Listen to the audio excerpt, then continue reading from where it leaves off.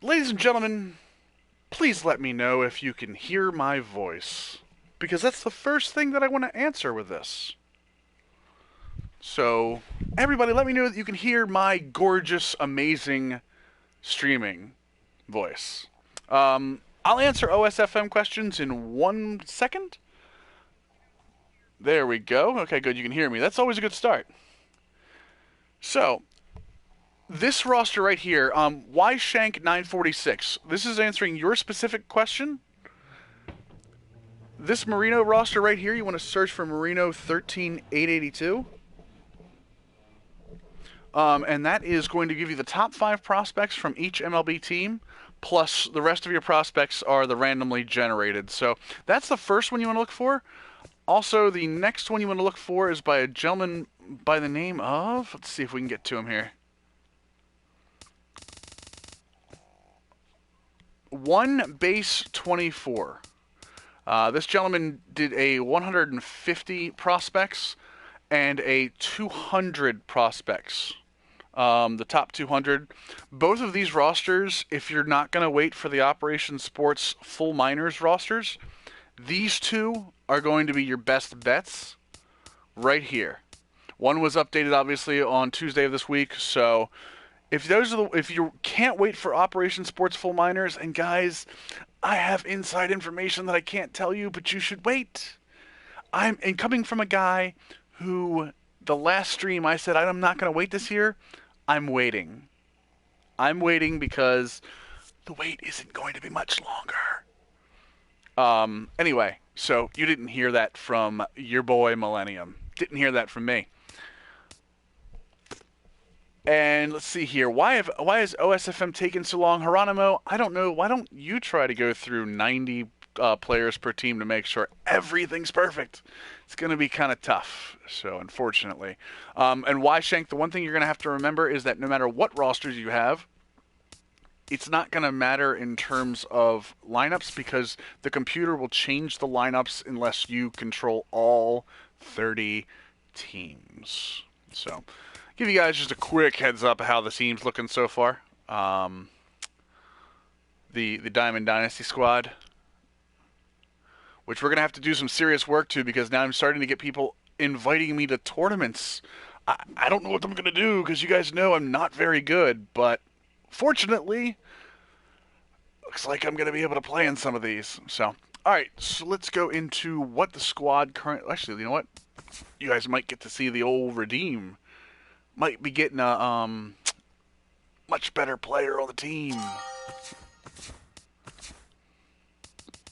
You can see this right here. We are doing large numbers of collections. Besides that, Y-Shank, I don't know about knee pads, but I can tell you the one base roster is the best one that I have seen so far in terms of the prospects and everything. So, knee pads, what is your roster name? And I will take a look at it real quick. Missions.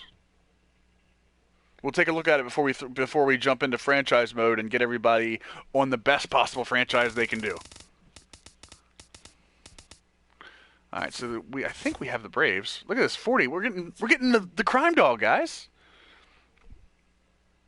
He created story himself, Y-Shank, I'm sure. There you go, Boston Sports Fan 3. I'll take a look at it for you. We're getting the full version of the crime dog, guys. I'm very excited for that because let's see. I think did we do the Phillies too? We're almost on the Phillies, so we'll get Dominic Brown too. But the current squad, once we get that Greg Bird out of there. Greg Bird was in the lineup because Greg Bird last week. Smidgy, yes, they are still rolling them out as far as I know. If he hasn't gotten it, I would contact SCEA on the ShowNation.com. So let's look at that Fred McGriff real quick. Oh, boys, look at that hitting. That contact and power compared to the other Fred, which is, yeah, I like that a lot. Not a fan of the fielding, but hiding him at first base might work. I like LaRoche's fielding a lot better, guys, not going to lie. But he's going on the squad. So, Uh, One thing I've always suggested to do, and I'm pretty sure I told you guys this all the time, is if you hit square here, it generates the lineups with the inside edge. Always want to try to do that. Randall Grichuk for me, again a bomber, but look at his plus 16 right now because of that. Freddie Freeman is a 92 right now. I think that's been widely put out there that his contact versus righties is amazing, and his clutch rating. So when guys gets on, so right now that's what it looks like. Joe Panic will be my second baseman until Jonathan Scope gets some upgrades. But Joe Panic is, in terms of contact, even before those plus twos, he can. If you don't have a speed guy on top, he can definitely be the top guy, your leadoff guy. So, this is the flashback Saltalamacchia beast against righties and a really good defensive catcher. You do want to make sure that you get somebody that can hit lefties and play some defense for you in case you face a lefty, because he can't hit lefties for anything. Maikel Franco, I told you guys he was going to go up. He is going to go up. Look at his. He just has a great matchup right now. The one thing that I always change on this is Corey Seager at shortstop. If you look at that arm strength at 68 until he gets upgraded, unfortunately, that is just not going to do it for a shortstop. And his hitting is so good. So good. But unfortunately, that's not gonna handle for us. So we have, and we pulled this in a pack. We're gonna get rid of Dan Ugla. We're gonna throw Andrelton Simmons in there because Andrelton Simmons is the best defensive shortstop in the game right now. Look at that, 92-95. That is going to save you some outs. That is going to save you some outs, boys. Recon, I think you've asked that before, dude. How long have you been on OS? That's what we do. It's not overzealous. It's me. I've told them that, for the release of the show, that's just what happens. To collect the 10 packs and 5,000 stubs, the stubs are automatically there. They would show up in your stubs up there at the top right. And to go to the packs, you just go to Open Packs, and it will have a 10 box for you. Okay, so yeah, those Smidgey, yeah. Oh, you sold Trout. Ooh, you sold Trout. That's a ballsy move, Cotton. Trouty's one of those guys that, while his value will eventually go down, that's a 99. I don't know if I could sell that. I would have sold the price over the Trout, to be honest with you. Because Trouty is somebody that's not going to leave your team. I'm okay with selling like high-end diamonds and stuff, or high-end, like let's say you get, I don't know, like a David Ortiz. I would sell a David Ortiz. So. No, 120,000 stubs is a huge number. I agree with that. So. As you can see, just some of the guys we have on the squad. These two flashbacks right here, I highly recommend getting this Casimir and this Cologne. This Cologne is not like his normal card, which is really boosted by a walks over 9. Yeah, so I'm sure you could. I'm sure. Building an entire team. Yep.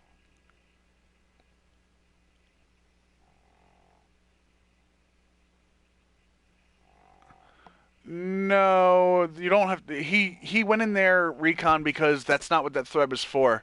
So,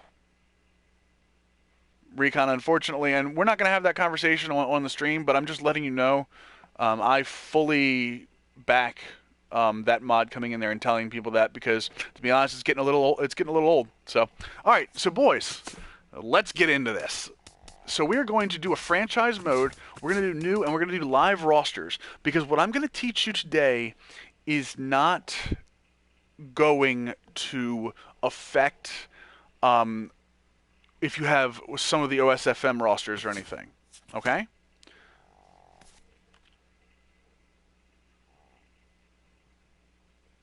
Let's see here. Let's see. So let's go for a team that's kind of middle of the road. Might win, might not.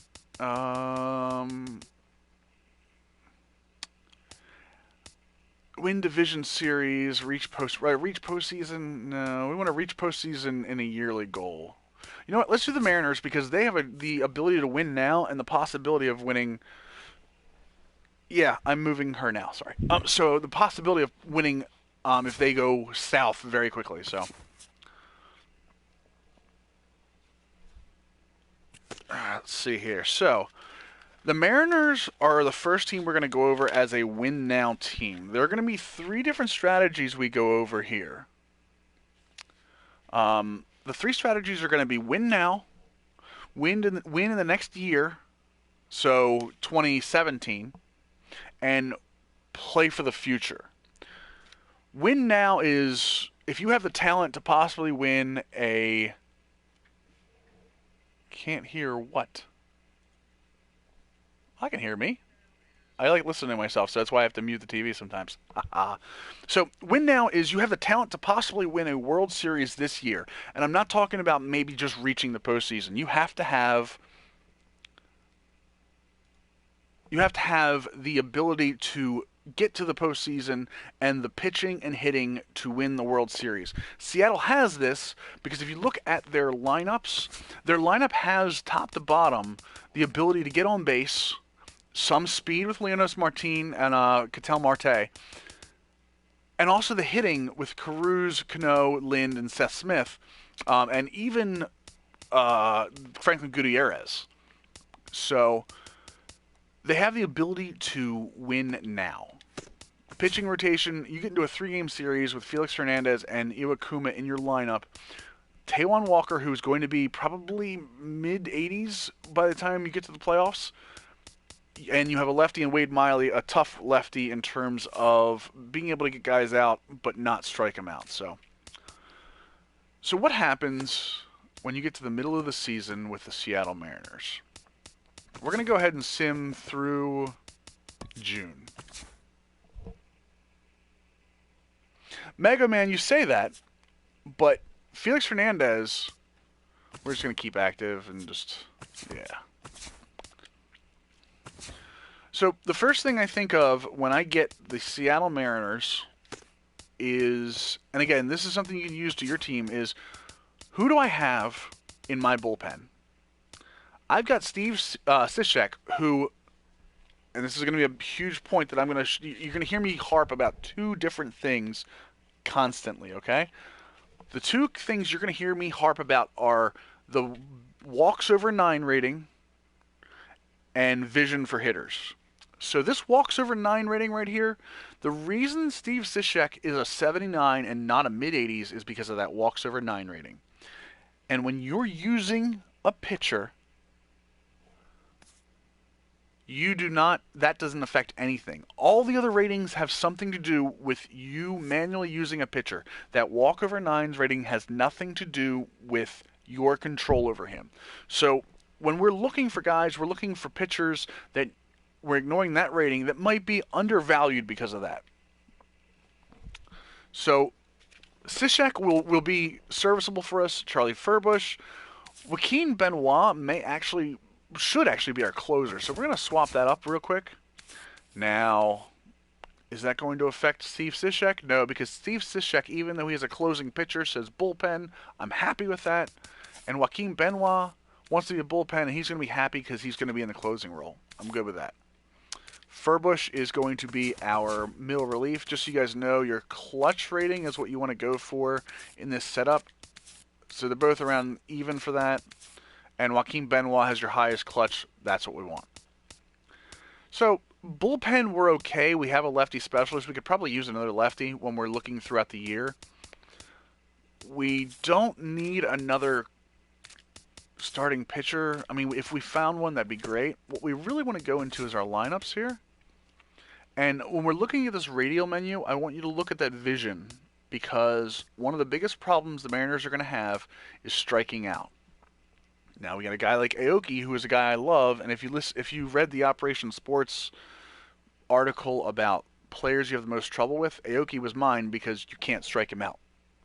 So definitely want to do that. You definitely want to keep an eye on the guys with the higher vision, because you don't strike out as much. You had extended bats that gets you into your opponent's bullpen. So again, we're gonna go ahead, and again, we're looking at winning this year, so we're probably gonna mortgage the future as we go through here. Yeah, auto utilize, don't worry about that. Keep active. Auto utilize. We're letting the computer GM our team for the first 2 months.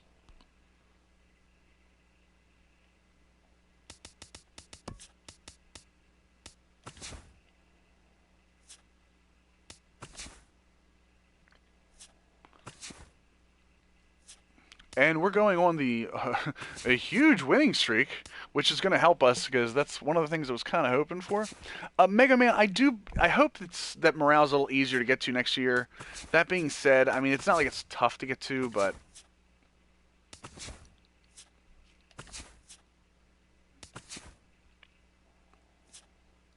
one to 2 months, we'll 15-day him. We're going to auto-fix those lineups. Okay, so we're in June, and we're in 31 and 20. Right now, that puts us right behind the Angels and in really good position to start thinking in the next month or two that we want to go and push for a playoff spot. Totaled 13 hits as a team as they grabbed a walk-off win. You can see that current roster strategies are normal for most teams except for the Atlanta Braves, who immediately go into rebuilding. Colorado's immediately into rebuilding a little early for me, but again, this is with default rosters, so Milwaukee's in rebuilding, so Cincinnati's in rebuilding. Cincinnati being in rebuilding is really going to help us because they have a couple guys we'll go after. As they dismantled the A's, and the Phillies and the Braves are rebuilding. So right now, if I were to look at teams that I want to try to trade for, I can trade some of my prospects. The Toronto Blue Jays, we're going to go over to potential. We're going to sort by potential. And you'll notice, so I've got a 19-year-old closer. Manny Machado, center fielder who's hurt with an A, and I have 2 closers with A's. One of these guys, or both are getting traded. Rays combined for 4 total home runs as they we have a relief pitcher with a B we could probably trade away. So we've got a lot of pitching depth that probably will get moved. So you said, okay, Millennium, this is great. We can trade all this stuff, right? Drove home 3 runs as turn that guy off then. You know what? 7-4. The Chicago White Sox knocked out 12 hits as a team as they took care of the Mets at Citi Field, 9-6. I guess we can. The Nats had 12 hits as a audio options. Where's my guy? Where's my guy? I can't turn my guy off. Well, we're going to deal with him, and I'll just talk louder. So you say, all right, Millennium, I have all of these guys that I can trade away, but who am I looking for? You cannot change your roster strategy as far as I know. I believe when you go into your team, it actually just says your team makeup. So again, I'm looking to get to the postseason and win. Who are some of the guys I'm going to look for? Well, I'm going to tell you right now one thing that most people don't use and absolutely should is the player search. Okay, so player search. I'm just going to look for, you know what I'm going to look for? I'm looking for starting pitcher over 80. Who's going to help me, right? No, we're not looking for that.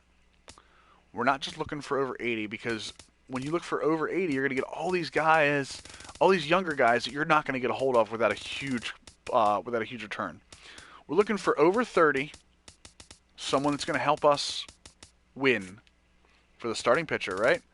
But look at all these guys. I mean, right? No. We're going to look for over 30. We're going to come down here. We're going to go to overall.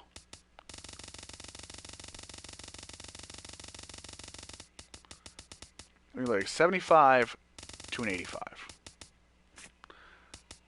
Some of the starting pitchers that I'm going to tell you to look for are going to be guys like, let's see if I can find him. Anibal Sanchez. Now, he's hurting here, but Anibal Sanchez has ratings that are going to help you down the stretch. He's an 80 overall.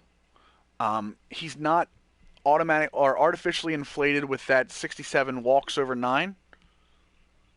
That's definitely one of the things you want to look for is don't let them artificially inflate that overall. Matter of fact, just ignore the overall completely. He's got a decent hits over 9, a good Ks over 9. Anything over 70 is good at this point. And his velocity is over 75. You always want to look for velocity or break over 75. Those are going to be very important ratings. The other person I want you to look for, and we will see, you know what, we're just going to go to the manage rosters real quick, is a starting pitcher. Again, he's hurt, but we're going to go after him, is Rich Hill. Again, boys, he's a 75 overall. He's 36 years old. But you know how little it's going to take to get Rich Hill off the Athletics' hands? He has a K over 9 of 80.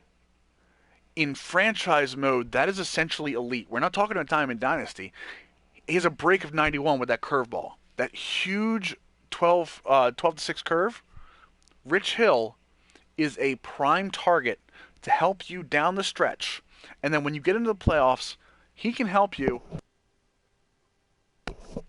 come in and get a win. So, Rich Hill, Anibal Sanchez, 2 starting pitchers. Some of the relief pitchers you want to look for down the stretch. Let's see here. From the Milwaukee Brewers, who are they're going to be in rebuilding mode. That's the other thing. You want to keep your guys on these rebuilding modes. Michael Blazek, again, his overall is a 73, but he's being hindered by the fact that his walks over 9 is a 46. Guys, his home runs, look at that hits over 9. Hits over 9 directly affects the power of the hit if somebody gets a bat on the ball. Okay? Ks over 9 affects if guys swing through as well. So this is a guy you can bring in to the back end of your roster, and I say back end because his clutch is a 65. This guy could set up for some teams, especially for playoff teams. Worst case scenario is you have a righty specialist with a really good curveball, above average slider, some velocity, and he can pitch to contact.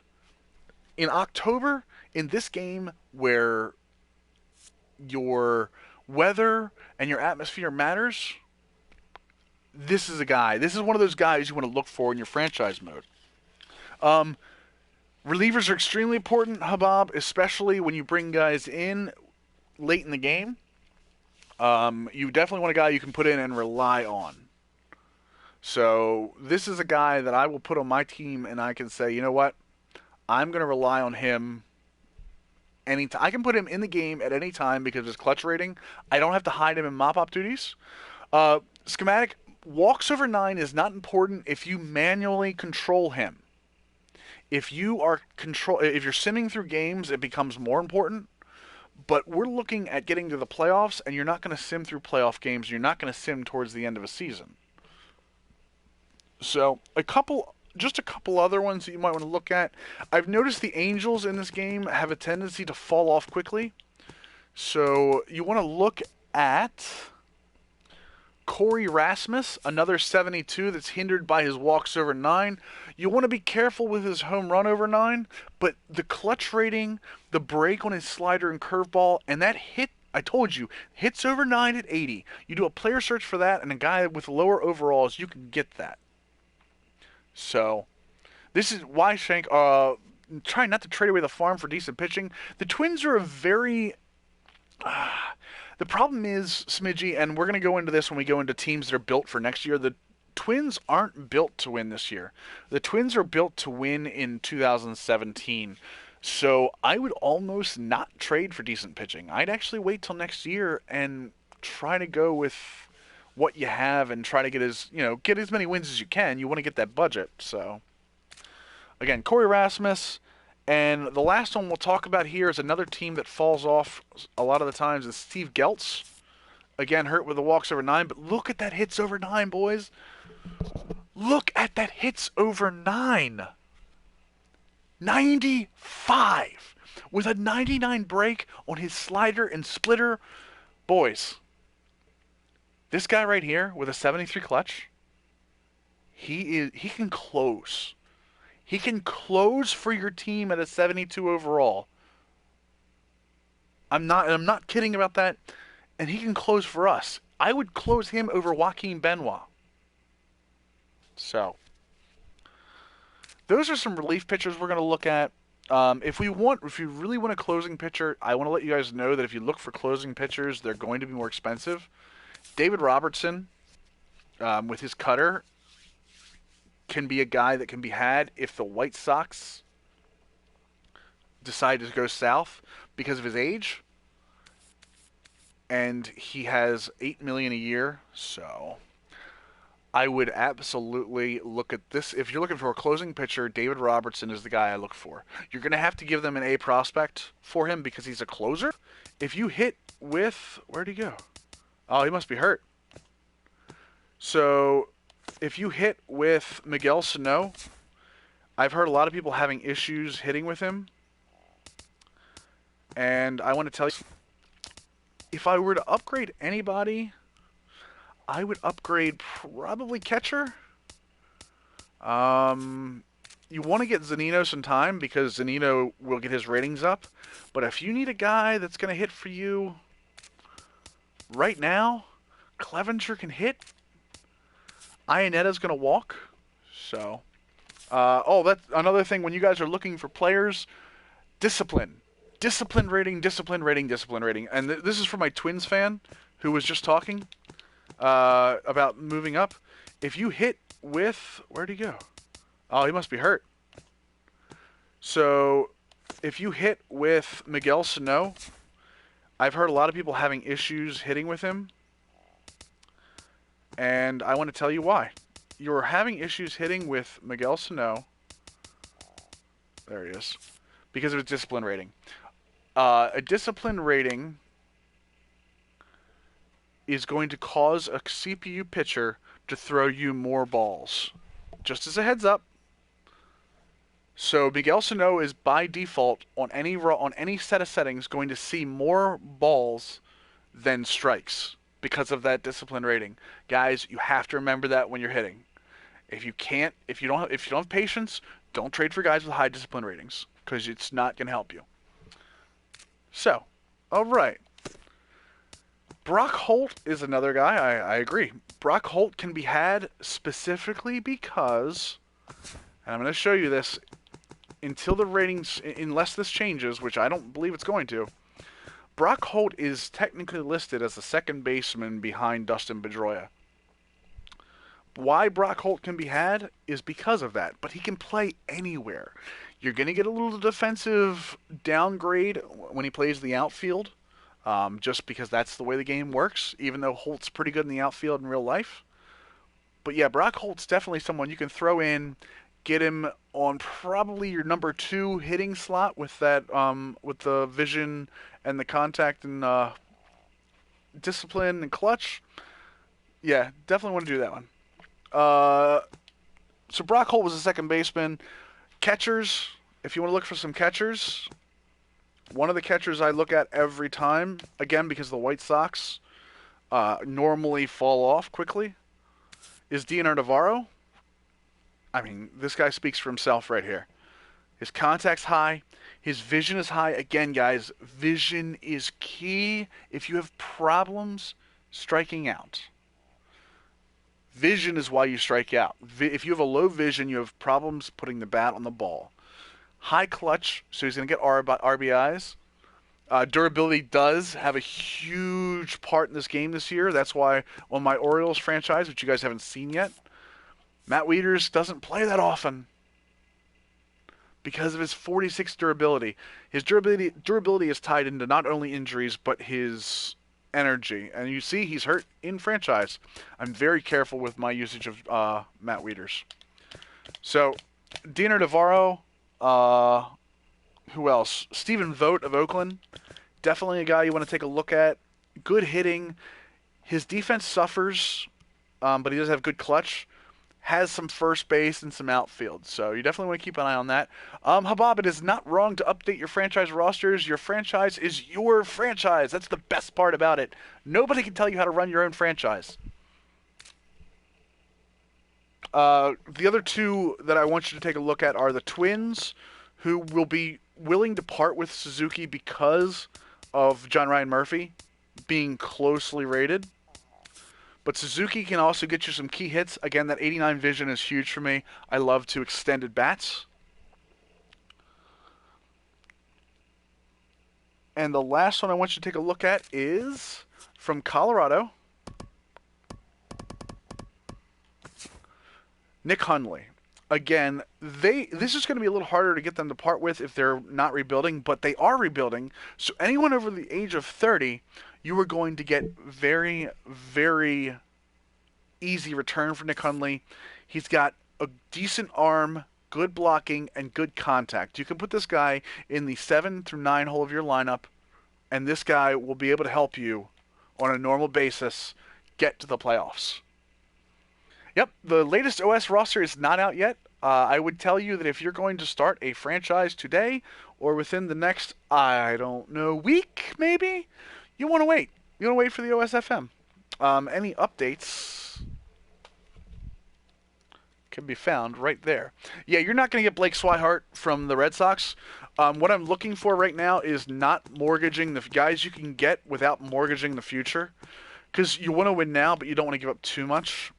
The Red Sox covet Blake Swihart in this game. And again, Blake Swihart's not going to help you get to the playoffs. He's going to help you. He's going to help those next year guys for you. But just going over, I'm going to go over a couple of specific guys. Again, I have a whole list of guys that I'm going to post on Operation Sports that you can look at for win now teams. But guys that you can get at first base, Steve Pearce. Again, if at any point Tampa goes into a rebuilding strategy, you can get Steve Pearce and look at those numbers. Those numbers are not a joke. He can hit for power. He can hit for contact. Decent clutch. Decent discipline. He can play multiple positions, but his fielding is going to hurt you. And I'm telling you right now, he will make an error for you at a time where you don't want it. Probably best as a DH or corner outfielder, specifically because of that. So Steve Pearce is he is overrated, I agree, but he is a guy that in the show will help you out constantly. You will be able to get a guy in Seattle named Adam Lind. Again, they will, if they go in rebuilding our team, but look at the contact ratings, look at the discipline. The clutch is huge. So yeah, Pierce on Diamond Dynasty is a beast as well. I agree. He gets a lot of inside edge boosts. You guys are not gonna like this, especially you Tampa fans. But if you're looking for third baseman, there's 2 places you can go.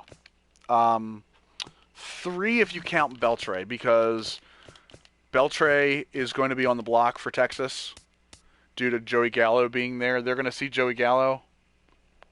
Joey Gallo is going to be their third baseman by the end of this year. But you see the ratings, how close they are, and Beltre can give you all of that. But he's only going to give it to you for the 1 year. Remember that.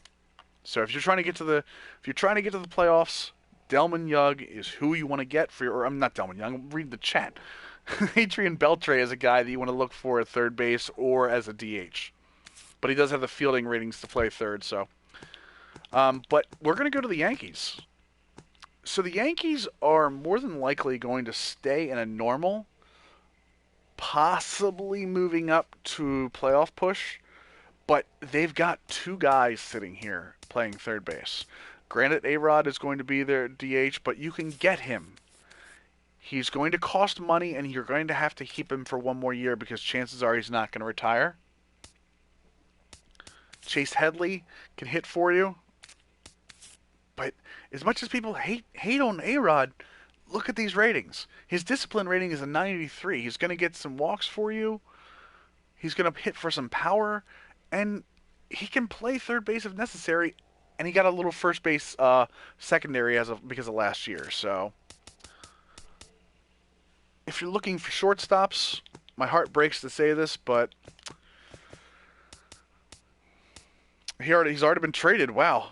So you can notice this. Baltimore's already traded him, but J.J. Hardy is somebody that Baltimore's willing to give up because in these default rosters they have a gentleman by the name of Oscar Rodriguez who starts as a B potential and plays very well for them.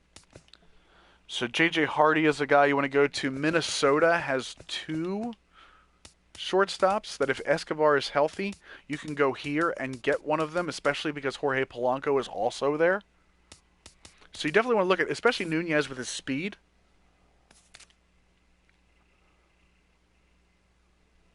Let's see here.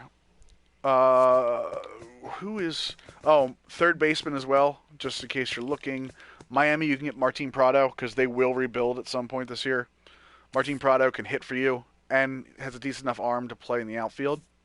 Definitely would keep an eye on Martin Prado. And just a couple guys for the outfield before we move on here. Again, back to the terrible hole in the ground Tampa Bay. You want to look at a guy like, well, I guess they already moved him. Oh, there we go, right field. Brandon Geyer can hit for you, play some defense, run a little bit.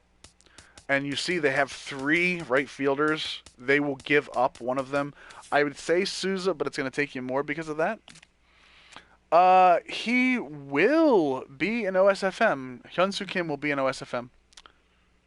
No, I think he's in the lineup today, Habab. So,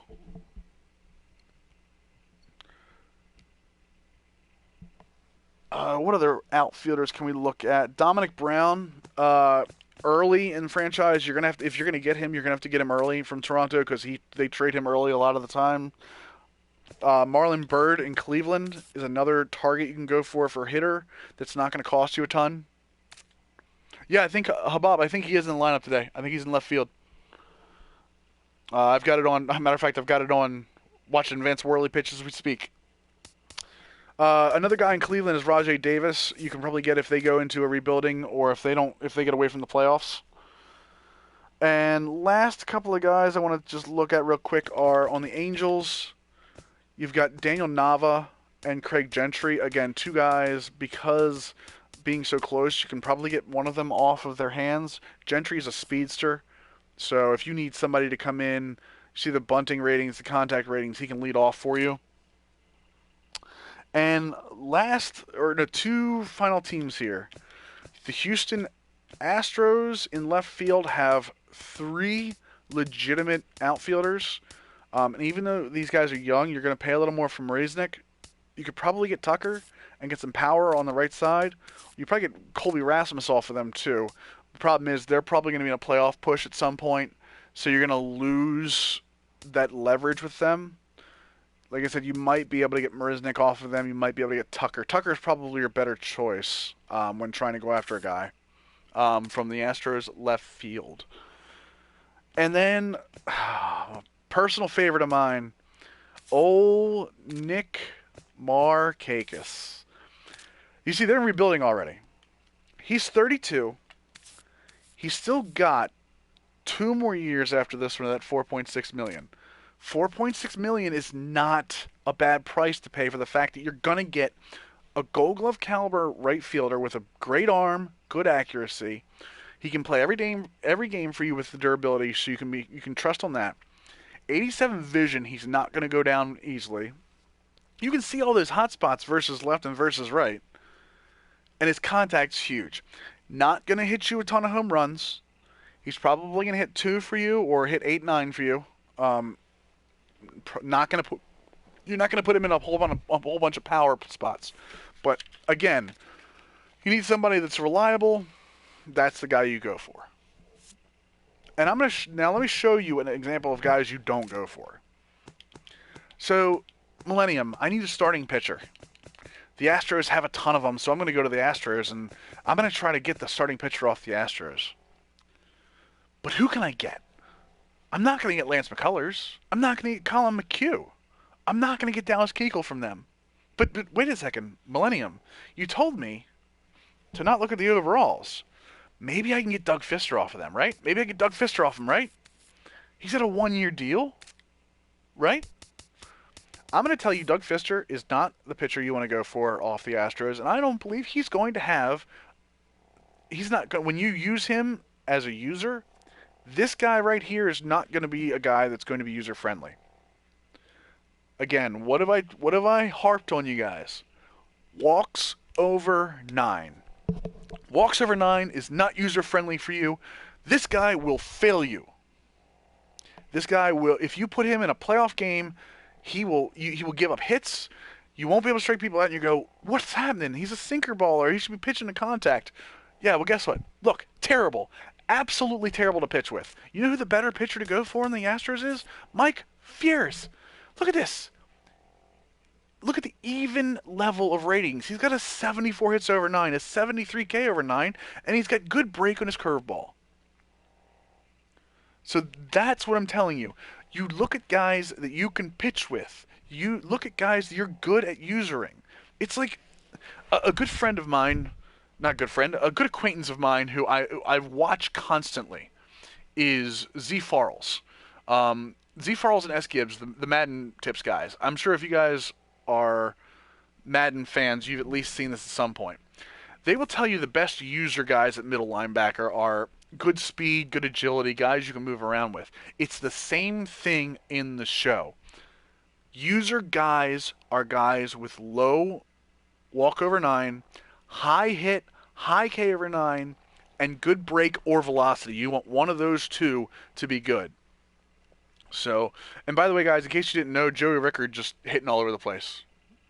So, when the official rosters come out, Joey Rickard, boys, just because he's Joey Rickard. So yeah, just going over roster strategy for win now. Those are some of the guys you want to look at. You could probably, if you really try, get Gutierrez off of Seattle for a late season run. If you really wanted to take a shot and give up a ton, which you're going to give up a ton for these guys. I know a couple guys said the Cubs. I found it hard to get Hamill off the Cubs for some reason. I don't know why, even though he's a 5 starter for them, but they just, I'm guessing because of the playoffs push when I tried to get him in futures. Javier Baez is a guy they're not going to give up easy. You might be able to get Zobrist off of them. Again, you're going to have to give up a ton for Zobrist, though. You're going to have to give up a ton for Baez. Tommy La Stella is really not going to help you in a playoff run. And the other guy you can look at, again, I don't know, you're going to give up a ton to get to him, but Jorge Soler is a guy that, especially if you go with the recurrent rosters, because they've got a guy named Jason Hilliard in the minors, Soler goes on their trade block a lot. You might be able to get him, but again, you're going to have to pay for him because of the potential. So I hope you guys understand that you're going to have to pay for some of these big guys. Mega Man, if you can, it's better to have break and velocity, but yeah, you want one or the other to be high. But then you have to know that when you're pitching with them, that your breaking pitches are going to have to be thrown out of the zone. Your fastball is what you're going to keep in the zone. We're going to go over that with pitching strategy on our next stream. But one of the things you always want to take care of is when you're looking at a guy that has velocity. He's not going to be a good pick here, but let's see. Somebody that doesn't have good. All right, so Iwakuma, I know, is going to be a pitch to contact guy with his K over 9, right? Like, Iwakuma is another guy with high walks over 9 that's not going to help you. So, but if you look at his break being an 80, so what I know I'm going to do is I'm going to be throwing sinkers low. I'm going to be throwing fastballs just to the edges, to the outer edges. No fastballs down the middle. I don't care what you think. I don't care if it's a 3-0 count. Unless you have a guy that really can't do anything at the plate, you don't throw that fastball over the middle. What you do is you throw your slider early, you throw your curveball early, you throw your splitter out of the zone to make it look good. So that's what I'm talking about, is knowing your guys, knowing what you can pitch with. Again, Iwakuma is decent because of his clutch. His hits over 9 is pretty good. But you can't just throw a fastball high and expect guys to go up to strike out on him. So, let's see here. What's next? We're going to go, okay, so we're going to get out of a Mariners franchise real quick. And we're going to go into, you guys are going to love this. The guys that were here for the pre-release streams are going to love this. We're going to go new with the live rosters. Player import for franchise. Red Eye, I think the reason they don't do that is because, well, I think there is a player import, actually. So just a real quick heads up, we're going to go with the Padres because they're a rebuild team. You can see they have nothing but speed on the team, so.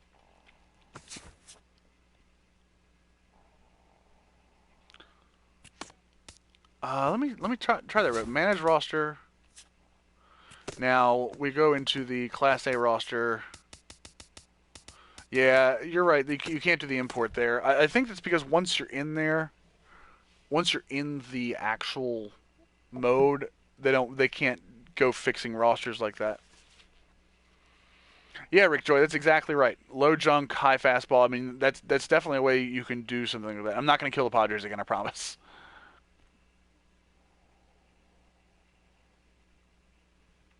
Yeah, you have to have roster. You have to roster control turned on for the CPU. So, all right. So we have the Padres, guys. Looking at this roster, the Padres are not going to win this year. I'm sorry, they're not going to win next year. Um, you have Tyson Ross, but Shields is on a terrible contract. Alexi Ramirez is trade bait. Another guy that if you're looking for a shortstop, that guy is going to help you in the long run. Guys, there just isn't a whole lot. Nick Vincent and Fernando Rodney are your power in the bullpen, but what is that going to help? Kemp is on again another a 4-year contract, and all he's going to do is go down. Solarte's not bad, Cashner's not bad, but this is not a team that's going to win next year. This is a team that's going to win 2 or 3 years down the road. So the first thing you're going to do when you have a team that you're building for the future is go into your budget. New budget screen. This has been so helpful to building future teams. So you see the player salaries are going to be 77 this year. You're going to get an extra 10 million plus next year. Your payroll with your coaches and your scouts, so 7.5. We may even look at that and see what we can get that to. So, but we're going to go over to the future budget. This is, again, another great screen because we can see where we have our money tied up. Again, looking pretty good for the Padres. They got a bunch of guys that, we're not going to have problems with. We're going to have Kemp and Shields next year to worry about, and a bunch of arbitration guys. Renewable, Corey Spangenberg is going to be an asset for you. So, looking over this roster, our trade targets to get rid of are going to be James Shields, who we can get a if we wait towards, trade deadline, we can probably get a good return for. Alexei Ramirez, again, if we wait towards the trade deadline for the right time for a team looking for a shortstop, we might be able to get a B prospect out of a shortstop for this. And Matt Kemp, I hate to say this, at only 31, Matt Kemp is going to get traded. And so is Fernando Rodney. Fernando Rodney, you're not going to get as much back for because he doesn't have control, and computer teams recognize that this year. So the one thing you're really looking for with Kemp, we'll do. You know what? SSMD. We'll do the Reds next because the Reds have a very peculiar problem on their team that I want to talk about.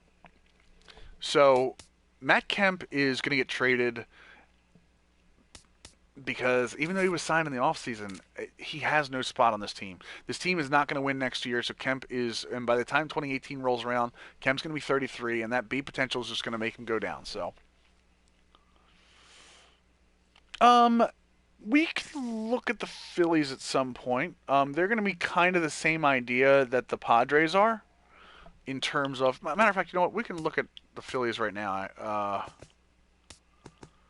So we'll look at the Phillies right now. We'll start one with the Phillies too, just to show off what we're talking about, because it's going to be the same way with the Phillies or the Padres. The one thing about the future is it doesn't matter what roster you're using. You're looking for the same thing. You're looking for players that can help you down the road, not necessarily guys that are going to help you. You're not looking for fringe MLB guys. If you get them, that's okay. But so again, you're looking at the Phillies guys. I mean, they're a good young team, but they're not going to win next year. Aaron Nola is going to be an outstanding starting pitcher for you. Odubel Herrera is still my leadoff guy for my Diamond Dynasty team already. He's going to probably float. You can actually do training on him, and we'll go over training here in a second because it's very important for future teams. Jeremy Hellickson is going to be a good pitcher for you. Freddie Galvis is okay at shortstop. I worry about long-term about his pop. But, again, you have Miguel Franco for that. Again, Miguel Franco is going to be an 85 in probably a year or two. So, your trade targets, and here's where the real problem comes in. So let's go into the budget. The Phillies are going to have 42.7 on the books and 46 already. 46 in the books, 42.7, and your budget's not going to be high, guys. The Phillies, you're just not going to get budget unless you go to your sponsorships. Again, another big thing is sponsorships. You'll notice that, especially these gold ones, $30,000 per win. Even with if the Phillies win 60 games, that's still going to be another 1.8 million you can put in your budget, which is going to help.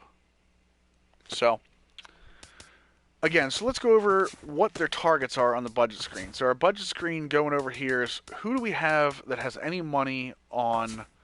So they have no money next year with the exception of renewable contracts and arbitration guys. Right? So this year, if we're going to trade some guys, Charlie Morton's getting traded. Carlos Ruiz is getting traded. David Hernandez, who is going to be a closing pitcher. If he's a closing pitcher, you can trade him.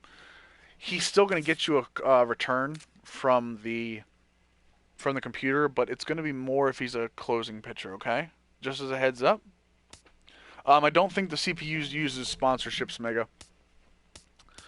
JP Arencibia, again, another guy that you can trade, but you want to hold on to some guys so you get some kind of wins. Let's see here. Trying to make sure there's nobody else we're worried about getting. Again, you're not trading guys at this point. I would keep Andres Blanco just because of his. He could be a utility guy for you for the infield. But again, past that, there really isn't too much that. I mean, there's not too much you're going to get much out of with the Phillies. And I think that's the real problem with this is you don't have guys you're going to get a lot back with the Phillies for. You have a bunch of guys already down there. You've got a starting pitcher who's on the again, this is not with OSFM. This is with these live rosters, but very important to realize who you have on your roster. Herschel McManus, a 75 overall starting pitcher. He should be in your pitching rotation to start. Even though you've got Eichhoff, a 25-year-old, and Vince Velasquez, who is going to be, again, another great pitcher for you.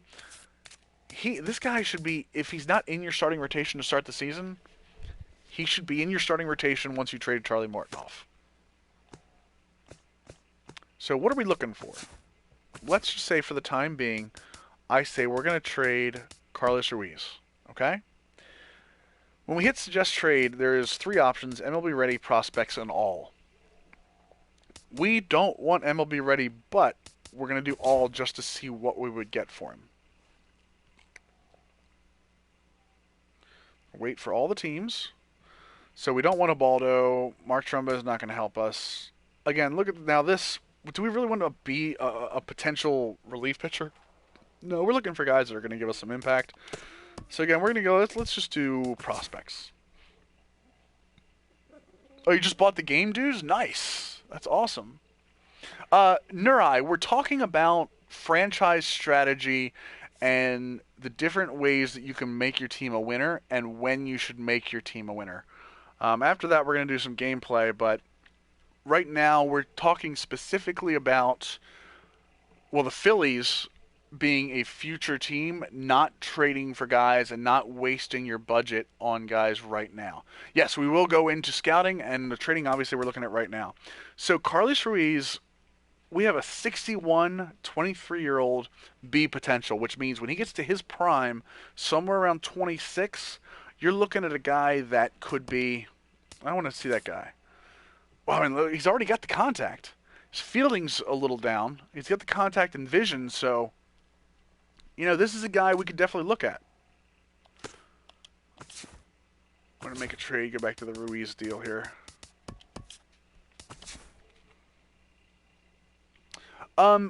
Not with certain teams. So the GM goals, obviously you're talking about GM goals. So your yearly goal is to finish over 500. With the way I'm showing it, is that your contract goal, which is 3, is to get to the postseason. if you play for your future, for 2-year future, you could get to the postseason in 3 years. With the Philly, it's going to be one of the toughest goals to do. So, because they don't have a lot of people you can trade away and get stuff. B-rated guys are likely to improve to the 80s, to low 80s for the most part. When you go into your managed roster and sort by potential, the one thing to notice is that the guys with the B potential are then listed from their high B to the low B potential. So, like, if I go to the last B here and edit the player, you'll notice that his potential... Oh, wait a second. It's under batting. His potential's an 80, right? But if I sort and look at the top B, which is Ruiz, we're not worried about. If I look at the top B and edit, he's an 88. So that's definitely a thing to remember, is that you don't want to trade your high Bs away. But you can trade some of the low Bs you can definitely look at. So, and again, Mikael Franco, when you're doing your training with these guys, you can do auto training, which if you don't know what you're doing with training, auto training is okay. Okay? Auto training is fine. But when you have a guy like a Dubal Herrera, okay, has an 86, 82 already. I know he's going to be a leadoff type, so what I want him working on, and he's got a good enough durability, I want him working on his vision, his discipline, and his clutch. Specifically because I want my leadoff guy to see a lot of pitches. I don't care about his velocity right now. I need to get those ratings. They're going to help me get the home runs and everything up. And they're going to go up really fast with an A. Yeah, this is the live rosters right now, Weishank. Whatever the live roster is right now. So again, even if you're looking at an Operation Sports full minor roster, which I know a lot of you guys are waiting for, look for your high rate, look for your high potential guys, and you train those. Or look at your high Bs and get them to an A. The training continues to train. I want him to work on his pitching coach session. You know, I don't care about his velocity right now. I need to get those ratings. They're going to help me get the home runs and everything up. And they're going to go up really fast with an A. Yeah, this is the live rosters right now, Weishank. Whatever the live roster is right now. So again, even if you're looking at an Operation Sports full minor roster, which I know a lot of you guys are waiting for, look for your high rate, look for your high potential guys, and you train those. Or look at your high Bs and get them to an A. The training continues to train them until you change it. Weishank, this is literally the live roster that's out right now, the last roster that was put out. So you can change them back to auto. Obviously, you want to keep an eye on those guys. So once he gets his vision, his discipline up to where I think it's decent, I'll switch him back over to something else that I want him to work on. Maybe his stealing rating. Because his speed is an 82. His stealing is going to get him caught sometimes.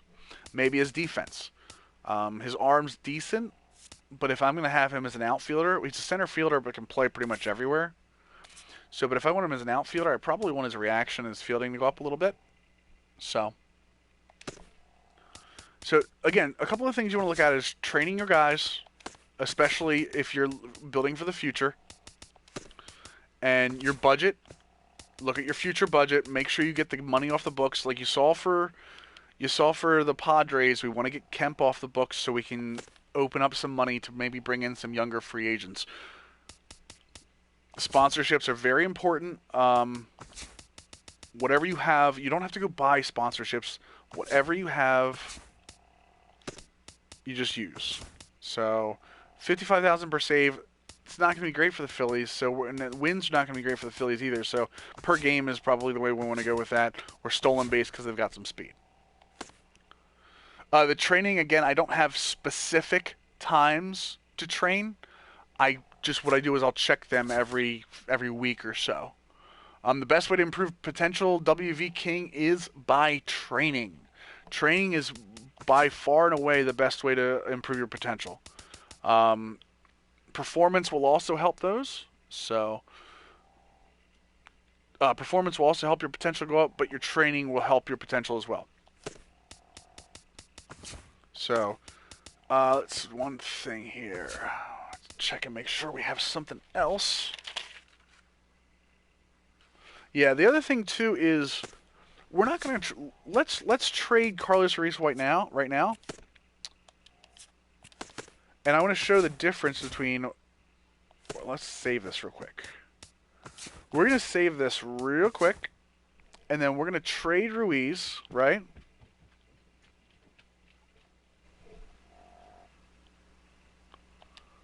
Okay, so we're saving that. We might just get back into it. So we're going to end spring training real quick. No, this is just the...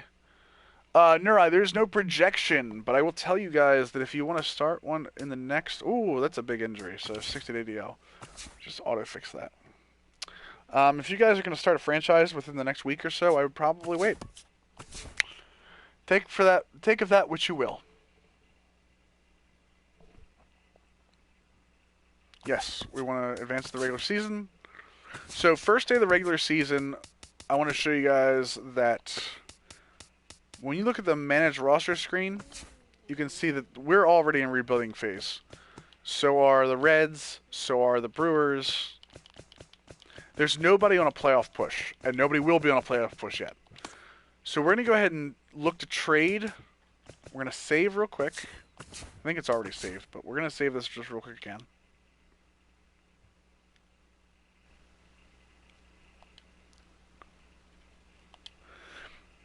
The other part of this is that if you're looking in the trade block, nobody is updated the trade block yet. None of the seekings are there. So, but instead we're going to make a trade for Carlos Ruiz. We're going to trade Carlos Ruiz anyway. The prospects. And we're just going to go over these real quick. So we get a starting pitcher with a B. 1B. There's an A, Robbie Vogel, but he's a 40 overall at 23. Again, want to kind of look at those too. Let's see here. A B from the Reds. So, but again, nothing too crazy. An A from the right field, an A right fielder, what we definitely want to look at from the Nationals. So right. So again, nothing too much. We're not getting. These returns are pretty good for Carlos Ruiz. A closing pitcher, which, again, guys, I would never trade for an A closing pitcher. The reason is you can find guys with higher clutch relief pitchers that can be closing pitchers. So, and the game overvalues the position closing pitcher, okay? Relief pitchers can play closing pitcher with no decline in ratings. So definitely want to do that. What's going on? Oh, Spawn! Guys, Spawn on Me podcast. I'm taking a quick break because, you know what? I need 3 seconds to not look at this roster screen. Guys, I say it to you every time they're here.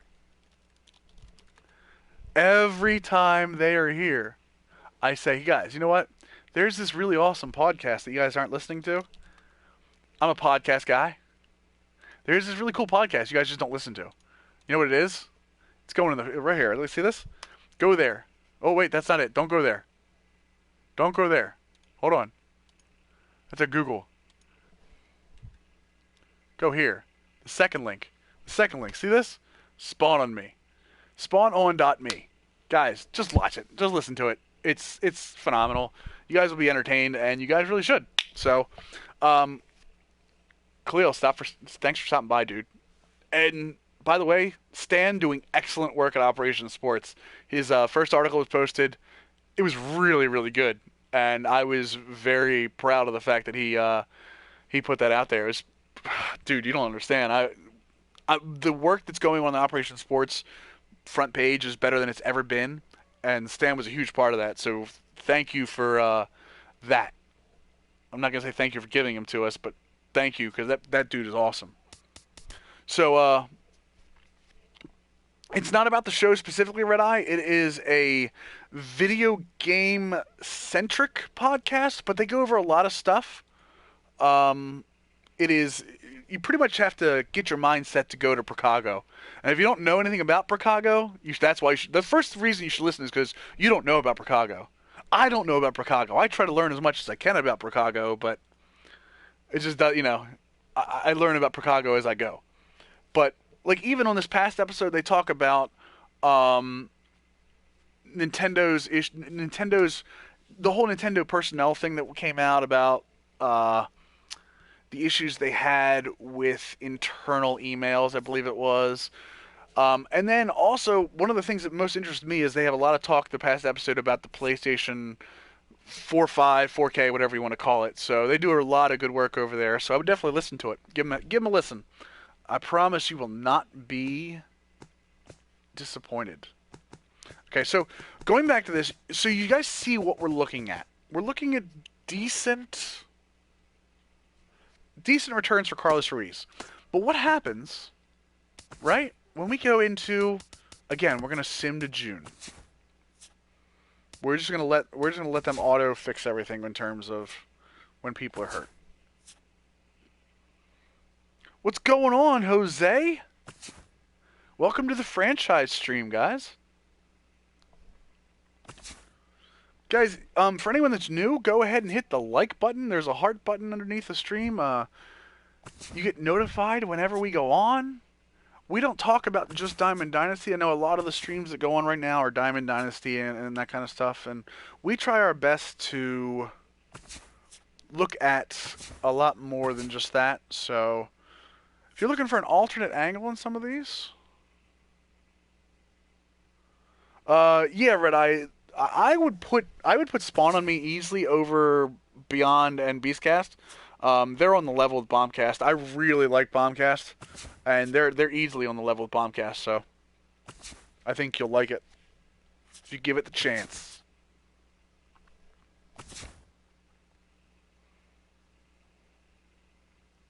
So all right, come on. Get to June. I know we have no. All right. So the one thing we're gonna do here right now is look back at the trade screen, the trading block. So you see all the new guys. Okay, we talked about Brock Holt before. Brock Holt's going to be on there every time. Brandon Guyer, I told you guys Brandon Guyer was going to be on there. So let's see here. The Cubs, I told you guys Jorge Soler would be on there. Soler is somebody you could probably get to in terms of if you're looking to win next year or if you're looking to win down the road. Soler is a guy that will help you. So I would absolutely look into him. You're going to have to give up a lot for him. So, yeah, follow them at Spawn on Me on Twitter, too. Let them know. They're very... Is he really hurt? Did he really hurt? Did I skip over him getting hurt? Oh, he is hurt. Hold on. We can't do that. Oh, well, whatever. We'll trade the other catcher just to see what he gets out of it, but actually, you know what? We're gonna exit. We're gonna go back in. Haha. The greatness of simming, the greatness of saving and then simming without saving. My favorite for president. We're not talking politics here, Habab. Unfortunately, that's one of the things that we're not going to talk about here. You know what? We're going to turn the injuries. Now we got to leave the injuries on though. We're going to see if we can make Ruiz. We're gonna get Ruiz through June. I don't know why I kept that guy active. Hernandez, Valenzuela, yeah. Come on, no Ruiz injury. No Ruiz injury. Guys, I need all the love I can get out of the chat. I need no Ruiz. Oh, come on. A few days. Okay, that's fine.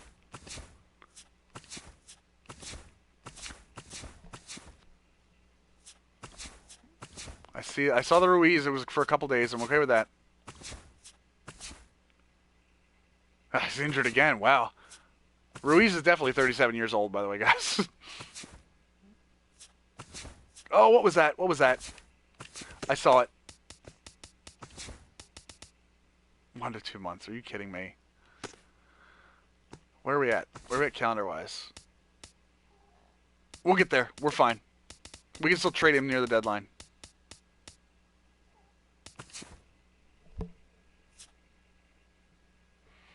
Ooh, there is, hold on, the link to that thread. I got you, Spawn on me. Because those guys are really good. It took me a while to do mine, to be honest with you. And I just did a Natty Boat logo. Come on, no Ruiz, no more Ruiz injuries. Can't be hurt anymore, right? Okay, so we're going to go to the draft. I want you guys to see this. So we have the #1 pick overall. We'll go over scouting here in a second, too. We're just quickly doing this. But so that way you guys know the way the draft works. So this is a completely accurate guy, 2080 on the 2080 scale. Diamond Dynasty logo.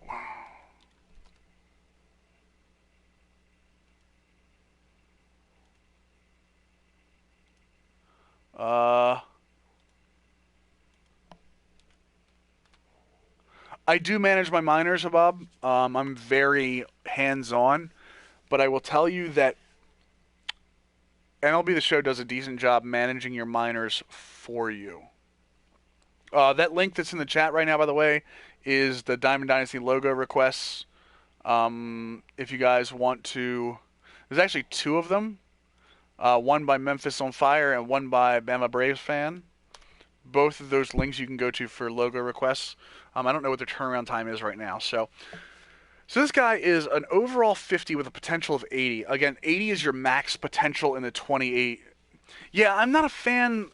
I like his potential, but his potential is all in his contact. And his ETA is so far away. That's not a first round pick for me. So again, one of the things you can do is sort by ETA with a square button. So these guys all have decent ETA, but we have low accuracy because we didn't scout them. Look at our accuracy here. Let's go to our accuracy. So this is all auto scouting. Blue chip guys that are right now. Now let's see here. We have a closing pitcher again. I'm not drafting a closing pitcher. It's just, to me, it's a waste. Here we go. Center fielder. Let's see this guy. Potential is 70.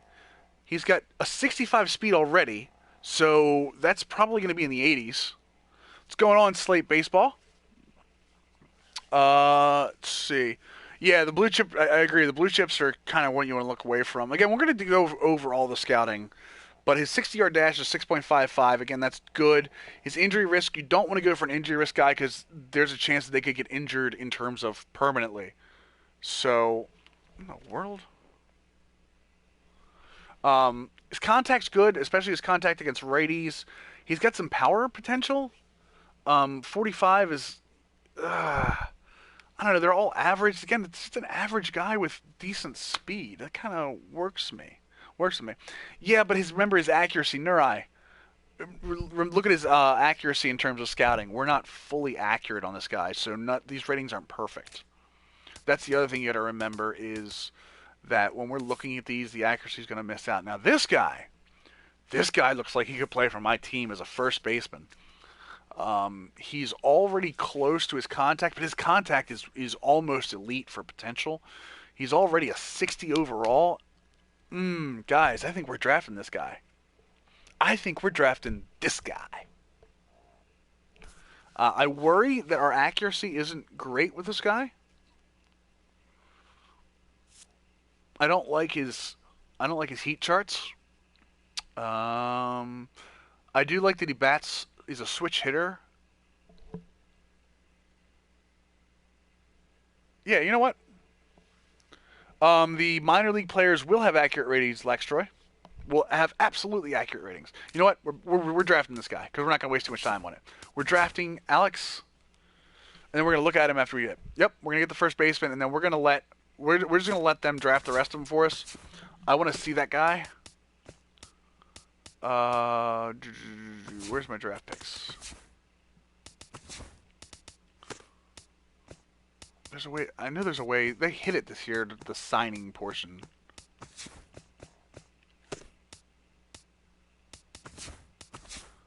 Yeah, scouting coordinator, so. Yeah, whatever. So who did we draft? Oh, these are all new guys. That's right, so.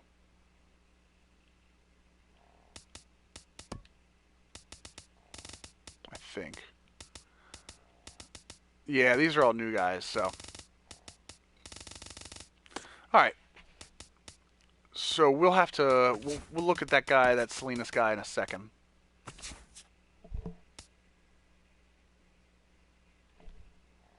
God, guys, how good, tell me how good the Orioles are right now. They're 4-0. 4-0 already. OSFM is not out yet. No. Yeah, the signing menu, that's right. There we go. Signed draft picks. Okay, Alex Salinas is already a 71, boys. Already a 71. All right, so I know what you're going to say. He's got a potential of a C, right? He's got a potential of a C. You know what? It happens. So, yeah, those OSFM that are up there right now are not real. They're terrible. They're fake. 74 contact, 77 vision. I'm not excited about this guy. The accuracy obviously gave a little more. I do like that he's a switch hitter. I like that he's a 65 and he's only 19. Yeah,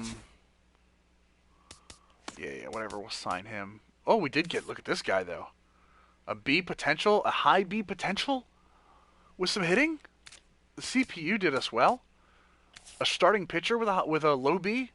Yeah, guys, I'm okay with this. He's a little overrated because of the walks over 9. Not a fan. So, all right. So, that's cool. Again, we'll go into scouting here in a second. We'll go into scouting more depth in a second. So, let's go to the end of June. What we want to do is we want to get... Okay, so the Tigers are interested in offering us a trade. They want Odubel Herrera, which they can't have. Although he's only a C, you can see he's already up to an 81. Daniel Norris is a nice player, and he's going to be pretty good. But Odubel Herrera, we're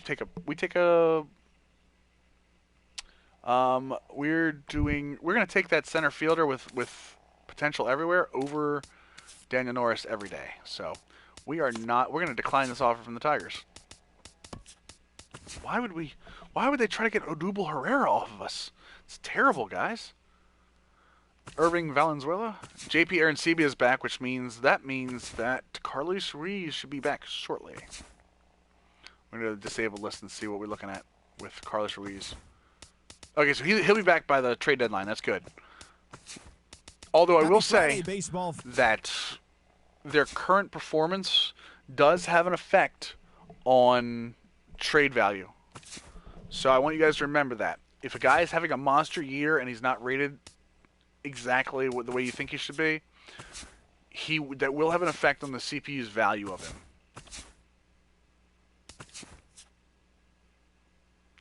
Auto, skip, auto, no, yes, no, yes. Okay. All right, so we're going to skip down here and hope he doesn't get hurt again. Getting a lot of guys back, okay. Jeremy Helgson, don't care about him. Come on. Who are we trading? Okay, so we're going to go here.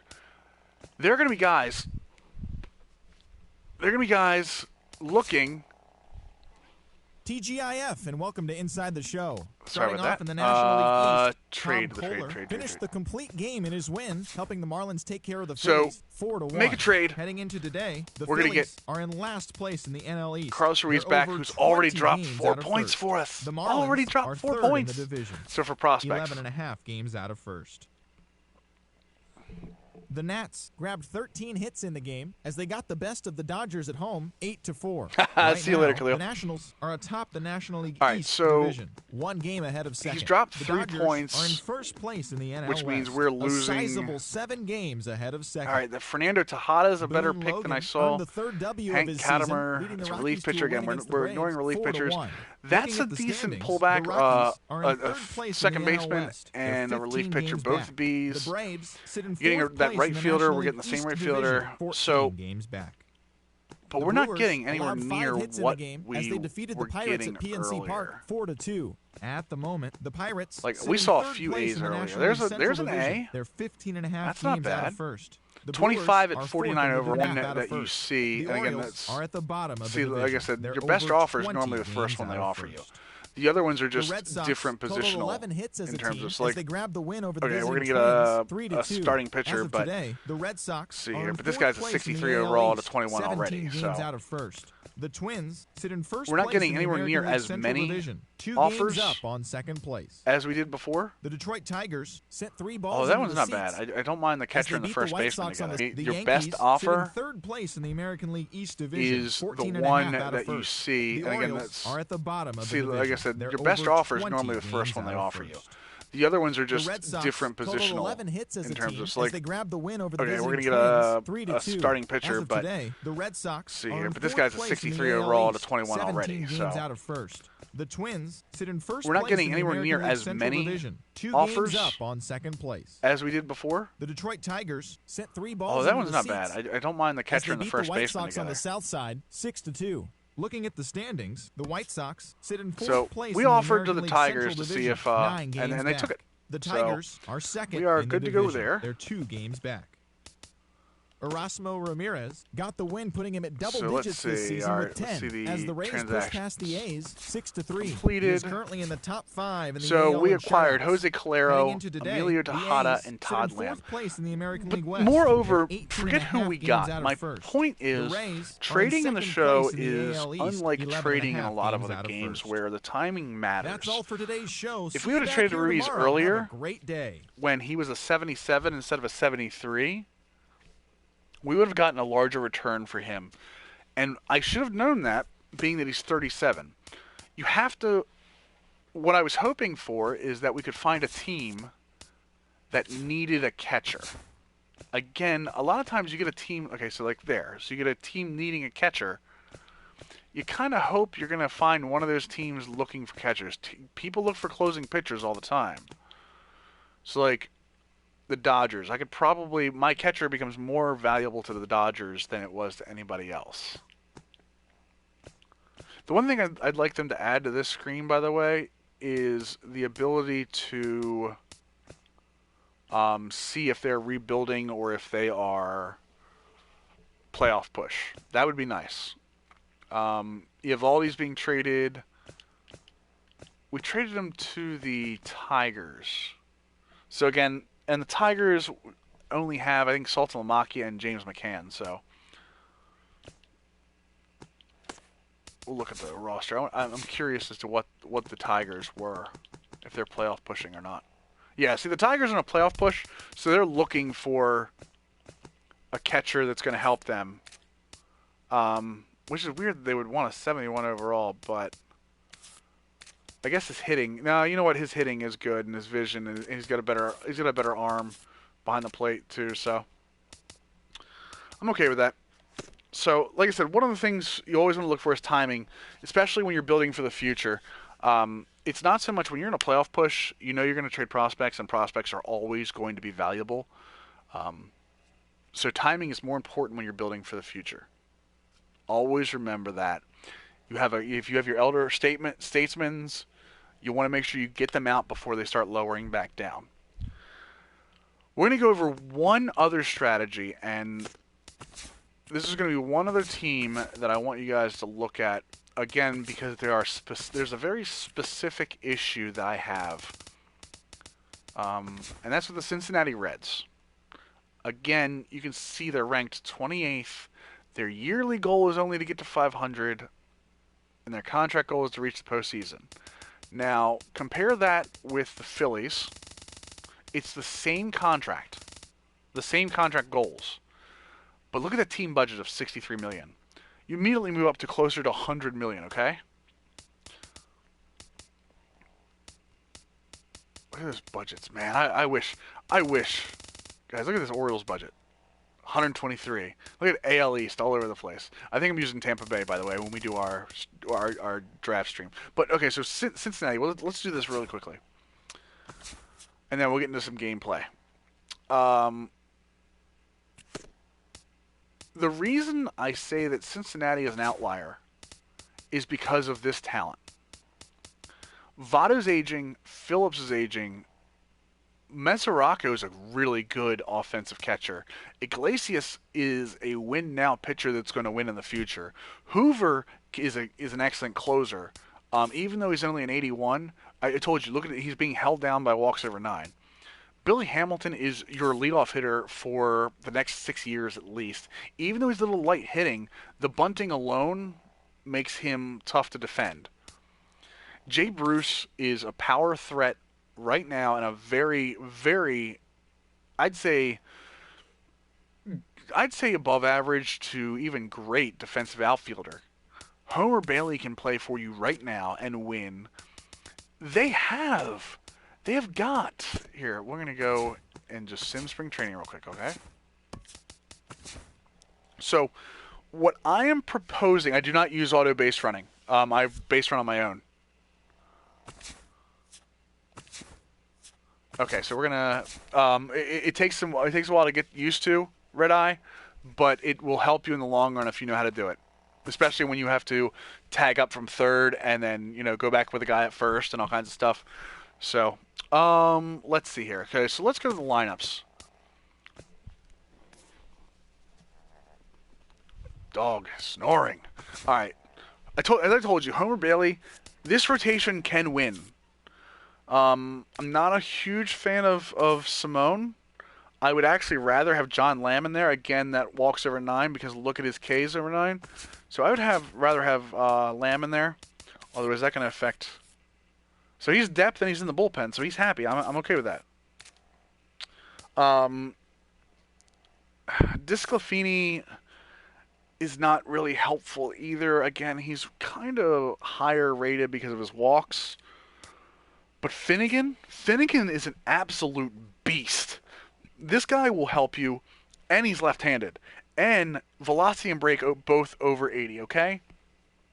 What I normally play, just so you guys know, I normally play the first game, Sim 5, play 1, Sim 5. So when you Sim 5, you play, the first guy in your rotation, then the second guy in your rotation, then the third guy in your rotation as you go. I'll also add some games in there in terms of, like, if I see a really big, like a rivalry, like a Yankees game when I use my Baltimore franchise. So, it is possible, Zalsphere, you can lock on, well, actually, Zalsphere, when you play a game, you can just sim the hitting. The greatest sport ever. I'm a huge baseball fan, Bob. You're not going to get me to change that. Although I'm a huge hockey fan, too. Baseball is my favorite sport ever. But again, getting back to the Reds, Hoover's good. Jumbo Diaz can play.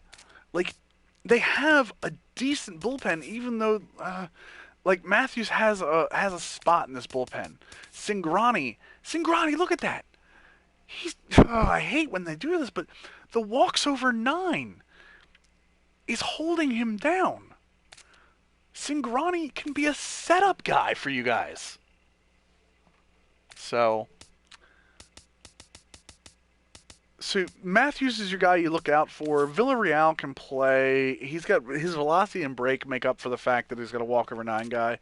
But Cingrani is one of the most underrated guys. Guys, he's a lefty. He's a lefty specialist. He is going to kill lefties for you. And Sampson can play too. So you can win if you play your cards right. You can keep this team together this year, possibly get to the postseason, but your goal is next year, okay? Next year, you see this. You see this extra, it goes from 97 to 87 million. You're going to have a 10 million next year, right? What I'm telling you can do is you keep Votto on this team, right? You keep Homer Bailey. You trade Brandon Phillips. Brandon Phillips saves another $7 million. Now, the Votto thing is going to be a personal preference, whether you think this guy is going to be. But look, his fielding's high. All of his contact ratings are high. Huge discipline. What's going on, Scob? Scob, by the way, guys, Give Scob crap. I want everyone in this chat to give Scob crap for trolling me on my PlayStation messages about the Pittsburgh Penguins beating the Caps, even though the Caps are carrying around that President's Trophy. I know about you, Scob. I'm watching you, 1972. So, okay, so Votto's too good to trade, but you might, if I told you, you could get MLB guys for Votto, right? I don't know. This team is good enough where if you don't trade, you could trade Simone. Although after this year, you don't have to worry about this anyway. They've got all these renewable guys that are really good. I mean, guys, there's a lot of renewable talent on this team. Hamilton's arbitration, Eugenio Suarez, who's a high C, I believe. I know he's a 79 already. He's a high C. He's going to get better for you. So, trade Phillips and Bruce? I don't know. Bruce is way too good to be trading in terms of fielding for me. I'm a huge defense first, guys. But let's just say let's just say I go into the trade screen. I say make trade, I put Votto on there, and I hit... Well, and the other thing is Votto is... So Votto's okay with where he is. I mean... Oh, he's a star. Let's just say, I don't know, for the heck of it, I suggest trade and do MLB ready. I mean, you're telling me you would take Votto over Adam Jones and Kevin Gausman? Would you? Chris Davis? Look at this. Look at this right now. You could bring in an established closing pitcher. You could probably work that Todd Redmond into a starter. And Chris Davis? You're telling me you wouldn't take that? Matt Wieters? Jonathan Scope? And Chris Tillman? Wouldn't you take that? Wieters is gone after this year. Scope is arbitration eligible. You still have Scope. And I think Tillman you have to re-sign. I'm not saying you would. Votto is elite. Votto is absolutely elite. But, I mean... Guys...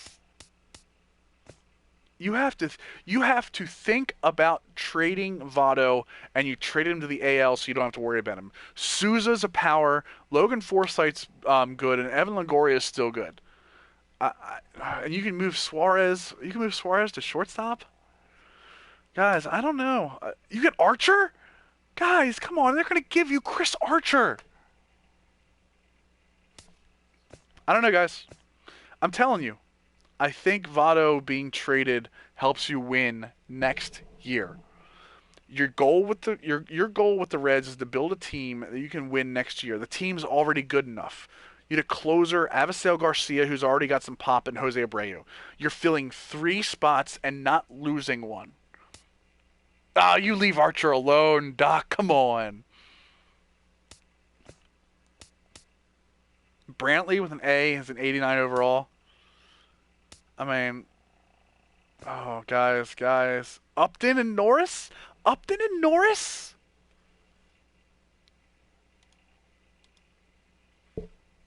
Yeah, so, I mean, guys, you do what you want. I'm going to say that trading Votto with the Cincinnati... Did I just see Dozier? On there? So, all right, let's go to the Twins. Again, Brian Dozier, Joe Mauer, and Kurt Suzuki. Kurt Suzuki, you could probably work Kurt Suzuki into like a shortstop, a decent one of their many shortstops. Why would the Tigers offer that? Because it's Joey Votto. Remember, guys, Victor Martinez for the Tigers starts off on the trade block, and Miguel Cabrera can play third base and or DH. So you're also looking at the fact that the AL teams have a DH to work with. Kinsler, oh, guys, come on. No one here is going to tell me that I can't win next year by trading Joey Votto.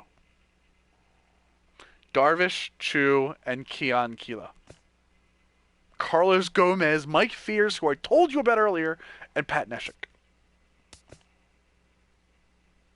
I'm done. I don't have to show you any more of this. I don't have to show you any more. I don't have to show you any more than the Braves right here, okay? Freddie Freeman, a 26-year-old A-rated 82 overall. Jason Grilli, who immediately becomes your closer or setup man, and Matt Weisler, who is going to help your rotation and be an 80 by the end of this year. Guys, if you're looking for 2017, there's no better way. Trading Joey Votto is what you do, and you also, by the way, you free up $20 million by moving him. D. Gordon, come on. Strasburg, well, Strasburg you lose after the year, so I can't really say that. Cespedes, David Wright, and Lucas Duda. I mean, come on, guys, come on. What you don't want to do is don't trade him to the Cubs. I mean, unless you really want Jason Hayward, don't do this. I mean, I want somebody in this chat room to tell me why you don't trade Joey Votto right now. Would I recommend trading Cabrera every time?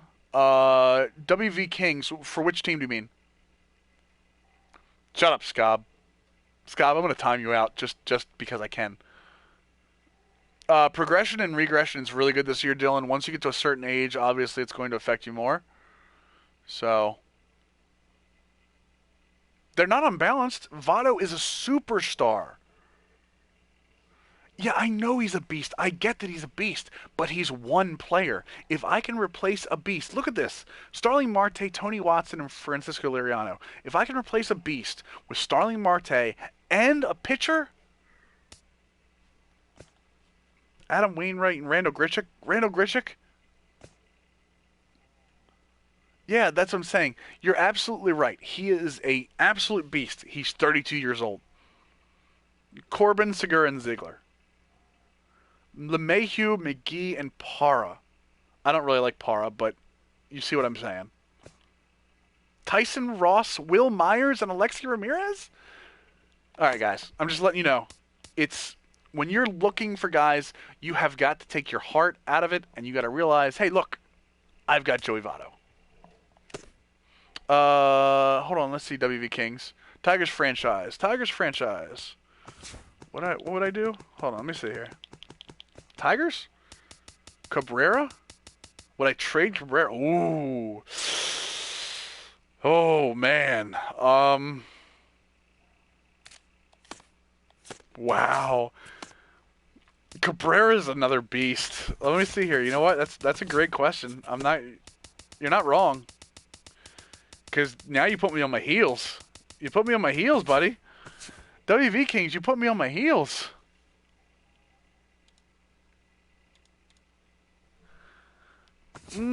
God, guys. Oh, Cabrera. Would I trade Miguel Cabrera? Hold on, we're just going to end spring training in advance. Don't worry about injuries. Oh, guys, this is going to be so good. You guys are going to hate me after I'm done with this. Make trade. Cabrera. See what I get MLB ready-wise. Oh, guys. Ugh. Who would give me so much money? Kimbrel, Ellsbury and Tanaka, Archer and Longoria, Stroman, Encarnacion and Storin. And my package for a trade for Cabrera is can't have a closing pitcher in it or a relief pitcher. Although Eric Hosmer. Guys, Eric Hosmer? I think they do. Especially because I think Cabrera is Dominican. So when you look at his region, it's about having compatriots. So anyone that's Dominican born on that team, no, I knew Upton wasn't, but so you notice there's 3 compatriots there. His Francisco Rodriguez's morale would go down. I don't think morale in terms of specific team goes down. But I mean, if you traded Cabrera away and didn't do well, I mean, come on, look right there. You're gonna get Anthony Rizzo. There's a whole nother beast. I mean, that's he doesn't have the fielding Votto does, and I told you guys I really like having fielding. But if I could tell you, you would get. if I get you a package back for Cabrera that had a young first baseman, there's Votto. You get Votto for him. I mean, come on. Look right there. You're going to get Anthony Rizzo. Oh, guys, I don't know. You could set your team up to not only win next year, but you could be set up to win for years to come. Eric Hosmer and Alcides Escobar, even though you already have Iglesias, I mean, Hosmer immediately replaces Cabrera, and he's got better defense, and he's left-handed. He doesn't have the power. You lose your power against lefties. I agree with that, but his bat can replace that over, and he's an A at 26. And then you look at Alcides Escobar, he becomes your starting shortstop because you can play Iglesias at third with that hitting, because I don't think you really want Nick Castellanos there. So, I don't know. Yeah, Alavila. All right, Hulk Hogan, let's not go too far. Come on. So that's what I'm saying is, like, would I trade Kluber, Brantley, and Lindor? But wait a second, Kluber, Brantley, and Lindor. Brantley's 28, Kluber's 29, and Lindor's 22. That's why you don't do that, because you're looking at the age. Once a guy gets to 32, he's gonna start declining soon after that. So.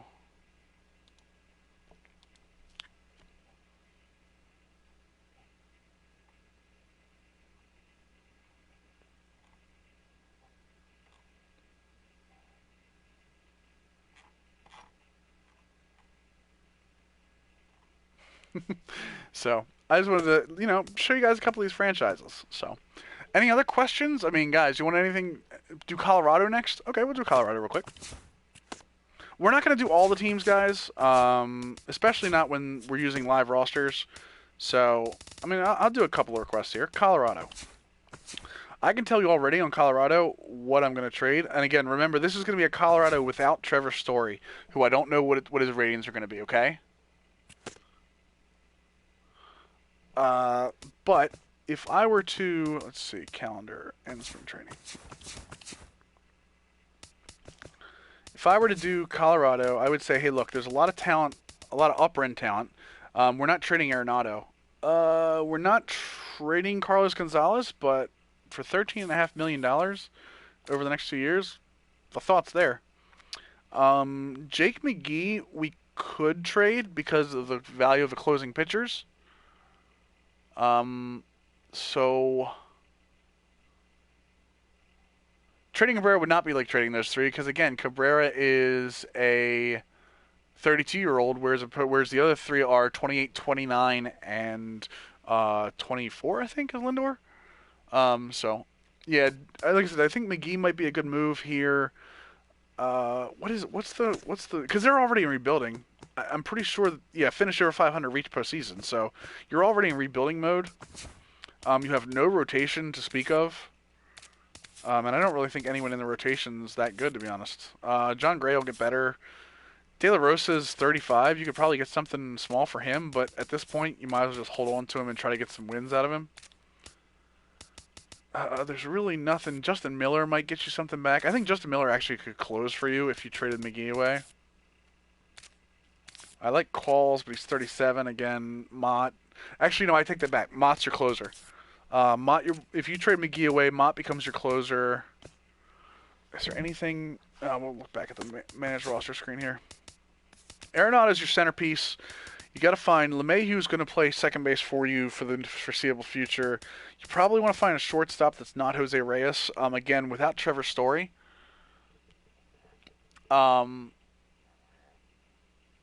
So Trevor Story, if you're starting on with Trevor Story, obviously you'll probably have your shortstop of the future sitting there.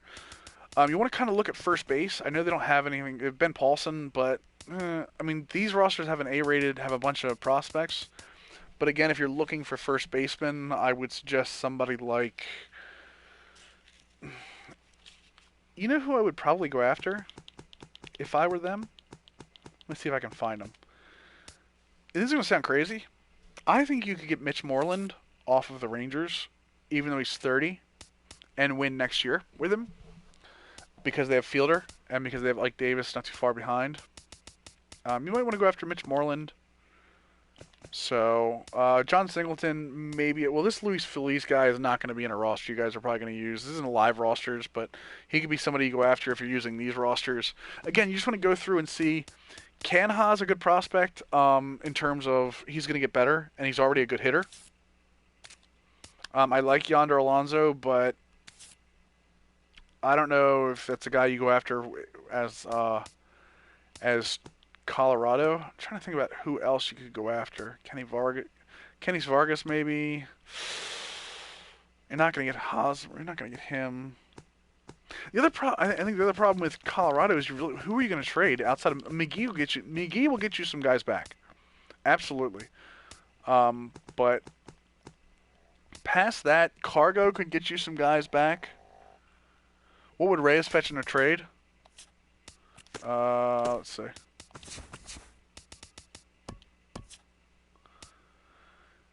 We want to look at. We'll look at all of them just to see what we get. Yeah. They actually, if they put a roster update out tomorrow, Doc, Story will be in it. SCEA, but OSFM will definitely have it.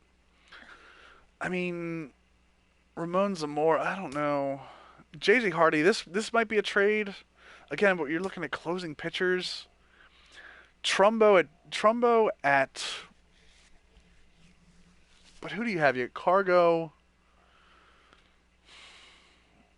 There are some holes that you could fix. This would be a good trade. I mean, you could get Porcello, who's going to be an 85 for you in a year or two, and Carson Smith, who could end up closing for you.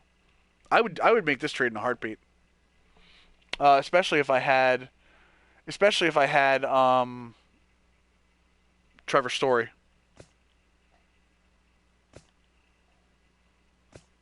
Boxberger's underrated, but he's going to be overvalued because he's a closing pitcher. I would take this. I'd take Marco Estrada, and actually, no, Marco Estrada is one of those guys you don't want to take because of his walk over 9. He's a little overrated, and he's going to go down because he's 32. I think, looking at this, I think the Rockies could be a team that could win next year. The problem with the Rockies, and I'll show you the two problems the Rockies are going to have winning next year. It's that team right there, the Dodgers, and we go back the other way, the Diamondbacks. Because I think the Diamondbacks in-game are going to be a lot better than they will be in real life. And the Dodgers are loaded and young. So if you're playing as the Rockies, you're going to have a tough time winning that division with this roster. So, yeah, the budget for the Rockies. Again, you're getting another $10 million next year. Who are your money guys? I mean, $1.2 million for a 30-year-old. You might want to trade out to Ottavino away.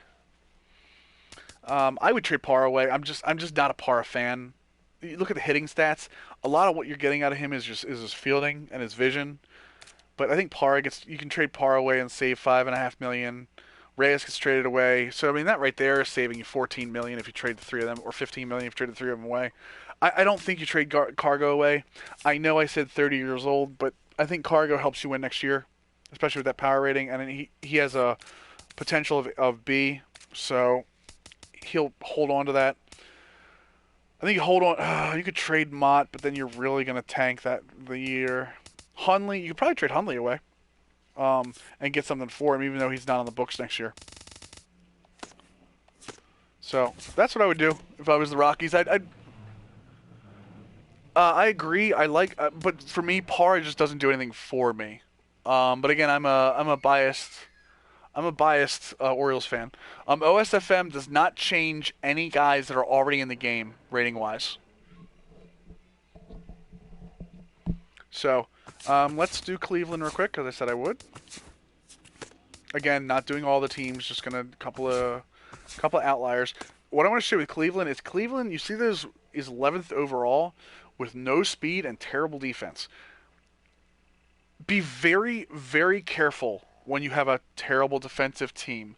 A terrible defensive team will hurt you in the playoffs. It's almost like the playoffs have like what's the word I'm looking for? Almost like a clutch rating on themselves. So you definitely want to keep an eye out on that. So Cleveland, let's look at their budget real quick. The thing you like about Cleveland is you're going to get $116 million to work with, and you're losing some guys next year. Here's what you don't like about Cleveland. Right there. Is you have a bunch of guys with some money on them.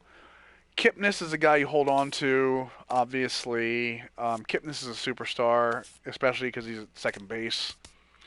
Carrasco and Kluber are your rotation. With Salazar. Salazar is a guy you don't want to trade away either, although you do want to... Salazar is renewable for next year, so you're fine with that. I was going to say, that's a big one. Yan Gomes is your catcher for the most part. Brantley is a guy you hold on to even at $12 million because he's going to go up with an A rating. Matter of fact, I would try to sign him to even further.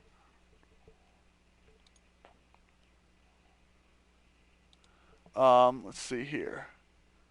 Trademark for my Twitch title? What? What trademark? Oh, you mean the game? It automatically puts that in there. I think.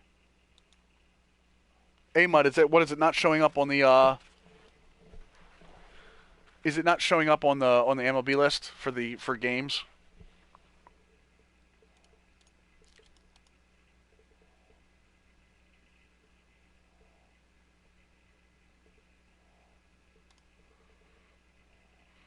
Give me 1 second, guys. I just want to double check that real quick.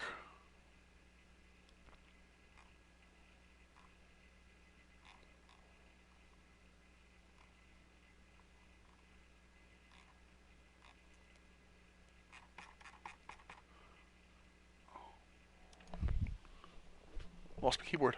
Aha. There it is. MLB. The show's 16. Oh, wow, you're right. I don't know why it does that.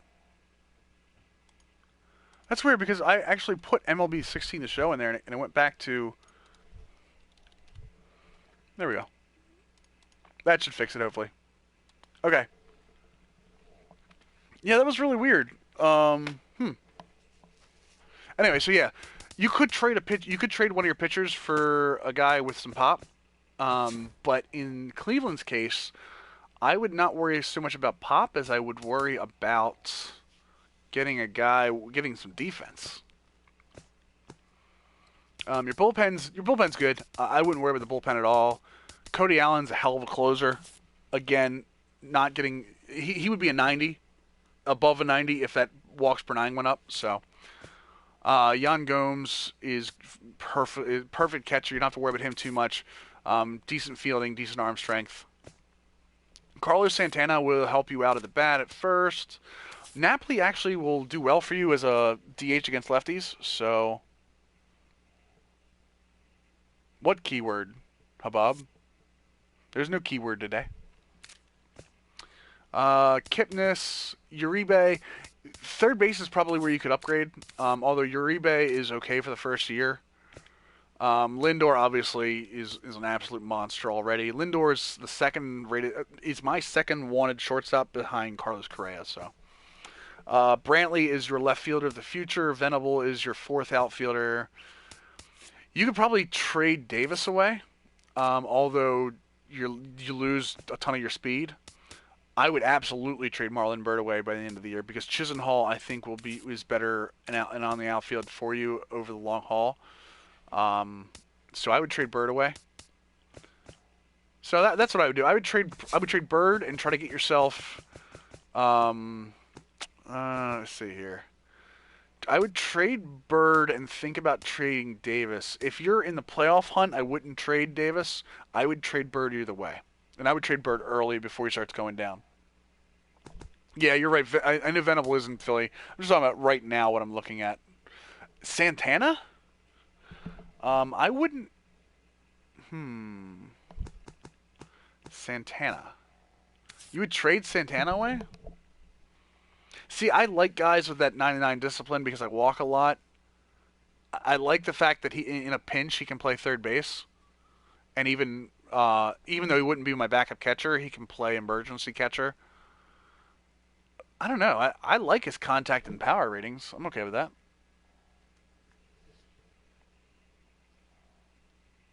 Yeah, Napoli. I think Napoli's really good.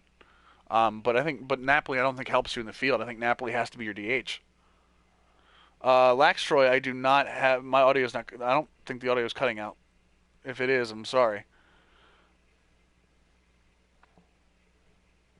So let's see here. So if I refresh that.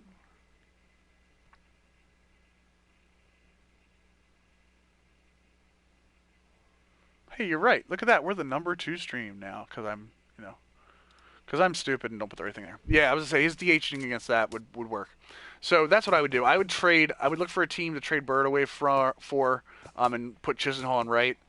I would keep Almonte. I would trade Davis at the deadline if you are not in the playoff push. And I would trade. No, I wouldn't trade away Brantley. I would look to move Uribe if you're not in the if you're not in the playoffs. I would trade targets. I would look for a third baseman, and possibly no, not a catcher. Maybe some bullpen in terms of back end bullpen help. Not closer, but I think you're gonna need a. I'm trying to remember who their matchup lefty is. Yeah, I would get a matchup lefty too. That's going to hurt Cleveland in the long run. Joe Thatcher's on the team, but I don't really like Joe Thatcher. Yeah, I would get a matchup lefty if you can find one if you're in a playoff push. So, like Tommy Hunter, Scott, always have been. Let's see here. Just got a platoon. Yeah, I would definitely platoon Napoli. I saw someone say they wanted to see the Mets. The Mets are going to be one of those tough teams to play with because you have the Nationals in the same division. And the Nationals are going to be really, really good in this game. But the cool thing you get about the Mets is you get a decent budget to work with, $108 million, and they lose a lot of guys. So Harvey and their starting pitch is really good. So let's see here. Cespedes you keep around. David Wright. Oh God, I don't want to say this because I really like him. You think about trading David Wright. He's 33 already. He thinks he's a star, which I mean right now he is. I think you keep Asdrubal Cabrera around, even though his hitting is marginal. I think he still can play a role for this team. I keep Bastardo. Bastardo's a hell of a lefty. Again, look at his. The reason Bastardo's another guy in franchise you want to look for. But look at that. I mean, his walks over 9 is the only thing keeping him down. So I keep Bastardo. Bastardo's your setup guy for that matter. Lagares, I think you keep around. He's only going to get better, I believe. I think he's a high C too. Oh, Cologne. You hold Cologne for this year because you're trying to win. Even though a lot of no, you know what? I'm disillusioned by the flashback Cologne in Diamond Dynasty. Oh man, how many compatriots does he have? 5 compatriots. I still think you hold on to him. I mean, if you wanna make him younger, then you make him younger, or then you trade Bartolo Colon. Neil Walker you hold on to, I think. Well, especially because he's gone after this year, so you're not really worried about anybody else. You can probably get something for Granderson if you trade him early. But again, if you're going into a playoff move, you don't want to trade these guys. So let's see here. Harvey, you've got arbitration-wise. DeGrom, you have control of until through 2020. Harvey, you have through 2018. Syndergaard, you have through 2020. So keeping that starting rotation is not going to matter. Yeah, I would say Granderson. I would definitely get Granderson out of there. Familia, I keep on. Again, Familia's a really good closer. Wright's a trade, Clone's a trade, Bastardo's a keep. Even at $3 million a year, Bastardo's a keep. Steven Matz is a hold on to because he's going to get better, and he's renewable. Again, 4/5 of your starting rotation are renewable, or you have control of through 2018. Yeah, you could look at Harvey's going to get an upgrade in salary in 2017. So if I was looking to trade anybody, it would be Harvey. But again, you're looking at your best player too. So Granderson gets. Yeah, I'll check out what Granderson gets. What would I do with them in terms of what I'm looking for? We're not learning DH. I would look at an upgrade at first base, even though I like Lucas Duda. I would look at an upgraded catcher, even though I like Darno. But catcher's going to be a weak point for this team. You can use Diazza in place of Granderson. You can see they're not that far off, except for like the power against righties. Syndergaard and Matz are all under control, and you have Wheeler to replace on Cologne, who is also amazing.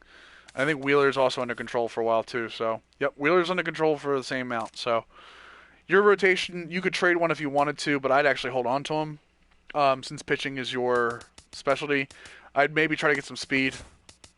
Unfortunately, you don't have a ton of that. Even with... Who am I missing? I'm missing somebody. No, I'm not. I'm good. So, yeah, that Mets rotation is flat out sick.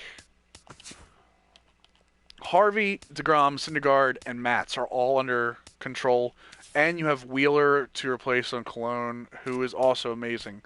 I think Wheeler's also under control for a while too. So, yep, Wheeler's under control for the same amount. So, your rotation, you could trade one if you wanted to, but I'd actually hold on to him since pitching is your specialty. I'd maybe try to get some speed. Unfortunately, you don't have a ton of that, even with Lagares. So maybe you get a leadoff hitter, some guy that can play center field for you with Lagares, or a guy that can play left field for you with some speed. Although, no, you know what? I take that back. I forgot about Conforto. That's who I thought I was missing. So, Lagares in center, Conforto in left, and Cespedes in right. How does that feel? I like that. So, trades. We're going to make a trade. We're going to see what Granderson gets us. Let's look for all just to see what he gets in general. I think as the Mets, you're going to want to get MLB ready guys, because that rotation is going to keep you involved. Yeah, you see, you could get a catcher. There's a couple of decent. You know what? You know what I want? I want to see what he gets in terms of MLB ready and see if any catchers pop up. Caleb Joseph, guys. Caleb Joseph is a guy that you can get on your team right now, and he will go up. He's 29, but he will be closer to the upper 70s by the end of the season. So I would absolutely make that trade. And the Orioles will be willing to make it because they've got Weeders this year. So that's one of those guys you can kind of get under the radar. Is Caleb Joseph. Yep. Red Eye. I got. You don't have to say it, dude. When I do gameplay, I promise you I will go over the base running. Let's see here. Pablo. Yeah, Jordan Schaefer is a guy. A-Mud's absolutely right. You can bring a guy in like Jordan Schaefer if you need speed. But Jordan Schaefer's not going to offer you much of anything else. So, again, Danny Farquhar. I mean, there's a decent reliever for you. Alex Avila could play catcher for you. That Perez kid, the Roberto Perez, I would take because of his C and a 73 at 27. So, Kurt Suzuki, I told you about earlier. Kurt Suzuki can help the Mets. Will absolutely help the Mets get to a World Series this year. Coco Crisp for speed, if you need that.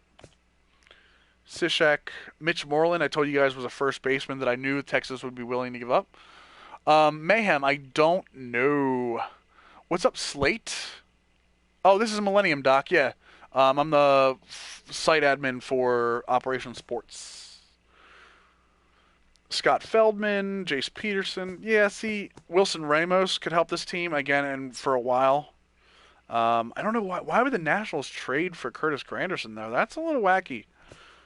But and there's Carlos Ruiz. We talked about that too. So again, if you're looking to win now with the Mets are a win now team.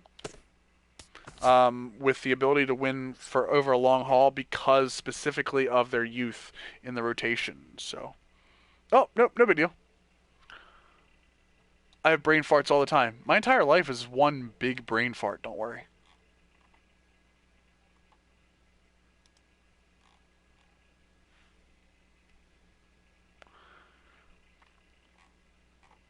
So, let's see what else we have here.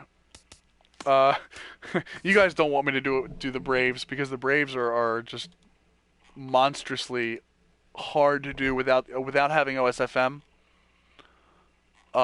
Specifically because of like I said, Dansby Swanson and guys like that are not in these rosters. So, quote me, my whole life is made up of brain farts. Yeah, guys, isolate that. Legal disaster. The Orioles. Oh, the Orioles are a tough team because of having a lot of talent that you can work with. Like, you could win now with the Orioles as long as that roster holds together. I like Ubaldo Jimenez a lot more than other people do. He's an 80 overall, even though he's 32, and he's because of having a lot of talent that you can work with. Like, you could win now with the Orioles as long as that roster holds together. I like Ubaldo Jimenez a lot more than other people do. He's an 80 overall, even though he's 32, and he's held down a little bit because of the walks over 9. But he can also pick apart the strike zone. So Kevin Gossman, obviously, and I think Tillman is a B in this roster. Yep, Tillman's a B. So people are going to hate on the Orioles rotation, but I think they're okay. And Gallardo can okay for right now. And we all know what the power potential is for that lineup. So, if I'm the Orioles, I trade off. See, I don't want to trade off Alvarez. I like Alvarez, even though he's we all know what the power potential is for that lineup. So, if I'm the Orioles, I trade off. See, I don't want to trade off Alvarez. I like Alvarez, even though he's on a 1-year deal. Scope's going to be a monster for you. Scope is already a monster. And one of the guys that I tell you guys to pick up in Diamond Dynasty all the time is Jonathan Scope. That's 67 power against righties and the fielding alone. That arm turns double plays without question. In OSFM, you're going to have, or actually in the first roster update, you're going to have a left fielder by the name of Joey Rickard. And if you are an Oriole fan, you know who Joey Rickard is. Ender Inciarte, what do I think about him? Let me see. I wasn't a fan of him with the Diamondbacks, but in the game,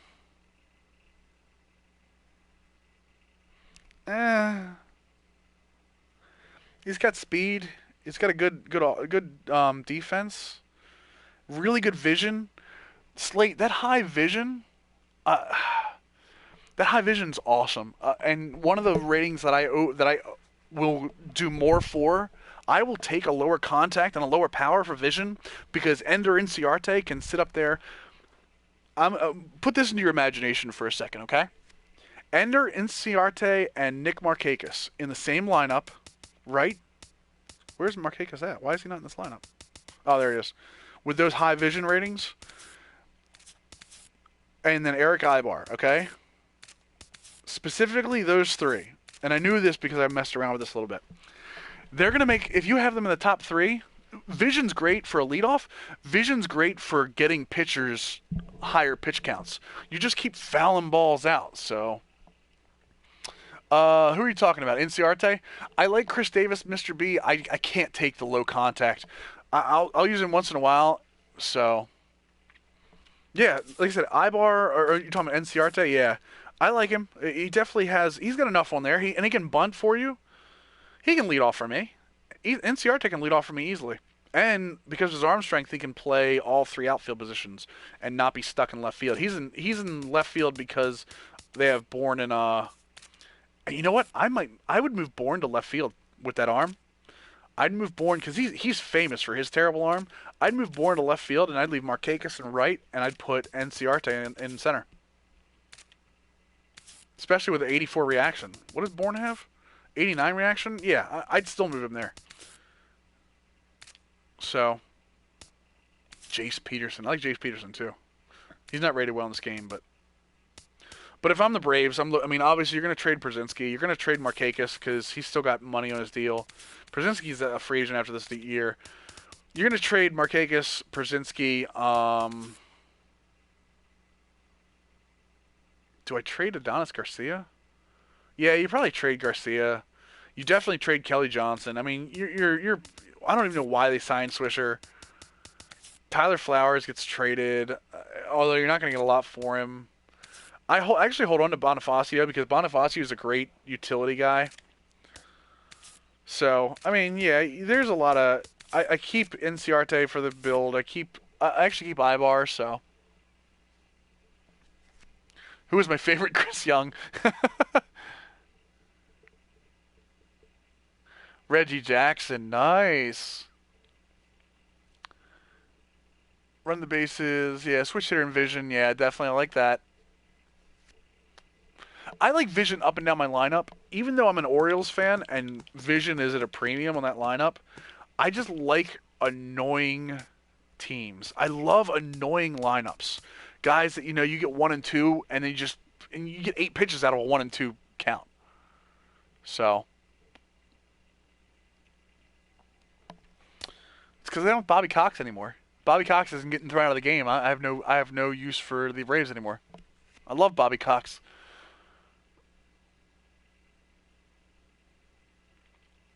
So, okay, so that's pretty cool in terms of that. Yeah, I love guys who work the count. Absolutely love working the count. I hate the Yankees. They're such a bitch to pitch to. I really don't. The Red Sox are good at it too. Their vision isn't what it was in past years, but Pedroia, Sandoval's such a bitch to get out. Mookie Betts, even guys like Hanley Ramirez. So I told you guys, my most hated guy to play against, to pitch against, is right here. That is the most annoying guy for me to pitch against. I can't get him out. So, all right. So if we don't have any more teams, real quick, if we already did Cleveland. So Victor Martinez, does he? I know Martinez has got a good bat, and I know it's a hard bat to get out. Yeah, same thing. 94. And he's got some pop. So it's so annoying. Who would I trade off the Indians? We talked about this already. I would trade Marlon Byrd early because his ratings are going to go down. I would trade. I would hold on to Napoli. I would trade Rajay Davis near the trade deadline if you are out of the playoffs. So, Yankees? What would I do with the Yankees? Dude, I think the Yankees are well off right now. I consider trading Gardner at some point, although I really like him. I think if you can, again, this is all based on, like A-Rod. I don't trade A-Rod unless I'm out of the playoffs. But the Yankees aren't going to be out of the playoffs. That's the problem. The Yankees are good enough with this roster. I mean, they've got Brian McCann hitting 6th in this roster. Greg Bird is going to be amazing for them. He's a beat potential. He's already got power potential. Not bad at fielding. He's going to take over Teixeira at some point. You could probably move Teixeira to DH if you trade A-Rod. Carlos Beltran's going to go down over the years, so I would consider trading Beltran. I think Starlin Castro should be moved back to shortstop, even though Gregorius is a little better defensively. And I think you look for a second baseman. I don't like Ref Snyder that much. I think Headley should be playing third for them, but whatever. I think you look for a second baseman and move Castro back to short, or you look for a shortstop. I think it's easier to look for a second baseman. And they're pitching. Sabathia's junk. I think Nova ends up. Man, why is Nova not a starting pitcher? I think you edit Nova back to being a starting pitcher and put him back in the rotation. Betances, Chapman, and Miller. I mean, come on, really, really. It doesn't matter who's starting for you with those three. And well, we did the Indians. If you watch, yeah, I know they're up 4-3 Sports. I'm absolutely watching it. Trust me. Evaldi is going to be a great player for you. I don't trade Evaldi, even though you could probably get a helpful bullpen arm, but you don't really need a bullpen arm anymore. You've got Betances, Chapman, and Miller. Although I don't believe Miller. The problem you're going to have with this is keeping them happy. So they all expect to be the closer. There's your big closure problem. So Tanaka's good, Pineda's good, Severino is going to be so good. Dude, he's an 81, he's an A overall, so... haven't looked. We already looked at the Mets. We have not looked at the Angels yet. Again, guys, we're not going to do all the teams. Shoemaker's a joke. I would trade Shoemaker immediately. The only reason Shoemaker is where he is because of his walks over 9. So I get rid of him. I keep Garrett Richards. Look at that break in velocity, baby. That's so beautiful. Skaggs I keep, obviously, for lefty, and he's so young. Heaney we keep, again, lefty and so young. C.J. Wilson, I've always loved C.J. Wilson, but it's time. C.J. Wilson can bring you back somebody. I would put Jarrett Weaver back in the rotation. No, I really wouldn't, to be honest. So, I would trade either Weaver or Wilson. Wilson gets more value because he's a lefty. Weaver's got that terrible walks over 9 at 76 thing working for him, which is why he's so high. Your back end of your bullpen's fine. You could probably use a lefty. Mike Marin's another guy you could look for in your franchises who's going to be good. Although I said Corey Rasmus is the guy I would probably trade for if I was that. I would... Here, I'll go into the lineups real quick. The Angels lineup, I would look at... Gentry is flat out your leadoff guy. He is everything that I want out of a leadoff guy. I'd like a little more vision, but so be it. I would look for a 4th outfielder. I like Cron. I would start to look at trading Pujols if you fall out of the playoff race around the playoff deadline because he's going to lose some points on you. I like Escobar at third base. I like that he has some, again, if you fall out of the playoffs, though, you're looking to trade Escobar. You keep this gentleman around for as long as you possibly can. You sign him to whatever he wants, and you keep him around because that defense right there, that 92, 95, 88, 87 is going to save your ass at some point. And you're going to be like, wow, I'm really glad I listened to Millennium, and his vision will keep him getting some guys. M. Welt, we already did the Indians. Look at the archive. The archive will be up when we stop streaming, so please take a look at that. I think Wilson's more valuable, Novak, because he's a lefty, and I think his ratings are a little better. So, Giovatella's good. I keep him around too. Again, high vision guy that you can put at the bottom of the lineup. I love Calhoun. Calhoun gets to some balls that I'm at 58 speed that I'm just not sure how he gets to in this game. If anything, I would look to upgrade your catcher. Neither one of your... I mean, this... Carlos Perez is going to be good at some point, but I don't think you can put Perez in as an everyday catcher because of his ratings, of his defensive ratings right now, and how much you have to keep on with the running game this year. And Soto, again, defensively, you're going to have problems holding runners with this team. I would go out and look for a catcher if you could find one. A Suzuki would probably help you. Or a guy like what is Vogt's ratings? I know Vogt is a decent catcher that I always look at. Again, defensively not great, but you might be able to get him. One of the guys, if you're really worried about getting a guy for defense, by the way, is Michael McHenry is not the guy, but Robinson Chirinos is. That 89 arm, you're going to lose a little defense, but if you're worried about controlling a running game, especially a team like the Angels, Chirinos would definitely help you. Yan Gomes, I wouldn't trade. You can't trade for Yan Gomes with the Angels. You'll have to go up too much for him. Any free agent guys? Yes, the free agent guys, and There's an OS. If you look at Operation Sports front page right now, there is a. Actually, is it up yet? Ooh, I don't know if it's up yet. There will be a story coming up on what you can do franchise. Actually, no, it is up. Hold on a second. I'm gonna paste a link in the chat, guys. Go ahead and read this. This is specifically franchise talk from this week. You'll see that I'm on there. A couple of guys are on there about what free agents you could do. I was kidding about the legends. You can do legends, but so some of the guys you really want to look at are Everth Cabrera. While he might not be able to help you in terms of hitting, although he does have a decent hitting, at shortstop he could be good in terms of his speed, and he has a B potential at 78 overall. He's going to get better, and he's in the free agent pool. Greg Holland can help your bullpen, but you're going to pay for him.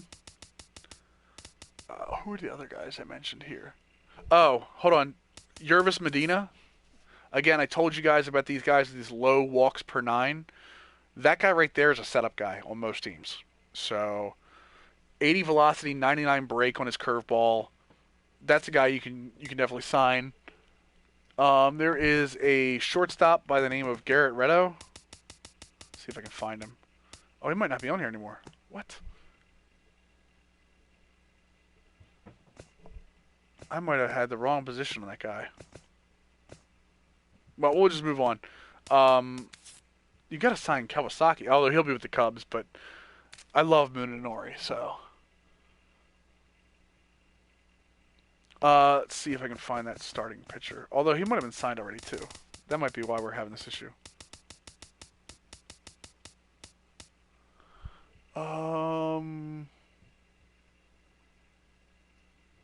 Felix Meja? Yeah, I don't see him. Let's see if someone signed him already. Transactions completed.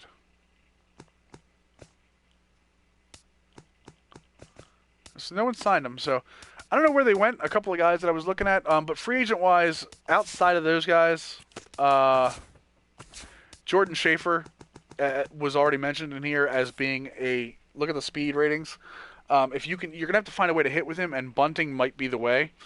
But his defense, his reaction is not bad, but his arm is going to hurt you at some point. But he can go on and be a pinch runner for you. Let's see here. No. Eric Young Jr. is another one for you. Another speed guy that's can't hit. This Brian Nieto guy, who I think is just a normal generated guy. I'm trying to remember who the other one was. Thanks? No. Again, another guy. You can find some speed on the free agency market. Alex Rios can be serviceable for you in right field. Frank Gore, who I think is actually on a team now. So.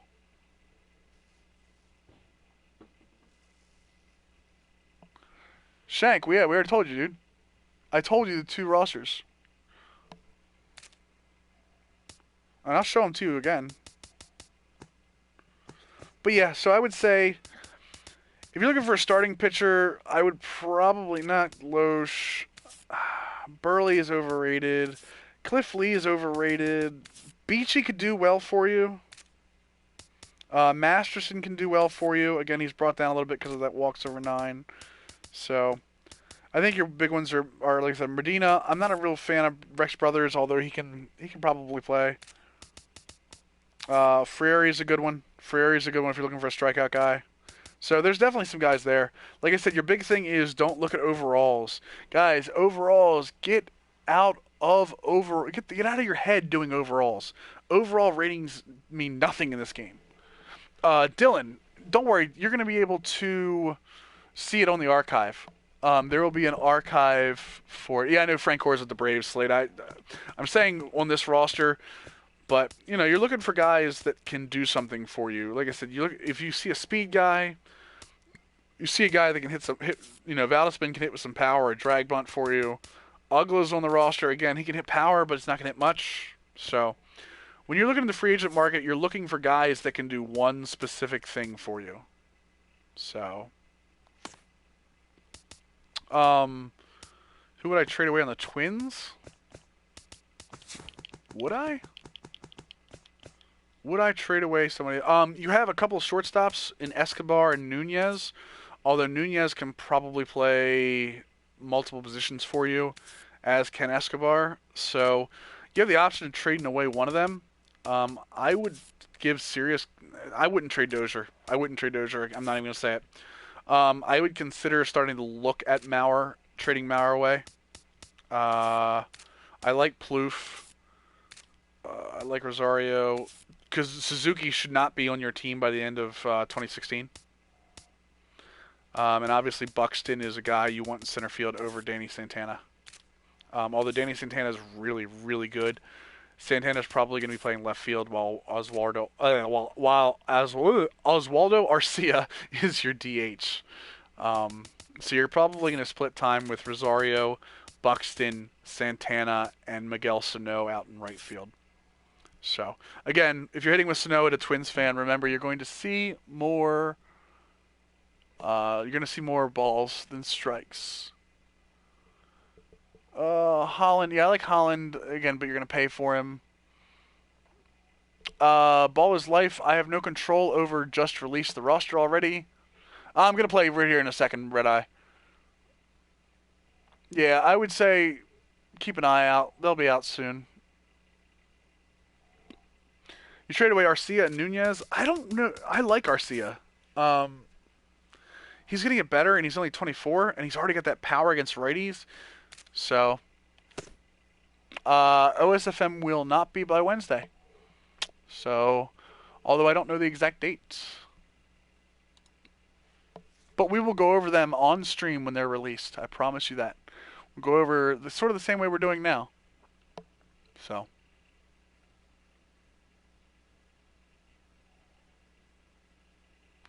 Let's do us all a favor. Let's go some out of here. We're gonna do some gameplay because there are a couple things I want to go over. We're gonna do a live. I love doing the show live, by the way. In terms of playing games that are going on right now. Yeah, Ball is life. It's unfortunately it's 90 players on each team, so. Yeah, Smidgy. Like I said, it depends on the deal, obviously. So, what game should we play, guys?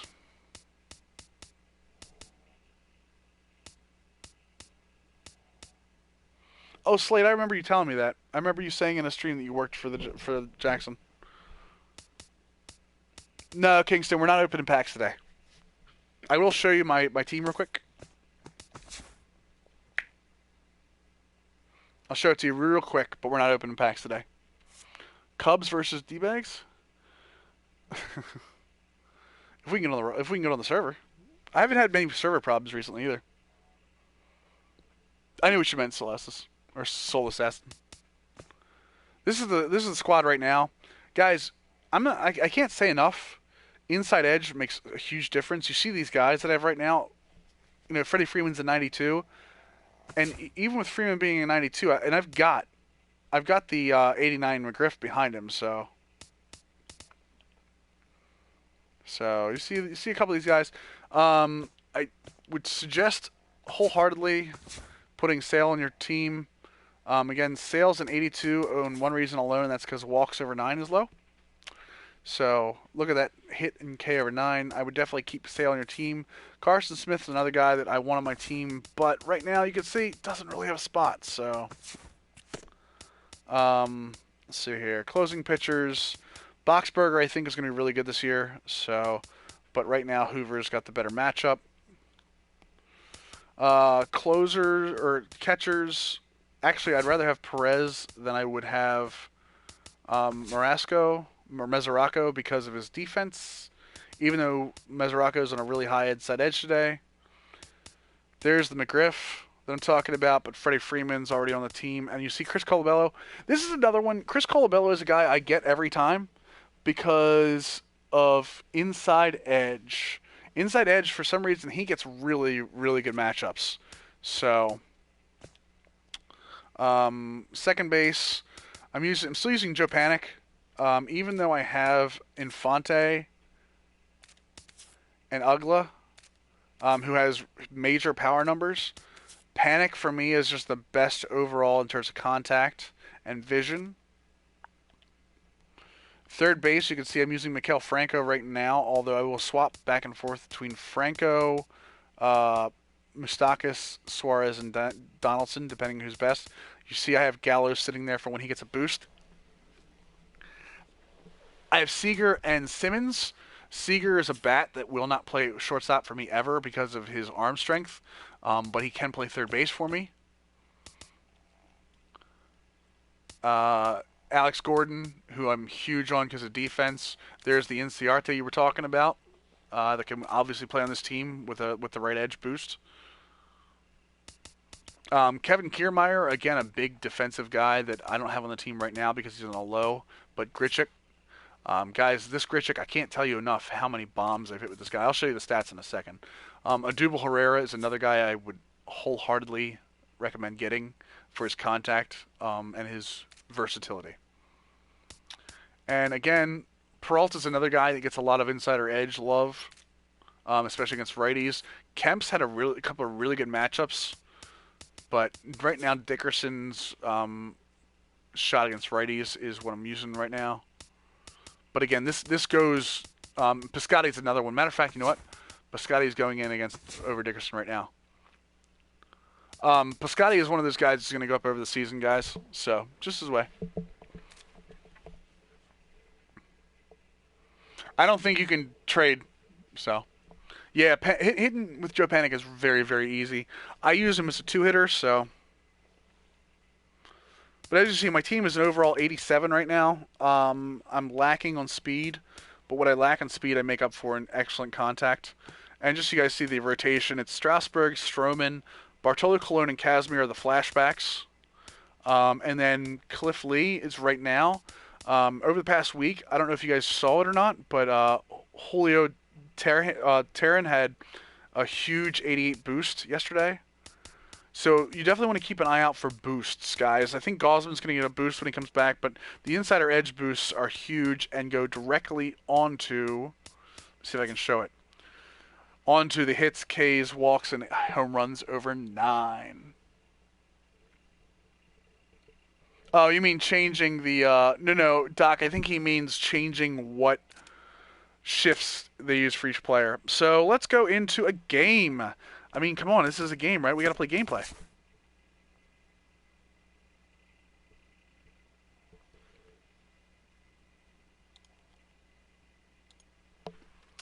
Let's go into play now, daily rosters.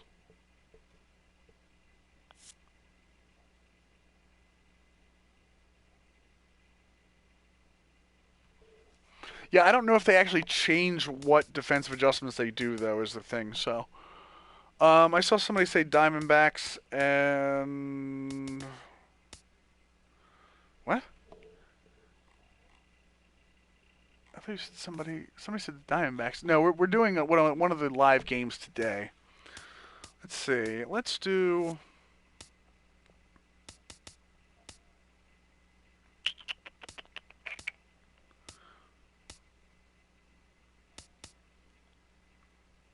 Oh, the White Sox were postponed today? That sucks. Let's do a good game. That's tonight. We do Marlins Nationals. Let's see who's on the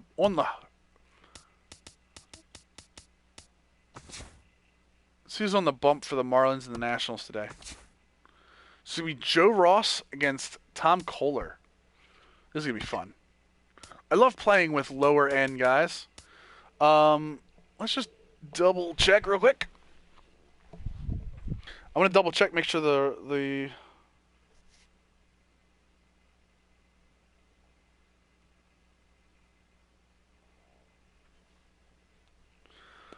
yeah, this looks good. So this is not the lineup I want to use. So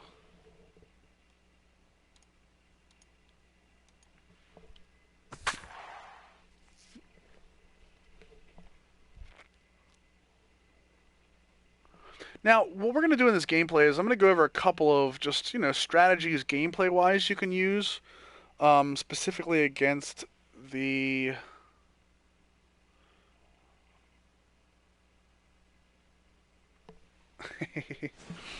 So Afternoon baseball generate now lineup to put the best players. J Smooth, but you got to be careful with that. Only because it'll tell you, it'll do it with Insider's Edge. But you have to be careful because sometimes it'll put players that are not at the best positions. You definitely want to keep an eye out on things like defense with that. And lefty-righty matchups because they do it without a lefty-righty matchup. In front of these hometown fans. What's your take on him, EK? Remember, guys. Yeah, sorry, Doc. Unfortunately, we gotta. When we're looking at specific things, you know, it takes a while. Down the break on the pitches makes it a real challenge for a hitter. D. Gordon.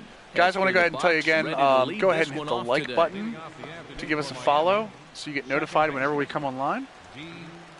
A little bit on pitching strategy. I use what's called the lean in terms of thinking how to pitch. So every pitch I pitch outside, I imagine the batter leaning a little that way. And every pitch I pitch inside, I imagine the batter leaning a little that way. So if I pitch too many inside, the batter will be ready for it. If I pitch too many outside, the batter will be ready for it. The way I do it is I try to get them off balance. I play on Hall of Fame default right now. That's what both of these are. I will tell you that if you are not walking guys, you need to go up in difficulty. Or if you are getting blown out and not walking guys, you need to start throwing more balls. Purposely throwing more balls. Because you have to be afraid to throw a middle-of-the-plate fastball. I like you too, Benny. Oh, come on, that's a strike. That's probably how this afternoon's going to play out. I mean, this is a home plate umpire that likes to keep the right now. strike zone. Here, let me show you what I'm thinking right now. Right now, I'm facing Marcell Ozuna, right? Or D. Gordon. I'm not worried about him going yard on me, but I also don't want him to hit a contact double. So, I'm not going to just lay one in there on him. And no doubt about this one, it's in there, 3-1. Yeah, just to get me over fastball. And again, we just threw a fastball, so I'm going to try a changeup in the strike zone. Again, I don't want to walk him. That's in there. But I don't want to let him get solid contact. If this was Giancarlo Stanton and I'm 3-0 on him, he's probably going to walk out of it. Into the windup, ready with the payoff pitch. Pulls this one into there we go. Got him to reach a little high on that one, which we're happy about. I do want Gordon to put the ball in the air. I just didn't want him to be able to go, you know, dead center, red center. So what's up, D-Nice? One of the big keys for him in this one is gonna be keeping that lead off. I've heard that bar downtown, by the way, is that they're still having issues with servers. So even after the update this week, he'll get his first opportunity in this one. All right. So again, we want to look at this. Marcell Ozuna. Decent contact, decent power, can go yard on us if we're not careful. 53 vision, so I'm not worried about him having too long on a bat. First pitch on its way. I play Hall of Fame because I play better on a Mega Man. Specifically for batting, I think the computer gives in a little too easy on batting, whereas on Hall of Fame, the computer will still throw around the edges even if it's down the count. So yeah, I guess in a way it's too easy. And on All-Star pitching, I feel like that if I'm down 3-0 or if I'm down 3-0 in the count, I can throw one down the middle and maybe get away with it. Whereas on Hall of Fame, I don't always get away with it. Yeah, exactly. Pretty well struck high and deep to left field. Benny, exactly what you're talking about. I'm not giving. I'm not giving walks. But okay, so let's look at this. Just a quick heads up, D-Nice, they are starting to give it away. I know they're not completely done, but if you haven't gotten it, I would tweet them or go on the shownation.com and report it. So we're at 1-2 right now. We've thrown 3 fastballs, 2 outside and 1 inside. I'm thinking 2-seamer inside to set up a slider away, but I want to make sure this 2-seamer does not touch the plate. I want this is a setup pitch. And a fastball. So we're good there. Tough take there. Inside and low. Back at 2-2. And then with a 2-2 count, we're going to go slider, and we're going to bury the slider. Right there, or was he just trying to set me up for that changeup away? And a slider. And he watched it. So good eye. For a ball. Well, that pitch is what is his so discipline low rating? and Wow. such an easy take. That and again, Ozuna has a chance to go yard on us. And with the big pitch I've gone here, inside, outside. I think think I'm going to go change up here. A pitch he hasn't seen. Take a chance. A swinging bunt out in front of there the we go. plate. And the good thing is, scoops it up. the good thing about using the changeup there is I got him to roll over it. The bad thing is when he comes up next to bat, I have to remember that I got him out on a changeup. Otherwise, they will absolutely. Gets rid of that mask, and then they will finds the absolutely ball remember here that kind of throw to stuff. first to get his man. Yeah, I got a bunch of silvers. I didn't get any gold in the free packs, but I got a bunch of decent silvers that I like. So, all right. So lefty against a righty. So my two-seamer, unless I bury it inside or throw it way outside, I don't want to use the two-seamer because it will go into the meat of his bat. Again, anyone who's played baseball knows that. 1-0. Yeah. Benny, it's just personal preference. I used meter last year. I'm just using pulse this year. So we went low inside. We're going to try to go high outside and hit it there. Whoa, hello. That'll be a souvenir, and the count will move to 1-1. Ooh, should you sell Bryce? Dude, Bryce is one of those guys that I don't sell because 97, anyone that's going to be a 99, I'm not going to get a better card than that. A ball and 2 strikes. And again, you see that fastball change up. I've got him. I'm off balance now. We're going to throw an inside fast, or actually we're going to throw an outside fastball. Again, outside the zone. I don't want this to hit the zone at 1-2. I want him looking at that, because then I'm going to bury the slider in towards his back foot. Going back to the Bryce and Diamond Dynasty, I wouldn't sell him because he's a guy that's going to be on your team for the rest of the year. I mean, you can. No one's selling the slider. The confidence, again, confidence is a big thing on pitching guys. The little blue bar around the circle. So you definitely want to keep an eye on that. If I have a high confidence slider, they're more likely to swing at that. On the ground to the right side. All right, so good first inning there. Can't complain about that. He'll step on the bag himself, and the inning is over. Yeah, that's so a fairly my personal preference is if I get somebody between 89 and 95 that I think is going to be sticking around there, like an Ortiz, not like a Correa, because Correa's going to be like a high 90s by the end of the year. Fish in this matchup. What do we need to know here, EK? But remember, guys, like a guy like Harper's not going to get worse. So. But you get like a guy like a I don't know, like a 93 pitcher, like a Madison Bumgarner. Comes to the plate I would sell a Bumgarner here in the bottom half of the first. Leading off for the Nationals, center fielder Michael. Wait, you got who's your outfield, Doc? Give me the whole outfield, all 3 of them. Drops in a strike to start the at-bat. Yeah, Korea's a good one. These Marlins, EK, as they take the field here this afternoon, they come in a real funk to start the year. Still searching for what's been an elusive first win. But I think it's just going to be a matter of putting yesterday behind you. It wasn't their finest performance of the year. That's the free packs should just be in your packs, Mafia. And I think we'll see a sharper if you go to open packs. Eagles, I've heard that a couple times, dude. That might be the case. Ready to deal here. Goalie's the same way, but Goldie, so Goldie's a little different because he's a first baseman, and I think you can get some value at first base. He let that one go. That was right on a platter. So, but Goldie's another one. He's gonna be 99.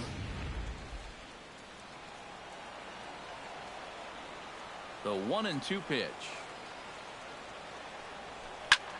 High pop up. Bohr is there for it. 1 away. Play the Felix game? Oh, did he ever hang one Maybe. There? I mean, that thing is 90 for Ichiro, 90 for McCutchen, 97 Bryce, and the Batista. I'm letting you know right now, I'd sell the Batista, and I'd sell the Holiday. Ooh, you could get Trout, you're right. The fastball here, no balls and a strike. And you know what? These days, so many guys are throwing in the high 90s. It makes those mid to low 90s guys look easy. But I'll tell you what. Yeah, I don't know, dude. Well, it can still be plenty. What about collection-wise? What have you done collection-wise? Swung on and hit in the air. Calling for it, Ozuna. Because remember, you need a couple of those guys for collections if you're. Oh, they're unsellable. Damn.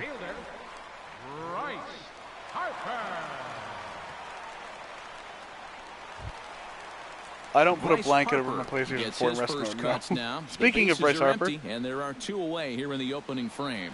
Yeah, nothing doing. Why would I put a so far blanket here. over He my kinda needs to PlayStation put 4 up when a it's in tough rest at-bat mode? right here, Just just to curious. make this guy work a little bit. Now a fastball a bit too low here. It's ball 1. Yeah, that's why I think you should. I think you should keep him and use him in right field, especially because of the arm. I mean, I like the Trout, don't get me wrong, but 2-0. You still come after him now on 2-0? my plans in franchise, for my, well, I'm doing 2 different franchises. I'm going to do an Orioles franchise, just because they're my favorite team, and I think I'm going to do a Tampa Bay Rays franchise. I think the Tampa Bay Rays are sneaky good. But this is the thing that's so impressive about this because guy. it's sleeping. He'll Oh, show you God. that good breaking ball, but then he'll run that fastball. I need like a up the corn ladder ball at or like 92, a 93.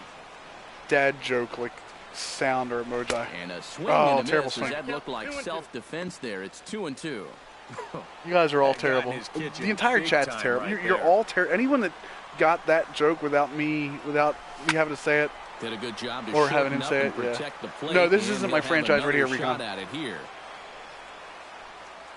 this is just we're doing a play now game just to get some gameplay in.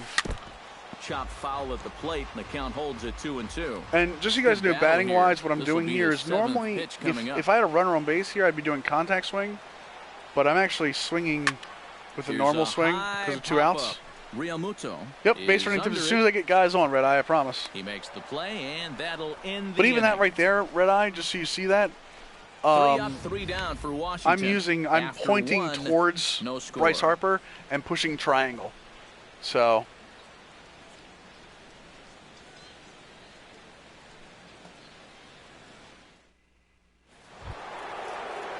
Oh, no problem, dude. No problem at all. Okay, so here's where we get frightened. I'm legitimately scared that Giancarlo Stanton is going to put one into the stands. So my first pitch to him on this first at bat, I'm going to change him up and I'm going to give him just on the outside edge and hope it stays out there. What's up, King Pop? And he'll start the inning with a pitch that misses off the plate. It's ball 1. So Giancarlo Stanton is not going to be the guy that beats me this game. I've already made that choice. We're going to go low on him here. That evens it up 1-1. Yeah, sends him to second, Red Eye. Whenever you pick a guy on the bases, you push your left stick to him, and then you push the base that you want him to go to. So triangle is second, square is third, circle is back to first. Here it comes on 1-1. No offer on that one. 2 balls and a strike. Kingbot, play what? I mean, you can play the show anytime you want. All right, we've gone low a couple times, so we're going to go high here. I'm afraid to go high and inside on him, so... Mafia, if you didn't get your free pack, I would contact... 2-2. I would contact SCEA, theshownation.com. They have a support forum. Into the windup. Here comes the 2-2 pitch. Full count now. I used Meter last 3-2. year, Recon. But yeah, I like the Pulse because I get to watch the animations and stuff. That's big for me. I do it on fielding now too. I turn the meter off on fielding because I got so tired of having to watch the blessed meter. Ball 4, so it's a leadoff walk here to start the second. Perdimus Mafia, it's theshownation.com, and then go to their forums. They should have a support. Actually, they may have a support link as well. All right, so Prado, again, high contact, low speed, low power. So this is the guy I want to hit. Even though the contact's good, I want him to. I'm hoping he hits a double play. That should have been a freaking strike, by the way. 1-0. We're gonna try to pitch the contact to him. 1-0 pitch on the way. And did he go around? Man. No, he did not. Ball 2. Yeah, I saw that. Go the other way with that Yeah, thing, multiple but a runners, wise Rai. What I idea do there to is try I to worry hold about the up. lead runner first. I I get ready for the lead runner. Like if there's a fly ball, let's say there's a fly ball with a guy on third and a guy on first, okay? I will make sure that they both go back, or I let the computer control the guy on first. I push left on the stick to control the guy on third. I send the guy on third home, and then I worry about the guy, and then I go back and control the guy on first, so that way I can send him if they on the move for second. On the ground to third. Rendon is there. Throw on to first, and so that way I can control him just in case. To the other, 1 away. Like if they miss the cutoff man, I can send the guy to second. With the runner moving, No shot at second base to get him, so they're going to move a guy into scoring position here. Yeah, I'm using Hall of Fame, just so you guys know, and Hall of Fame and pulse pitching. So that was a good play by them, hit and run. The computer, if you don't throw balls outside on the first pitch, stepping in now, or if you throw too many strikes, the computer will kill you with hit and runs. Always remember that you have to throw balls at some point. Especially in certain counts. Like the computer will remember what counts you throw strikes on. Strike 92 on the radar gun that time. Recon, I don't know. I do hold it after the pitch, but I'm not sure if that mechanic is part of pulse pitching or not. Even at a ball and a strike, here's the pitch. Like, I'll hold it for more. Swing and a miss on the fastball, and it's 1-2. Brooke the man, what's up, dude? What am I missing? I didn't see your question. I see an upset face. All I see is you coming in here with an upset face, Brooke the man. Let me know. Oh, how to record on PS3? Oh, I'm not sure. I don't think you can, to be honest. I think it's specifically PS4 thing. Able to protect the plate with 2 strikes, and he'll see another one. No score here. Yeah, no, I don't think you can, dude. Just so you guys know, L2 to look, R2 to deke. That's me controlling the shortstop there. And again. And this year you can throw slide step from looking back too. Whoa! Out in front of that one, may have been Kyle, this is just a show live game using the show live rosters right now. Fed down from MLB.com. Here it is. Hit out towards second. Murphy's got it. Throw on to first. Yep, Burris has it. You can do an Elgato if you're looking to stream, Brooke, or record your computer. But there's nothing on board. But with 1 out, you got to try to drive that guy in. That was there is a out, even though the guy moves Benny on PS4 you can, on PS3 you can't.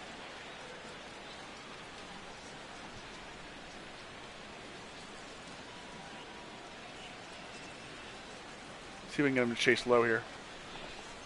JT Realmuto is in with 2 away as he takes a ball 1-0. You see right there on the graphic, these first 2 innings have been costly. There isn't a support forum on that. And he's only through an inning and 2/3. A shot down. There we go. Another good inning. And he'll step on the bag himself, and the inning is over. So what I like about our first 2 innings with Joe Ross is we've established a fastball. We've gotten some confidence behind it. That's always good. And we are tied hold 0-0. on, let me go on that site real quick. Daniel Murphy strides into the box now to lead off the home half of the second inning. Perdimus, do you have a Twitter page? Do you have a Twitter account? Here's the first pitch to him. Because if you do, I can tell you the next best step is probably to tweet MLB The Show. Oh yeah, but there's forums, but I mean that's what I'm saying. I thought.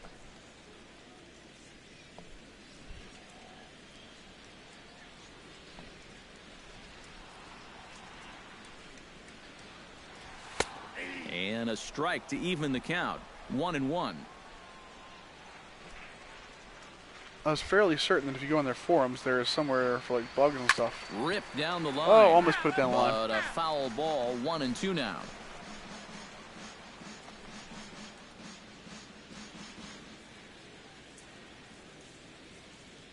Yep, this is on Hall of Fame, MV Peterson. And good take that time on a low breaking ball. 2-2 now. Fisheye cam, but everything else is default. And he can't get out of the way of that one, so the leadoff son man of will a be on bitch. to open the frame. I don't think this partisan crowd Perdimus, do me a favor, tweet at MLB The Show and say that you say you haven't gotten your packs yet. I think it's up there how to redeem them, but they also will probably answer you. They've been really good about answering this. Did the Murphy trade surprise me a little bit? Now to the plate, Jason Worth. He'll get to take his first cuts here. Ooh, I skipped by the mascot. I love the mascots. So what we're doing here, just batting wise, and we talked about hitting strategy last stream. So if you want to see that, there's a lot of it on the archive. But we know Kohler Nobody out, in general is not great. See the walks over 9? So walks over 9 does affect. Let me tell you things that affect you as a hitter.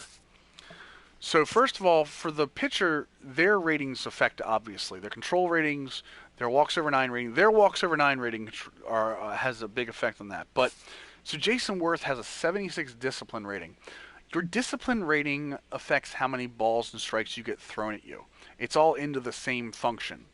So you get a guy with a low walks over 9 pitching, and you get a vision or a discipline rating of 76, I know I'm going to get thrown some pitches.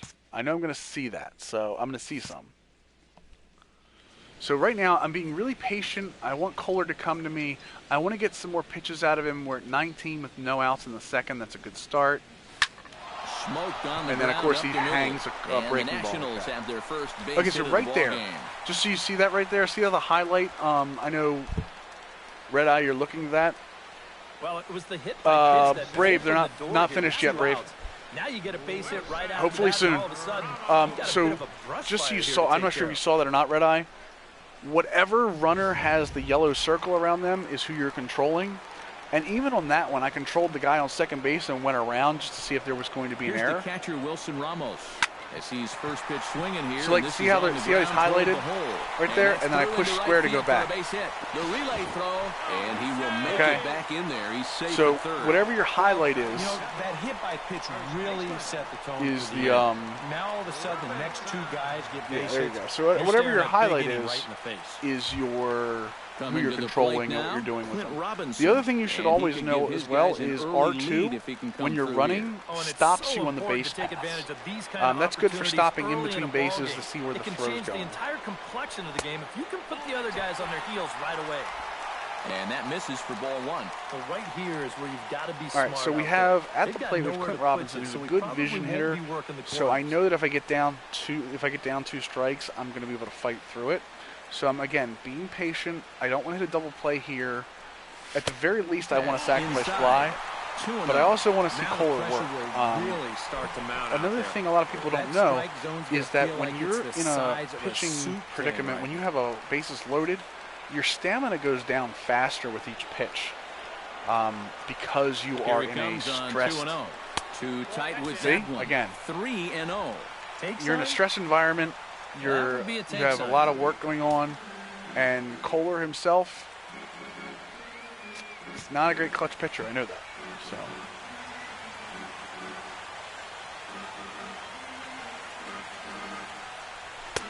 There you go. We're going to let him get that strike in because, again, we want to see something out over the plate. I say take another one.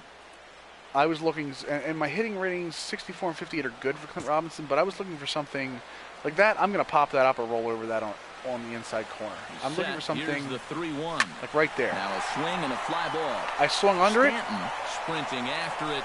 But and he's retired here, 1 away. Terrible. They will not try anything here, so the bases remain. But yeah, Red Eye, even on that one, that just didn't get enough of that one. Even on that one, I controlled all the runners with R1 to get them back on that one, Red Eye. Just so I know you're talking, you're like seeing about the manual control of runners. So he stands in with 3 men aboard. Perdemus, I think they're having issues with matchmaking right now. It doesn't matter when you score your runs, just that you score more in the end. And he it's a good starts pitch, the but again, with something low like that, when you have a runner on, at least a runner on first and less than 1 out, the computer is going to try to get you to roll over something ground ball wise. So you definitely want to watch out for those low pitches. He has a high confidence in his fastball and slider, so I'm also looking fastball and slider right now. Barely able to make contact. Down 0-2 Brave, now. this is just a play now game. This is not a franchise game. We went over a franchise for the first 2 hours of the stream, or actually almost 2.5 hours of the stream. So in the archive, it'll go over some strategies you can use for win now, win in the future, or win next year. Even with the bases loaded, this is still a strikeout situation, remember.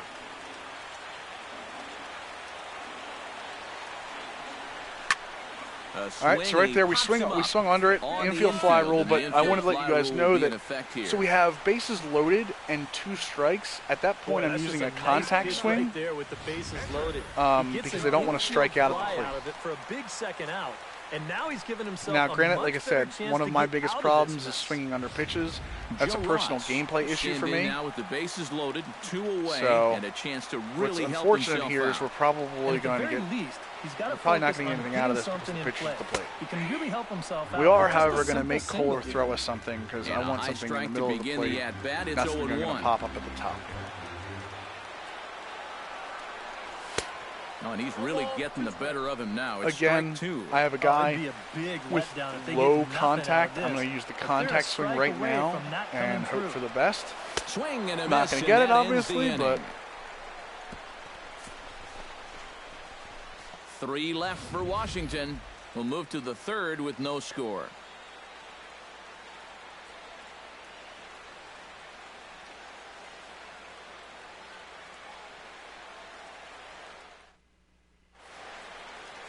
A look there at the Washington Monument, not far from Nationals Park, on a great day for baseball in D.C.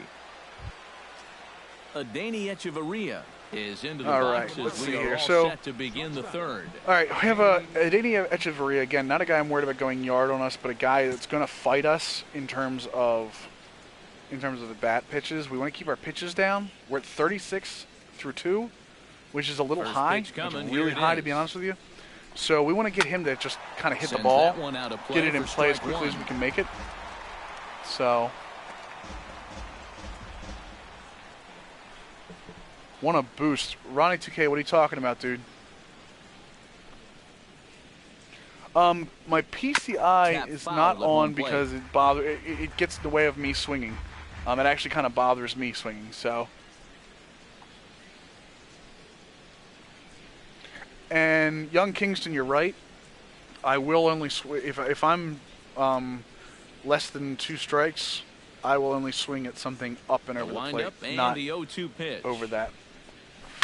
Oh, that was a bad pitch. That would left that out. Late on the fastball, but he's able to spoil. Yeah, red eye. That's the best thing to do is go into play now and try your best in terms of controlling the base runners. I wish they had a base runner practice that wasn't just stealing. The 0-2 pitch. So. Protecting what's going on, 2, Caden? So we'll do it again. And here's what I was talking about earlier. So we're 0-2, but we've already thrown him 4 pitches. We're on our 5th pitch to him. We want him to put it into play. We don't want him because he's going to be able to fight his way around.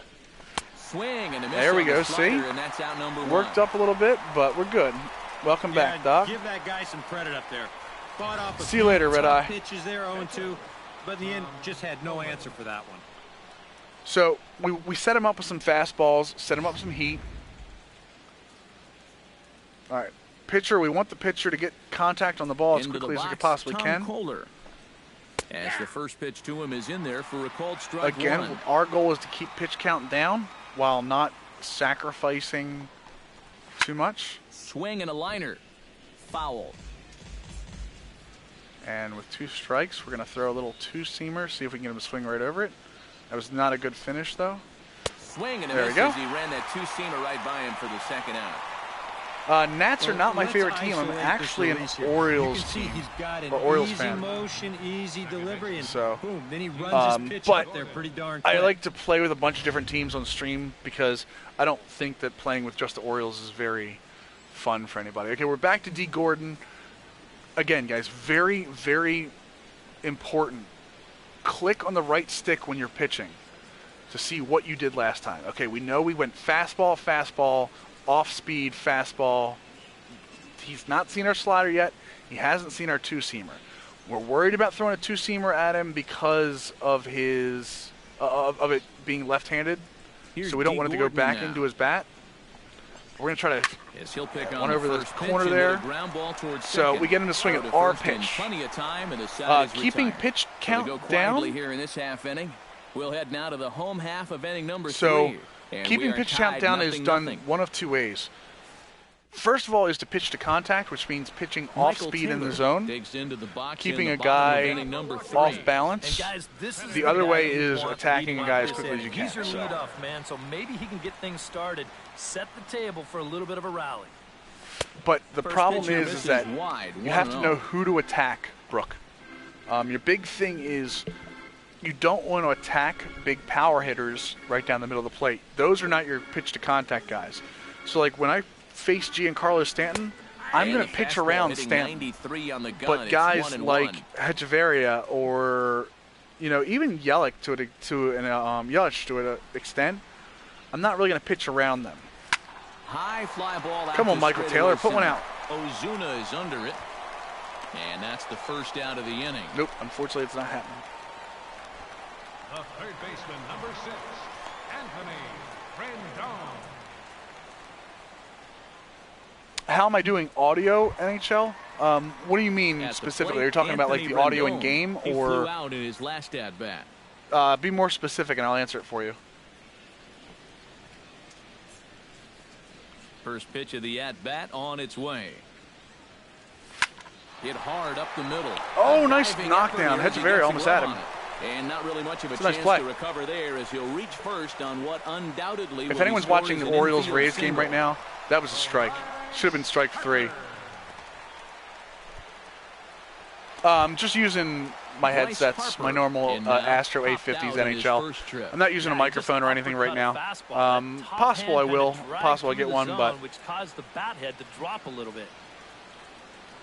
So Bryce Harper, I know he's not going to give me too much right down the middle, especially with a guy on first. Chances are he's going to try to get me to roll over something here. Into a fastball count, don't be surprised if he has a big cut at something. Maybe try and break this tie ball. I'm going to look for, if he gives me something up and over the plate, we're going to take our first swing possible. We're not worried about taking pitches from this guy right now.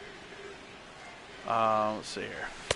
Oh, nice curveball. Beautiful curveball. Wow. Yeah, just really jumping out at that last pitch. He had him thinking fastball. Yeah, Tigers game got canceled schematic. So did the Indians game, I believe. I don't know if they're facing each other, but I know the Indians got canceled today, so. Fastball close, again, but he just didn't being get patient. It. We're not at 2 strikes, so we want to. The main thing to remember is you want to hit your pitch, and you want to be able to make them hit your pitch. Oh, I swung under it. Terrible. Back, though it looks as though he'll have I think the second pop-up by Harper. And he'll put this one away in foul territory for the second out. Oh, that's right. You're right. Tigers, Tigers, Yankees, right? With the ESPN game. Are they moving a game? Are they going to flex a game to ESPN tonight?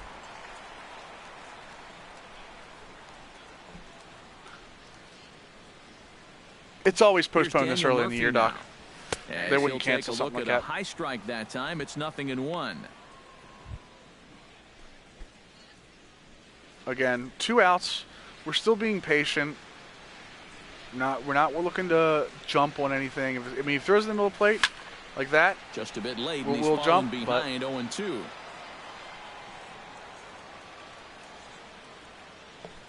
Cubs are on WGN, aren't they? Always on WGN? And he pops it up back behind. So that was a contact base. Swing. Again, something we wanted to. Whenever I have 2 strikes, unless I've got a power hitter up and nobody on base, so I'm always contact swing. That does 2 things. Number 1, it gives you a better chance to hit the ball and not strike out. But it also allows you to foul more balls off. So you can NHL. You can use microphones. I don't have a capture card, or I have one, but it's not. I don't have it out yet. So I have a capture card that I can plug everything into. But right now, I just stream straight from the console. Registering at 93 that time. But any kind of USB mic, you can plug any kind of USB mic into the PlayStation. It'll recognize it. And yet he's still pitching well, and we're in the middle of this ball game. That's over, but low. It's a ball and a strike. Again, a guy like this, Ozuna, a guy with over 50 power, decent contact, but okay vision, 53 vision. I'm pitching around him a little bit. I want him to swing at my pitch. I don't want to give him something down the middle of the plate. Inside and low, 2-1. Yes. Ladies and gentlemen, Darren O'Day works out of a bases loaded situation. Orioles still up 4-3. But that being said, again, low in the zone. All right, unfortunately, that was a mistake pitch by Ross. Left it up in the zone. Second now. And he's in there safely. He's got a double. No, my headset is wireless. Center field. It's the Astro This is a A50s. fastball, and he just slashes this thing the other way into the Yeah, gap. he got Conger on a 1-2 to cut slider that one inside. off, and he's going to wind up on second with a leadoff double. Christian Yelich will stand in now with a good chance to break the seal here following the leadoff double. All right, so we have a leadoff double. We want to try to get Yelich to hit it to the left side of the infield. We want to keep it on the third base and shortstop side. Yelich is normally a balanced hitter, so we're okay with part of that. So we're going to try to keep it outside on him. Or up. We definitely want to, if he can pop it up, we can definitely do that. Ozuna's a 57 speed, so there's a good chance that we could just one hit and no have it in the game for the Marlins. Oh, come on. Give me that corner. It's danger any way you look at it right here. You've got a base Yeah, we're going to go open, up and outside on him. Now, the other problem is what I told you earlier. I go in the lean prophecy. I've already thrown 2 outside. Ready with the So that means Yelich is already leaning outside on me. there, 2-1. So if I continue to go outside, at some point I'm going to have to come back inside in order to even that out. Because the pitch I want him to hit, that's not the pitch I want him to hit. Now. I'm lucky he didn't hit That's that. in a So. great spot, too. Just hard, late NHL, working I down normally in. stream at least once or twice a week. For the opening weekend, launch weekend, we did I think it was like 30 hours of streaming over 4 days. But this channel streams a good amount. I'd probably say 2 to 3 times, 4 times a week. Not always me. This week we took some time off again because of the longer stream. Chop foul over towards the dugout. I think Turtle Beaches are good. I just like the Astros are just a personal preference for me. Okay, so here's what we're going to do. We've already thrown outside a ton. I'm going to throw him a changeup inside and low out of the zone. Hope he doesn't get a piece of it. And okay, we're good with that. misses, so Just to set him up. Now we have to throw him a strike here because we do not want Stanton coming up. The dangerous Giancarlo Stanton gets his shot next. So we're going to throw that 2-seamer outside. Hit hard down the line. Oh, of course. And he tries for the backhand reach at third, but he gets by the glove down the line. And a relay home. The tag got him. Got him. Got him at home plate. So I know Worth has a... I'm using the mic off my Astros. Yeah, this is my Astros mic. So a runner on first with 1 out now. And set to stand in the ultra a couple of dangerous decisions, a Giancarlo couple of things Stanton. behind my throwing decision. So this is going to be defensive here. I know Worth has a decent arm. Okay? Not great, but it's also not accurate. And I knew that the guy getting the cutoff was going to be Rendon. So, again, not great, but from where he's at, we'll be okay with that. I knew I had a shot at home, but I also knew that they had a guy with 60 speed over at first. I want to hold that guy, if anything, so we hit your cutoff and then go from there. Astro A50s. OSFM has no specific date yet. Out in front of it, strike 1. Machado doubles the left center, guys. Schematic it was because I was using it, but I missed watching the beautiful animations in the game. Now, guys, look at this. You see this guy over here, right? That's an extra step. So we have a changeup, so we're going to throw over there. Throw over to the bag. Runner back safely. You don't always have to throw over when there's a when he takes an extra step. But there are a couple things you can do. First of all, change your cadence in your pitching, your timing.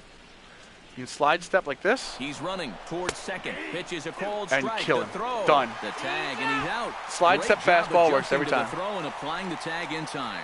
Boy, that's just good execution. Yeah, right there. I mean, I use the mic for my party and everything, that makes so. it easier and quicker for the catcher to handle the ball. He gets a good throw off to second base, and they get their Yeah, guy. David B. I would say soon. So.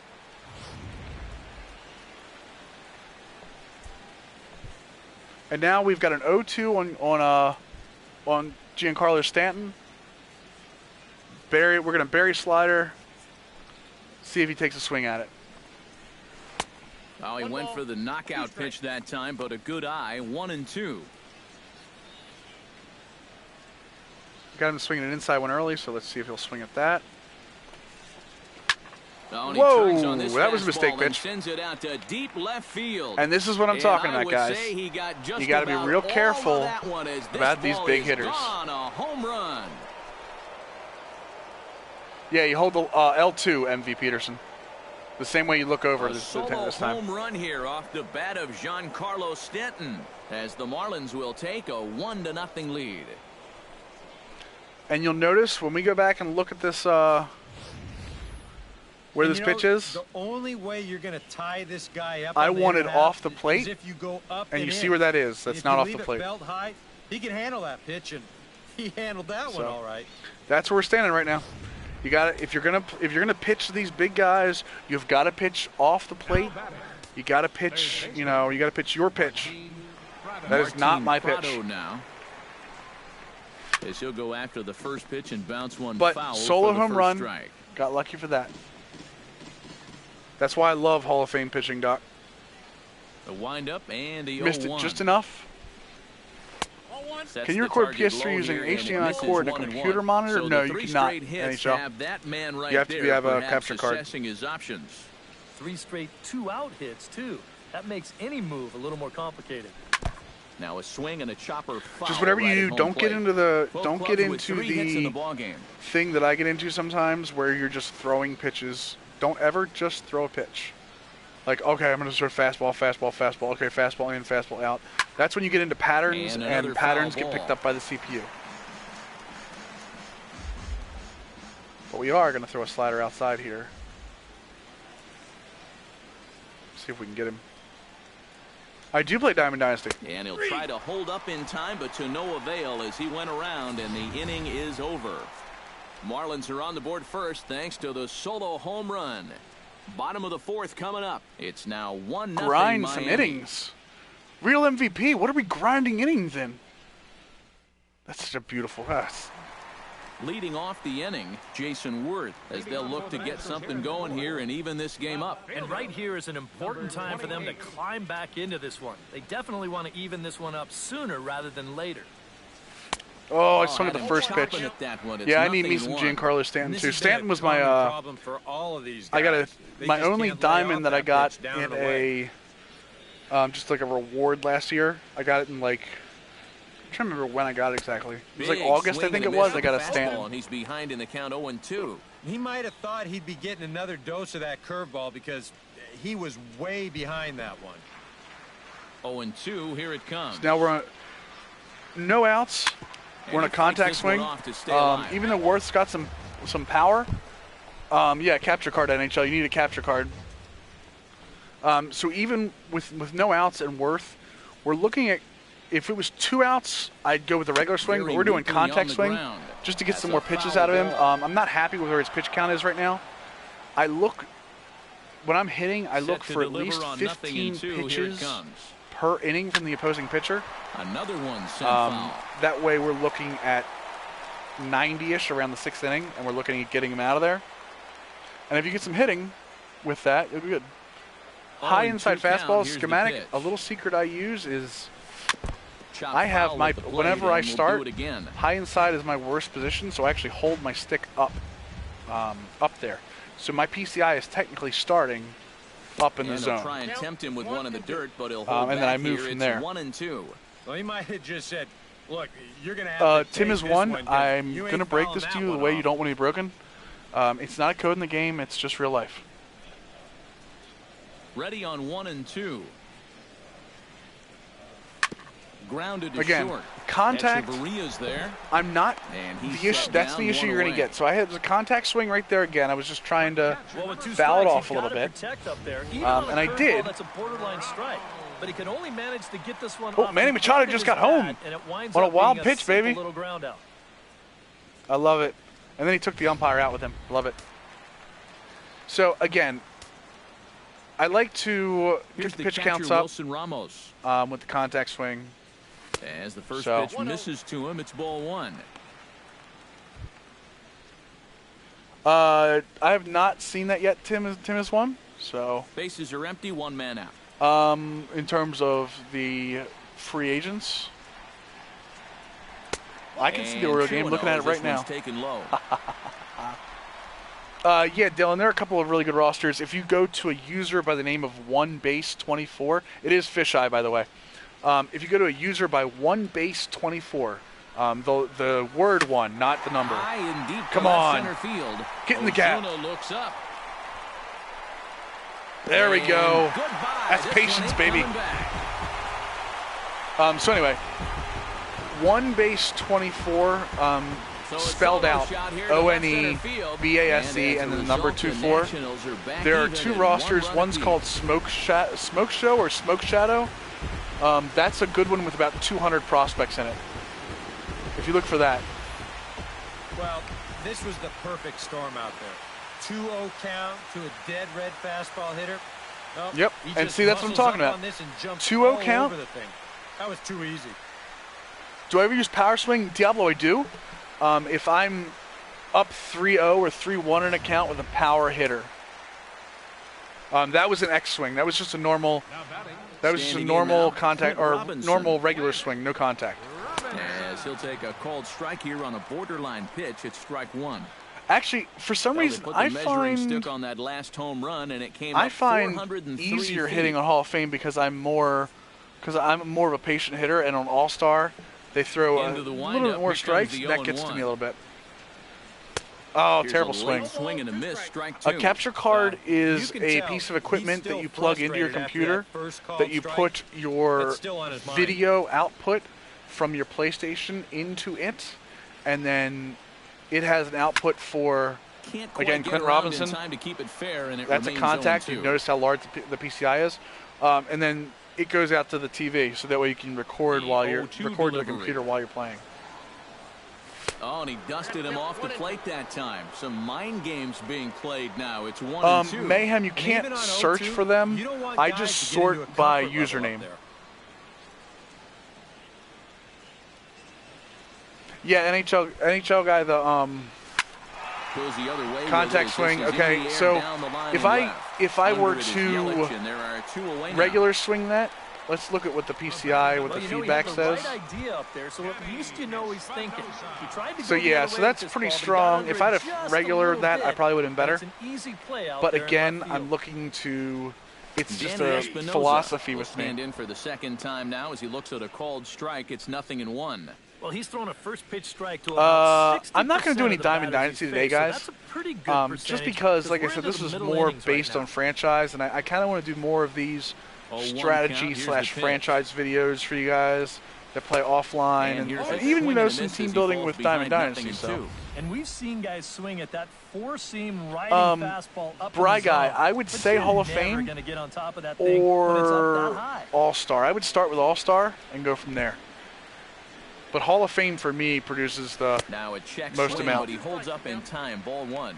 Yeah, you could tell right there. 0-2, roster vault, he's just Brave. thinking about protecting the plate, and he nearly chased a bad one there, but he caught himself at the last possible instant. Just know that if you're playing on Hall of Fame, you will get That's lifted the many, other many way out more to left. Yelich balls is thrown at you, under even it. when it's And 0-2 or that 3-0. ends the inning. Nats get one, and it comes on this Yeah, you have to swing make by sure when you're Wilson doing Ramos. We played Diamond 4. Dynasty. All even now at 1-1. It's Fisheye, Diablo.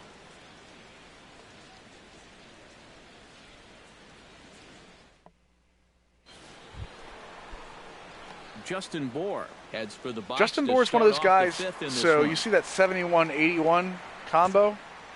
Again, I'm worried about him.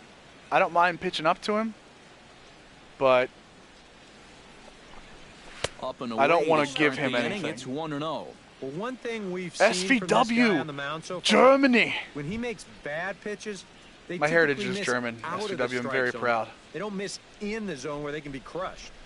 Of course, my dog snoring is like Germany too, I guess. And a fastball that's about off the radar screen there. It's 2-0. You don't have to give it a like, Dylan. Just make sure you follow the channel. Put a heart on the channel, and tweet. Here, you wanna give them a like. You ready for this? If you have a Twitter, at Steve_OS or at Operation Sports, go to them and be like, listen, Millennium is the best streamer I've ever seen. You don't have to really mean it. I'm just kidding. But you know what I mean. Diablo, the thing I like about Fisheye is you can see the break of the ball. Into the windup. Here's the 2-1 pitch. Again, guys, we're going on this lean favorite overall player. I'm a Brooks Robinson guy, NHL. I used high catcher last year, Diablo. That was my thing last year. So, no, the OS one is perfectly fine. So, if you see this, see how, again, 1, 2, 3, 4, inside, outside, high, low. I'm still on that lean back and forth. So right now we went outside. We also don't want to get into a pattern, so we're going to go with the back foot slider. And again, you notice I'm trying to make sure this is not a strike. Trying to nibble here, and it wasn't a back foot slider either. God, Joe Ross, come on, give me something, kid. We're going to go outside and try to get in the roll over this, but we don't want to walk him. But we'll get it close. See what happens. Oh, that was in the middle of... That's a terrible pitch. I'm looking down, guys. Tell me what happens. I knew it as soon as it happened. Oh, no problem, guys. Like I said, Operation Sports is a website for sports gaming, dedicated to sports gaming. You'll see the awesome thing pop up here all the time. So, and guys, I'm just glad you guys are here getting information. That's kind of what I like doing. I like getting information out to you guys, strategy, stuff you guys don't think of sometimes. I like interacting with you guys too. I'm not gonna lie. Well, you figure so you're gonna see this. I'm gonna show you when you look at the PCI, the feedback. You saw I was trying to go outside and low, and that's one of the downfalls of pulse pitching. But one of the things I like. You're gonna see where that ball ended up, and that ball ended up at a bad spot. It was not a good spot. So. In now, unfortunately, that's what happens. As he'll take a look at his franchise hockey manager. I own it, or no, I don't own it yet, but I'm going to buy it. I do. I don't like tech sims a lot, but I love hockey, so.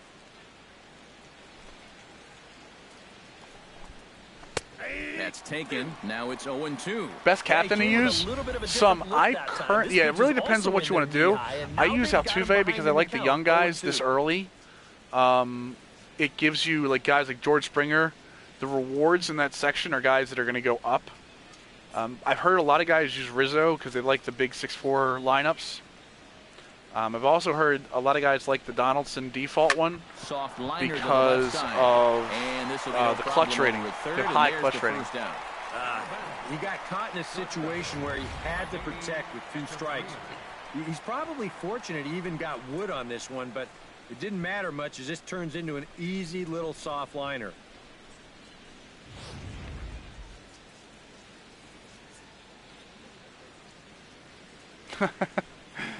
Thanks guys for all the tweets out to Operation Sports. They're getting it. I don't have all that, Diablo. I've got Twitter and that's pretty much it. The official, you'll see it pop up. The Operation Sports YouTube is what I use, so I don't use much of anything else. I'm a Twitter guy. Hits this one fouled off to the right and I mean, you can throw me a message here too if you want. Hits are now even at 4 apiece.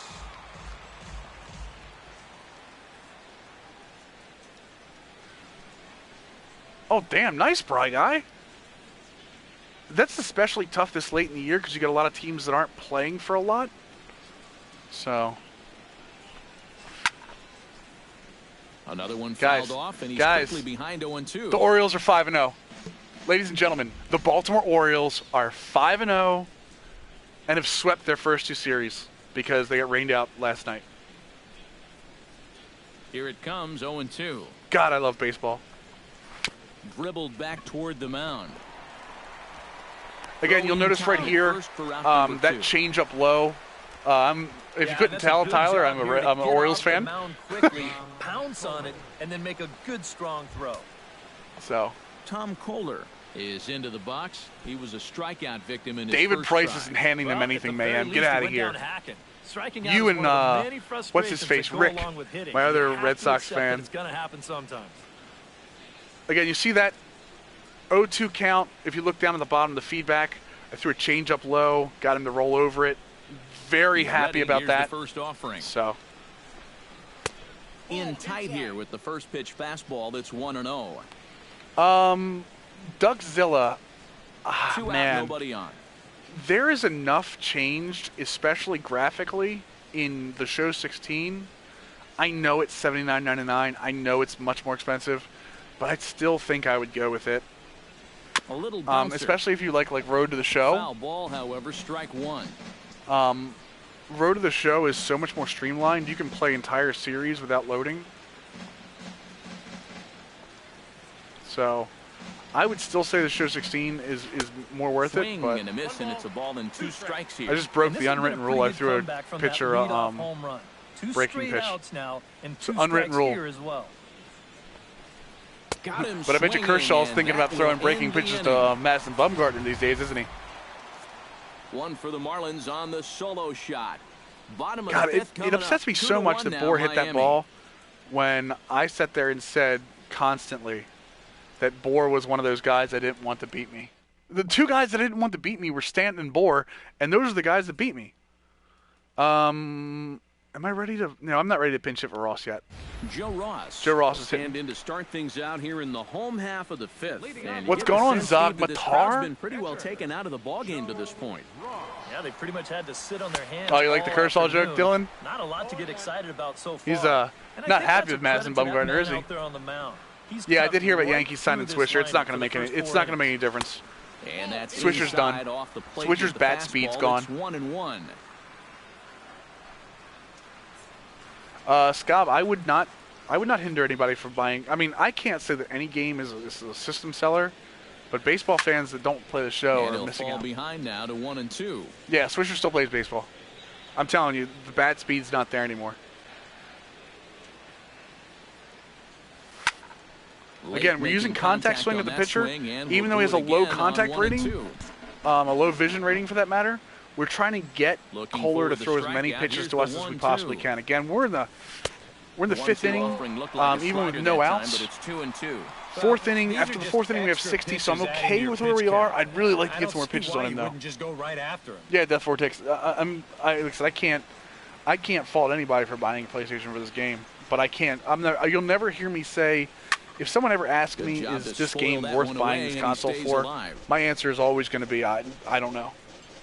A 2-2 count. Here's the pitch. Chopped weakly to the Dansby left. Swanson's not ready for the majors yet. Right there.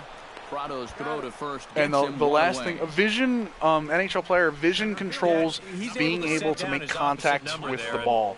So like if you, let's say your PCI is a circle, if you use a regular swing, it'll actually make the PCI one size. If you use a power swing, it'll make the PCI smaller. And if you use contact, it'll make the PCI bigger. Well, he's putting the ball in play, but clearly getting under it too much right now. It'd be nice for him to stay through one right here. Tyler, what I was saying about Dansby Swanson, though, is the last thing you want to do is bring Swanson up and have him be overpowered by pitching. That's not going to be helpful for him. I'm pretty sure he can already field the position at a major league level. But you don't want to have Dansby Swanson come up and get destroyed. I'll tell you, he's already hit one guy. He is not afraid to work inside. What's his vision control? Okay, yeah, follow me on Twitter. I should follow you. How Bob? I thought I did follow you on Twitter. High and wide, 2 balls and a strike. I do not think EA. Well, I won't say ever sports. I don't think EA is going to bring MVP back anytime soon. MLB is behind in terms of sales of a sports game, behind football and basketball. This is where you need to pounce. So they would have to have the basis of the game already working. Don't bash EA in my stream. Come on, guys, you know better than that. And so that was a power swing. 3-1 count. Even though it's Michael Taylor, 1 run, 4 hits. See that power? He does have some power potential. So that was a power swing that I tried to get a hold of. Probably should have let it go because I probably could have rolled over it. And there's a walk. And he lets him off the hook there as this isn't even close for ball 4. That's an easy Tyler, like I said, Swanson's going to be a star in the league, but you got to let him get used to professional pitching. Professional pitching. Wiso, let me see here. Wiso, when will the roster come out? Taking so long. Steps in, working on a 1-for-2 game. The roster will be out soon, Wiso, but we don't have an exact date. I do. I still own that Game Sports. That's actually where the meter came from. The throwing meter in this game, I'm pretty sure.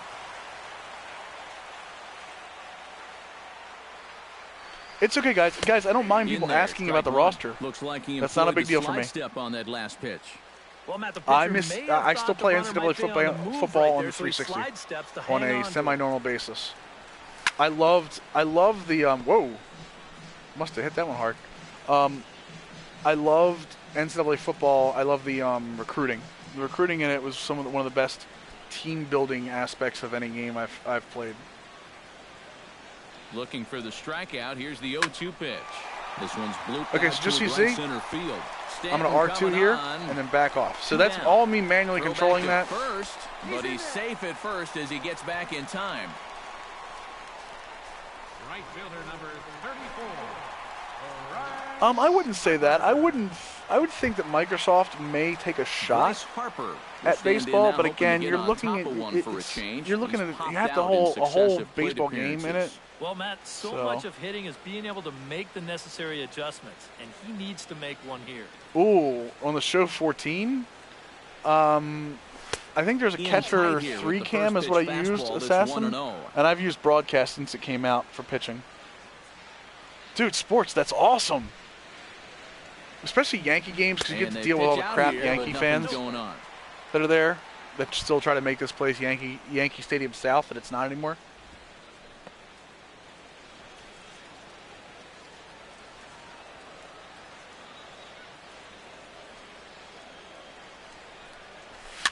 Oh, terrible swing. I can't believe that.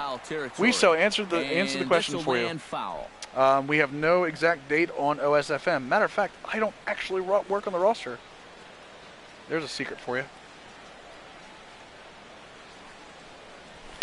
Pulled toward right center I thought I had that. Ozuna has a read on it. No trouble with this one. And I'm not a fan of that animation. So. One left for Washington.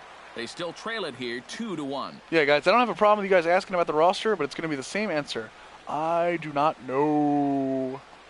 Steve doesn't write for OS. Steve owns OS. D. Gordon will try it again. 0 for 2 with a fly out. Steve's the big Willie up there. Well, guys, if you split the difference between the fly ball and the grounder he's put in play, you've got a nice line drive. So maybe we'll witness that right here. I've not seen Alabama's new state. He was a Saints player, but that got, what did he get shot? I think. I don't know the exact story, so I don't want to put out what I don't know. Short, hit hard.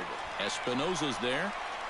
Throw won't be in time as he reaches it first. So hold on here. We're gonna look at this real quick, but I want to go over something about defensive routing on this too. Very close, safe call might be challenged.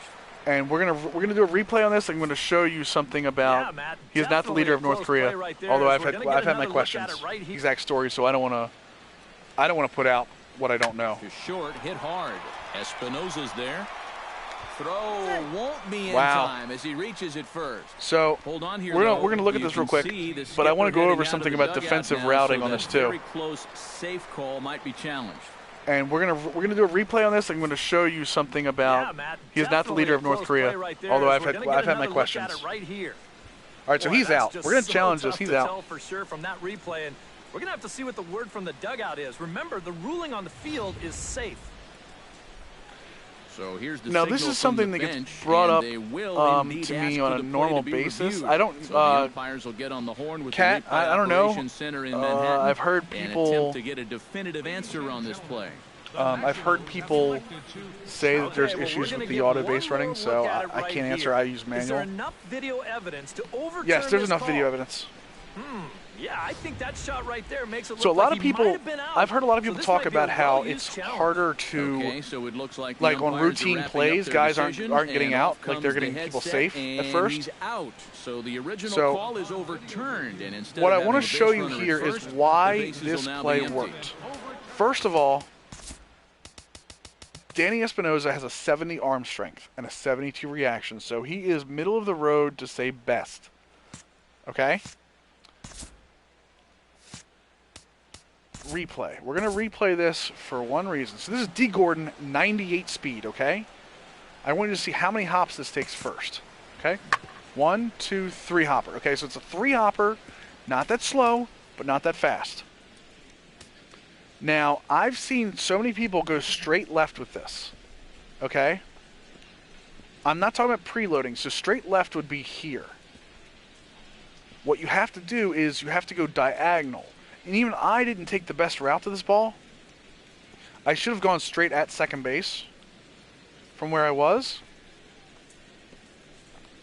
So because I did that, now D. Gordon is good, but because I did that, that's why this play is close. If I take my stick and I go a couple more degrees towards second, I cut this ball off much earlier. Look, he's got time to get down. He should not be doing this on a D. Gordon play, on D. Gordon running. And this is my fault for taking the wrong angle. I should be taking an angle to here. This is where I should have cut this ball off, like right here. A lot of people don't see that, but that is exactly what you should be doing when you're fielding. You should be taking shorter angles, especially against faster guys. That's why that play was close, and I'm lucky for the fact that he was safe, or that he was out. NHL, the call automatic. You can only challenge calls at first, and it automatically comes up on close plays. Hit sharply toward the right All right, side. Ross is losing it for me. Grass, it's a base hit. NHL again, it's automatically comes up. You can push square to challenge it once it comes up. Head stays down, ball gets deep in the zone, and he lets those hands lead the way, and he drives it to right field. That's as good an approach as you're going to see. Sports. I have a test franchise with the Orioles that's only a couple weeks in, that I'm not doing bad in, but honestly right now I'm waiting for either the first official roster update or waiting for the OSFM, because that shouldn't be too long either. No, it's okay, Wiso. It's not a big deal. I have no problem with you asking the question. Just don't answer it a bunch of times. Okay, so you see that guy's on a two-step lead right now. So we're going to look over at him real quick. I'm actually on a 57 speed. I'm going to slide step and see what he does. In is Christian Yelich. And we're going to throw behind him, too. And again, he's oh, I thought I had him. Come on, Blue. Blue. No. Guy's out. That guy is so out. By the way, I've caught one guy. I caught one guy on a snapback throw. Oh, he was safe. Oh, I did catch a guy on a snapback throw, so it is possible. OSM, yes. OSFM will have full AAA, AA, and whatever's left of single A. Every player in OSFM is a real player.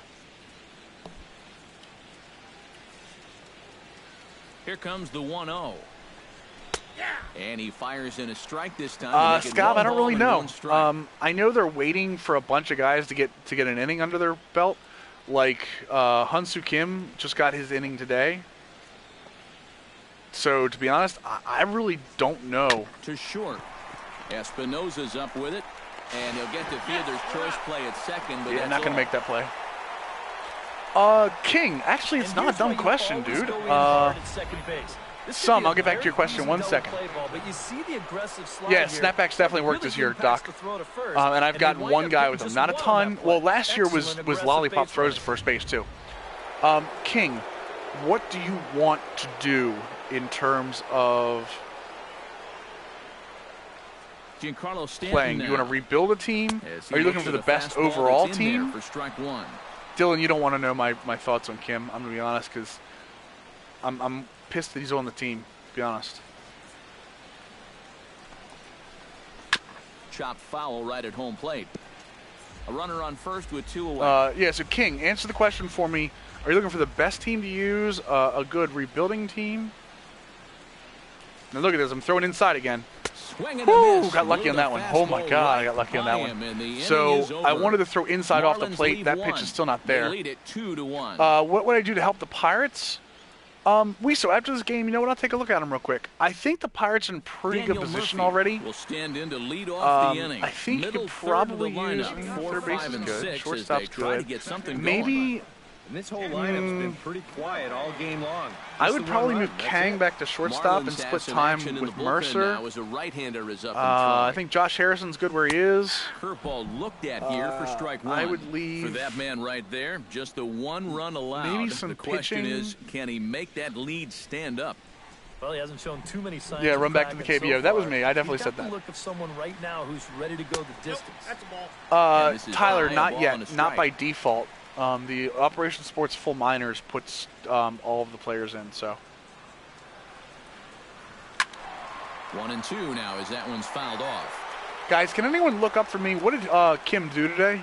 I know he was in the lineup. Can anyone give me his box from today? Gets a small piece near the plate. Oh, it was foul. That goes Foul. foul. Contact so swing. He stays alive with 2 strikes. Yeah, Red Eye. It's definitely a comfort thing. You have to have a feeling for it. So practice is unfortunately the only way to do it. This is hit the other way. I swung at a bad pitch. Yelich moves over, looks it into his glove, and there's one gone. Yeah, wait, he was in the game, right, Bob? He got at bats though, right? Really That's what I'm asking. One bad pitch the entire game. That was the yeah, the Phillies are a tough rebuild. The that, toughest rebuild is the Brewers, in my opinion. Not much to speak of at all. Just because of the combination of Jason Worth lack dig in of. Here. 1 for 2. Kim was 2 for 3. There you go. Grounded out so far. Yeah, putting the ball. That's in what I'm talking play, about, baby. Sometimes that's half the battle. First delivery to him on the way. Don't get me wrong. I'm gonna cheer that guy because he's an Oriole. Right there for strike but I still one. think he should have taken the. Not showing in his slider. That pitch is still. No, as he didn't hit a tight home as it run. was in the second inning. I watched the game. Machado was the only home run, I thought.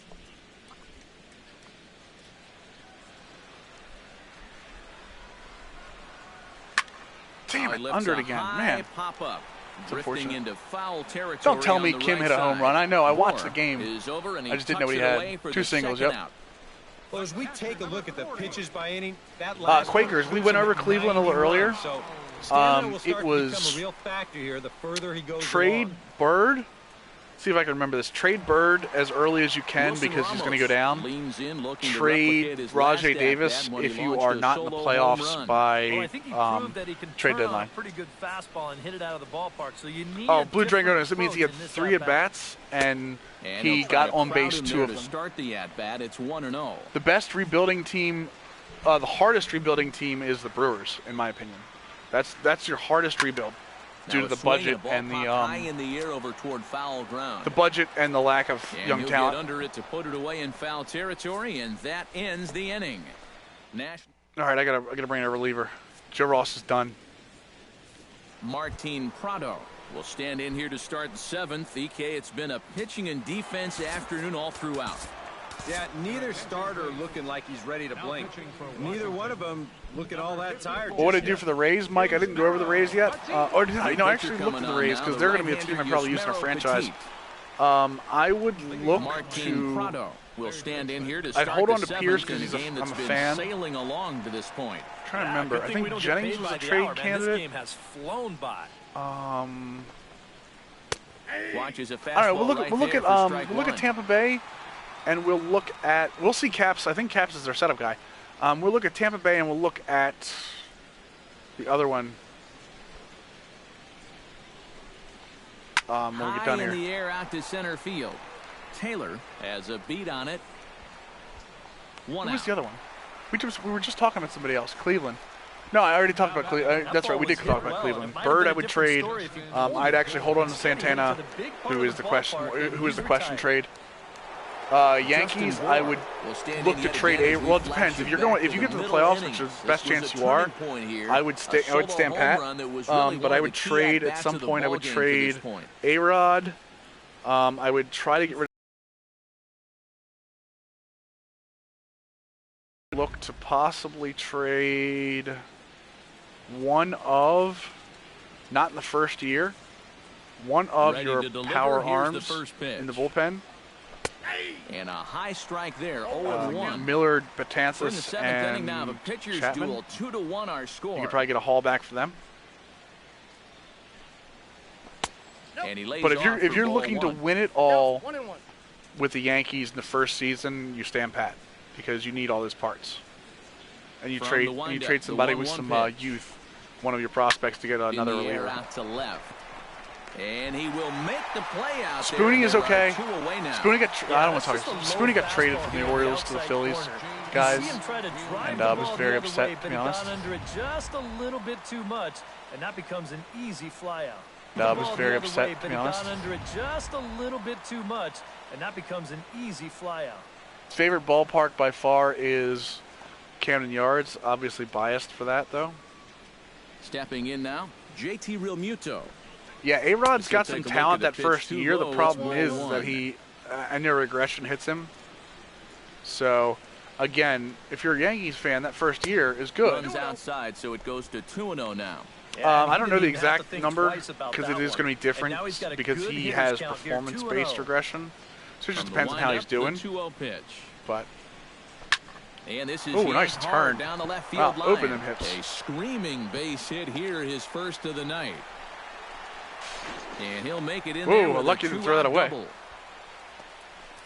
Well, Mike, depends on what you're trying to do.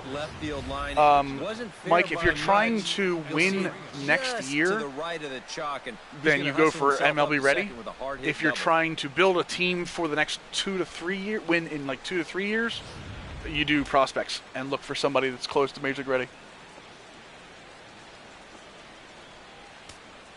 EHL, we went over this. Look at the archive, but I would trade Bird and try to get some pitching, or not pitching help, maybe some speed.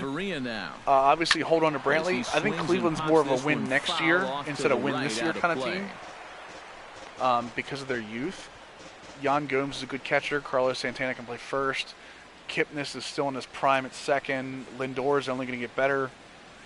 I trade Bird, maybe get a third baseman. Heading out towards shallow right. Come on. On the move is Harper. There we go. He's there to make nice the catch, play, Harper. And that'll retire the side. So I do all that. I hold on to the pitching because all the pitching is 29 and younger. Show Sunday baseball after this. You want a lefty. You need a matchup lefty in Cleveland. Absolutely need a matchup lefty. But we also went into some not specific, non-specific things to do. So I definitely was just watching the archive. We start off with the franchise stuff right off the bat. So. And now the Marlins bullpen will swing into action as a lefty. Thanks, and Carter. I appreciate that, dude. To get loose. Make sure you hit the follow button. Here, and he hits it for strike one. Yeah, and it seems so you can get notified when we go on again. Here in the last few innings. You got to think about bringing that the Giants are pretty good, and it's 2016, so I'm pretty sure they've written some kind of code in the game so that way they play better because it's even year. And it's quickly 0-2. How do I spend money on the show? I don't know. I don't really buy packs that often. I buy packs when you guys are on, like just so I can play some. Contact swing. Oh, man, I thought I got it up there. And a good throw gets him one gone. Zach, I think there are issues with matchmaking right now. Tips for new players, and I would start off on dynamic difficulty, so it starts you off on rookie, and learn from there. The one thing you will have to learn on dynamic difficulty is you're going to get a lot more strikes on rookie than you will when you get to your normal levels. The first pitch. Breaking ball for a strike. 0-1. I think a lot of pitching coaches would like to see that first pitch strike ratio better than about 60%, but that's what he's got going for him tonight, and he's pitched very well. Terrible. Why can't I hit? I've lost every bit to hit here. To the bag himself, and there are 2 away now. And the off-speed stuff just continues. Yeah, Recon, they do. They use so one of the guys, Knight, that works in the rosters, has knowledge of sort of how the ratings work. So they. Yeah, I definitely want to bring a pitcher in or a hitter in. So he goes off of where they would be in terms of those, in terms of that and being minor leagues. And then what they do is they sim a ton. Hold on, he'll step out and ask for time. Get my bullpen working Maybe again. Trying to get this pitcher out so they of the sim a ton. He's in right now. Sean Kelly, yep. To make sure that nobody goes crazy.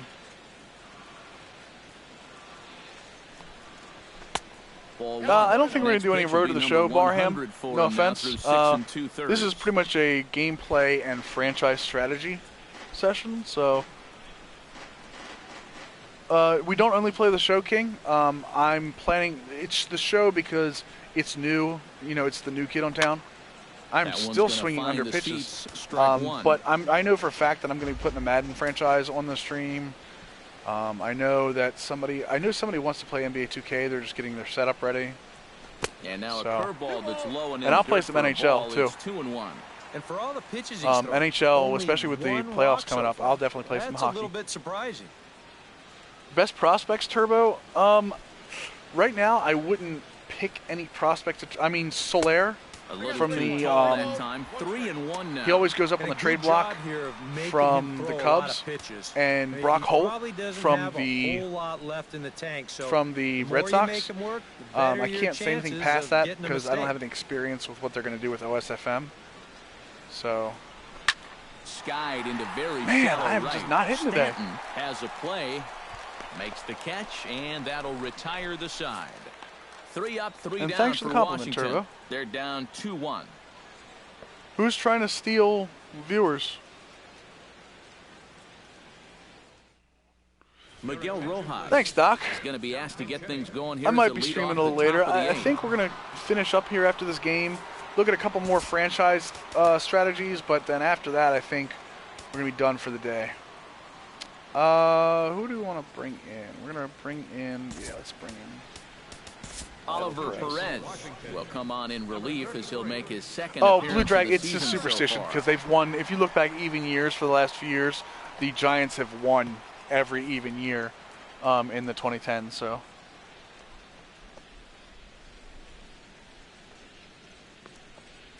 Sorry about that. Bulldog? Who is Bulldog?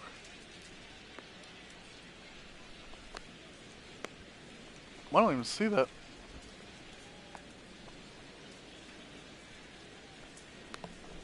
Yeah, I know. I gotta start putting some balls into the friggin' stands.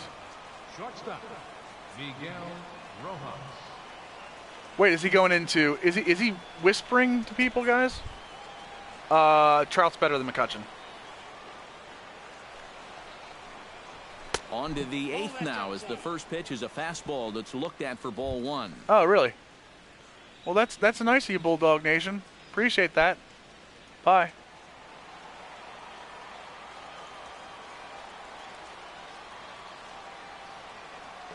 Oh, come on, Bulldog. You guys kill me. Now the pitch. You guys know that. How many people have been in here when I've promoted other people's streams? Like, because I legitimately like their stuff. I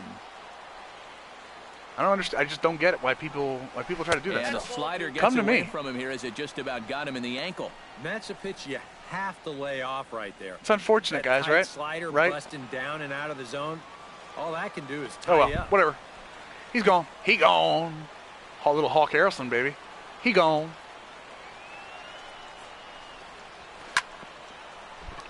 Down it's not like we're line, a huge stream. But this is a foul ball.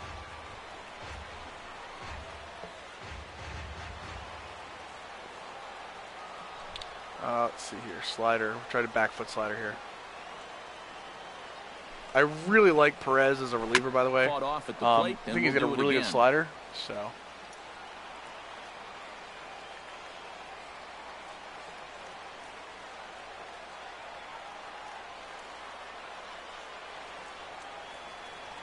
Sorry, guys. It's fixing something in the stream. Try to go up here. The 2-2 pitch. Fly ball out toward left center field. Taylor on the move. He's got it. Almost got beat. Oh, you leave Hawk Harrison alone. Dirt rally? Well, someone told me about that. Who? Yeah, yes. It'll be archived as soon as it goes down. But it's still an easy guys, I'm not really worried about field. it. So let's see here. By first Gordon option. Will stand in. Oh, you're talking about the packs? You get a player pack that has the guys in it are guys that match up with that player. So like the Donaldson, all the guys in the pack have plus 75 plus clutch rating.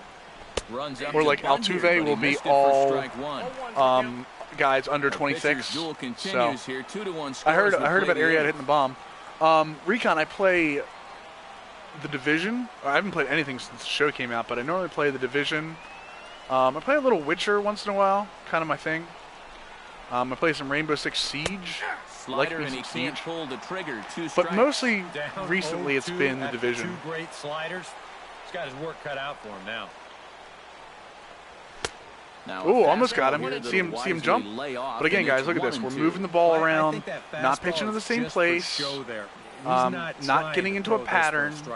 That's all important stuff when pitching. So. Here's the pitch. To 2 balls and 2 strikes now. Far Cry 4 was one of my favorite single-player experiences. I really liked it. So, and I heard really good things about Primal. So, as that misses, it's 3-2 now. I like Division. I've gotten past the whole bullet sponge thing. So. It's a full count like it is here. That doesn't bother me as much. And he looks at ball. I missed him. I lost him. So how did I lose him? Oh, this is bad, guys. This is bad. He's on base. That is just a great new morale system is very important. So if you do not pay attention to it, there are guys that can take large, massive hits if you don't pay attention. New morale system is very important. So if you do not pay attention to it, there are guys that can take large, massive hits if you don't pay attention. Especially if you offer a guy a star roll and you're not giving it to him. Star roll, and just depending on what they want. All right, so hold on, hold on one second. And a bluff move here to first, but let's see. I know we got Stanton up after him. Oh, Ozuna's really good against righties or lefties. Yeah, so let's go ahead, and we're gonna go ahead and bring Kelly in. We'll get a trip to the we're gonna put Rivero at warming, and bring in Kelly. Sean Kelly will come on out of the bullpen as he'll be appearing in his 3rd Guys, game always this remember season. Matchups are imperative. Marcell Ozuna will be the first to greet him here as he'll stand in with a runner at baseball first rules aren't really that hard. Now the Nats are you'll get them as they go. The franchise rules are a little tough in terms of what you're allowed to do and what you're not allowed to do. But the game walks you through them, and to be honest, you can have the game automatically handle your roster if you just weren't worried about gameplay. And it wouldn't be a bad idea to hold the ball a little longer out there on the mound. Really, he took an extra step. You guys saw that, right? You can't be predictable out there, or he'll take advantage. There is morale in Road to Show, Bob, but it doesn't affect your player. But there is morale to other players. Looked like a slider, perhaps, but it missed badly, and it's 2-0. With as crappy as I've been hitting, I got to keep this to a 1-run lead. That base stealer over there at first base. Sometimes just the threat of a steal can really mess with your head. Come on! Get him on one of these. As he gets back in time. I'd love to get him on one of these guys.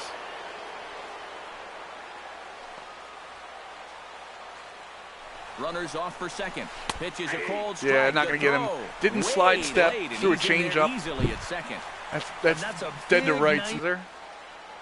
Looking to keep this a 1-run game, and that's a swinging strike 3 in the dirt. There we go. I like the strikeout because now we can set Stanton up to walk him. Because I'm not letting Stanton beat us. But then he's got to get the out over there at first base and make sure. Guys, you know what game I'm watching right now? On the old MLB.TV? Miami and Washington. Oh, this is Yelich. I don't want to walk him. I want to hold on to him. In is Christian Yelich. As he'll take a look at a slider here that finds the zone for strike 1.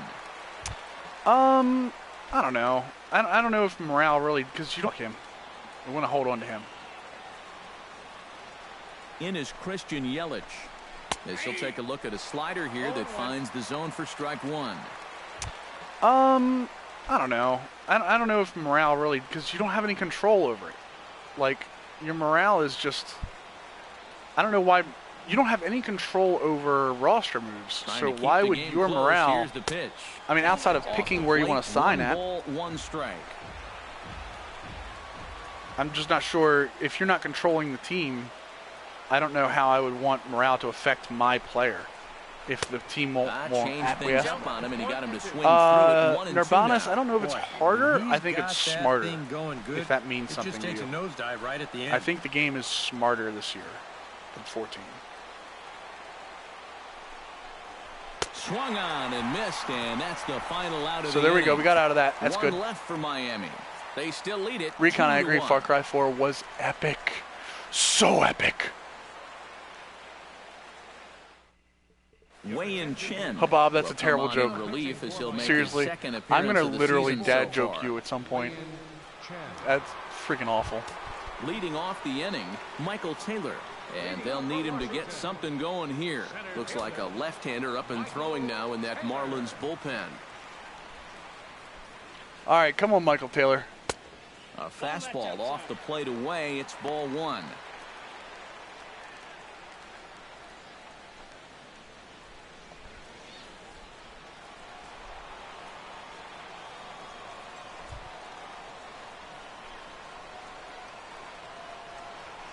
And that pitch misses in the dirt, and it's 2-0 All right. now. And Starting off well. Who did they put in? Walk would certainly help the cause. They put He's gotta Chen in? shrink that strike zone here and not chase That's weird, anything right? that he shouldn't be swinging. Oh, you know what it is? The show live. Nirbanas, I can't tell you whether you should buy it. I think it's definitely an upgrade over 14, if that's what you're asking. Lays off a fastball, but What's going on, it's over BQ? for a strike. 2-1. A pretty dangerous spot for that one. BQ Cardinal I don't think it fan. was by design. It's Dude, one BQ, thing to miss your Grichuk spots raking for out me of in the zone, Diamond but Dynasty, by the when way. you miss in the zone, Scotty's especially doing up, well, too, but that's when you Grichuk is tend to just get hurt. untouchable for me. And a swing and a miss. Terrible Does that look swing. like self-defense there? It's 2-2. Wei-Yin Chen. Yeah, I'm guessing on the daily rosters, Chen was put onto the bullpen by accident. Fastball swung And I on can't and hit. missed for the first out. I will say, in the I eighth think you inning should of a Nirbanas, one-run but game, it's always personal important preference. to get that first out. Put that offense on their back heels. Chen's ready. First pitch on the way. no, I do not play Beat the Streak sports.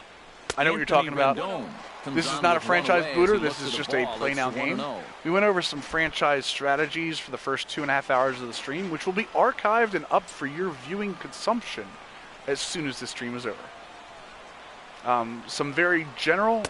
1-1. Terrible swing. What am I swinging kind at? of a late decision to They swing did some there. general Even if he hits franchise that thing, guys you should that look might just be a for, routine what you fly to should right. do if you're looking for, when to play.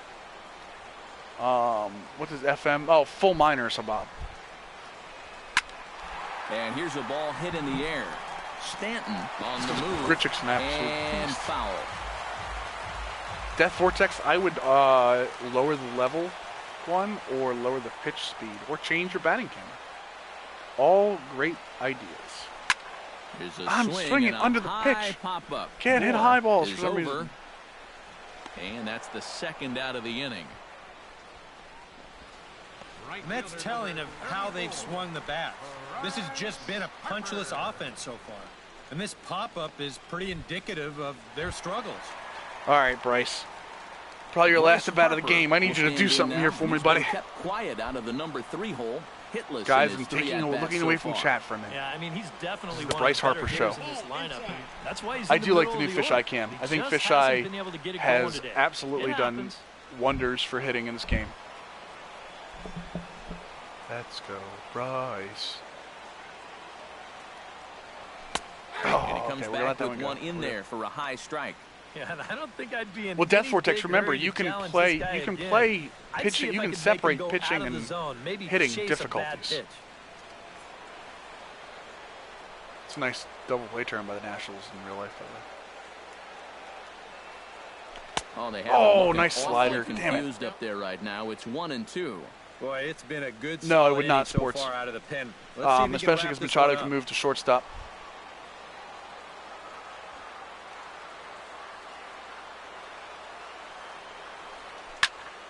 Still 1-2 as he Shortstop fouls it is away. more of a. Benny, I'll tell you. Hold on, Benny. I'll comment that on a second. Machado at shortstop is a much more valuable. And a Oh, I swing swung and at a the miss slider. is all he Terrible could do swing. is reach out in Is a vain much for that one, and the more side is retired. valuable dangerous commodity than Giancarlo Bryce Stanton Harper will get be the in first right field. shot when we return. Bryce Harper, and It's I think he's a better Marlins overall 2, player too. And the Nats 1. Oh no, you're right, Death Vortex. You can't. And there now is Giancarlo Stanton. He'll lead things off here in this one-run Benny, I don't know what you're contest. talking about.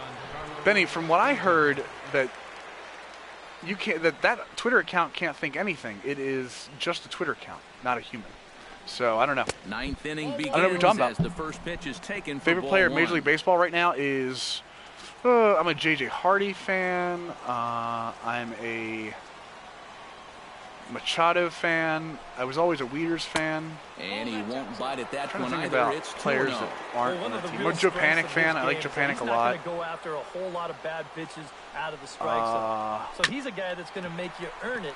Oh, I tried to push back the other way. So, if you guys saw that, I tried to, one of the things, one of the tricks that people don't know is that when you go after the ball, when you feel the ball, if you push back the other way, it actually pushes your momentum that way to throw. So, they're still stuck on franchise mood is amazing. At least they've got a leadoff base runner here to I don't think Harper's a punk, but I can see why people do. Martin Prado will stand in. He flew out his last time up.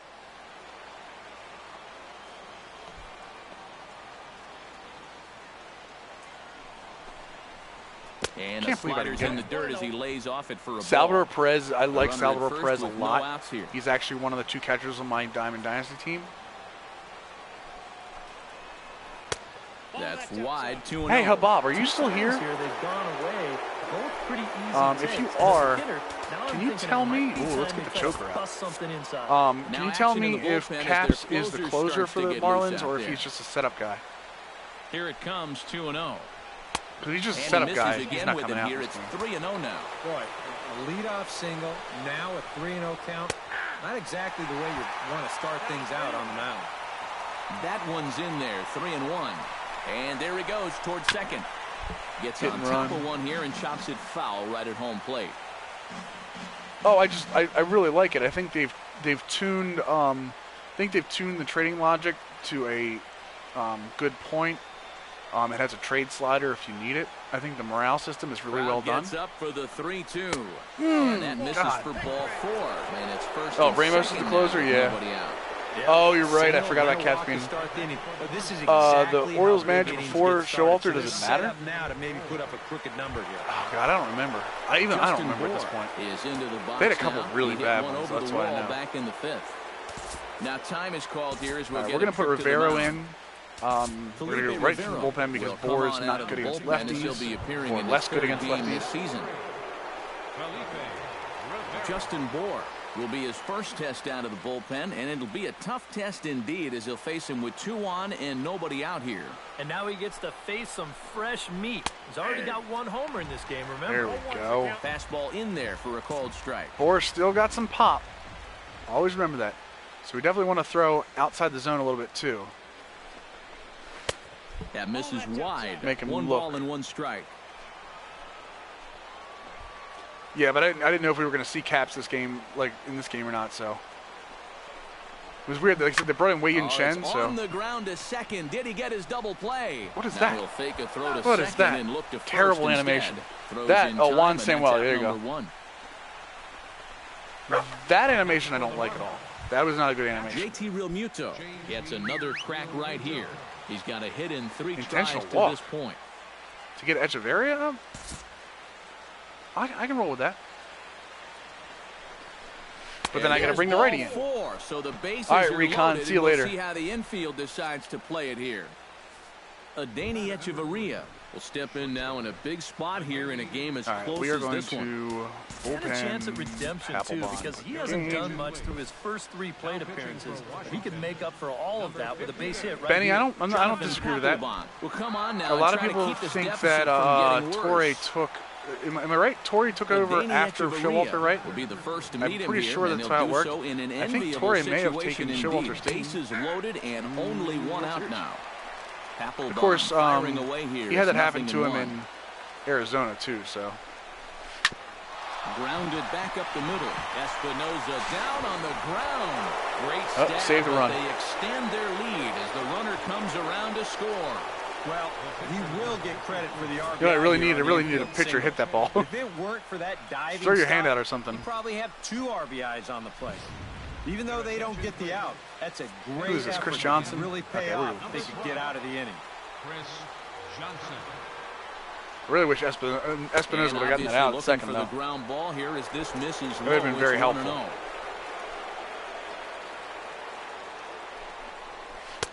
Low and away. All right, come on, Papelbon. You're killing me, bud. Deep breath time now on the mound. You got to compose yourself.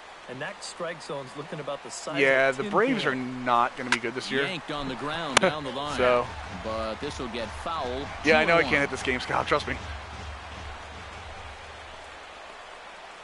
Papelbon comes set. 2-1 on its way. Oh Shot my back God! Up the middle, and he Run has home, run delivered home. one of the biggest at bats of the afternoon as he cashes in with a base hit, and he is in there. Just a line drive right back where it came from.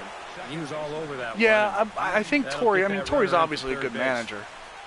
So D. Gordon we're throwing comes this to one the down the plate middle. with the bases D. juiced, Gordon, and hit it it. seems a big hit here could really put this one out of reach.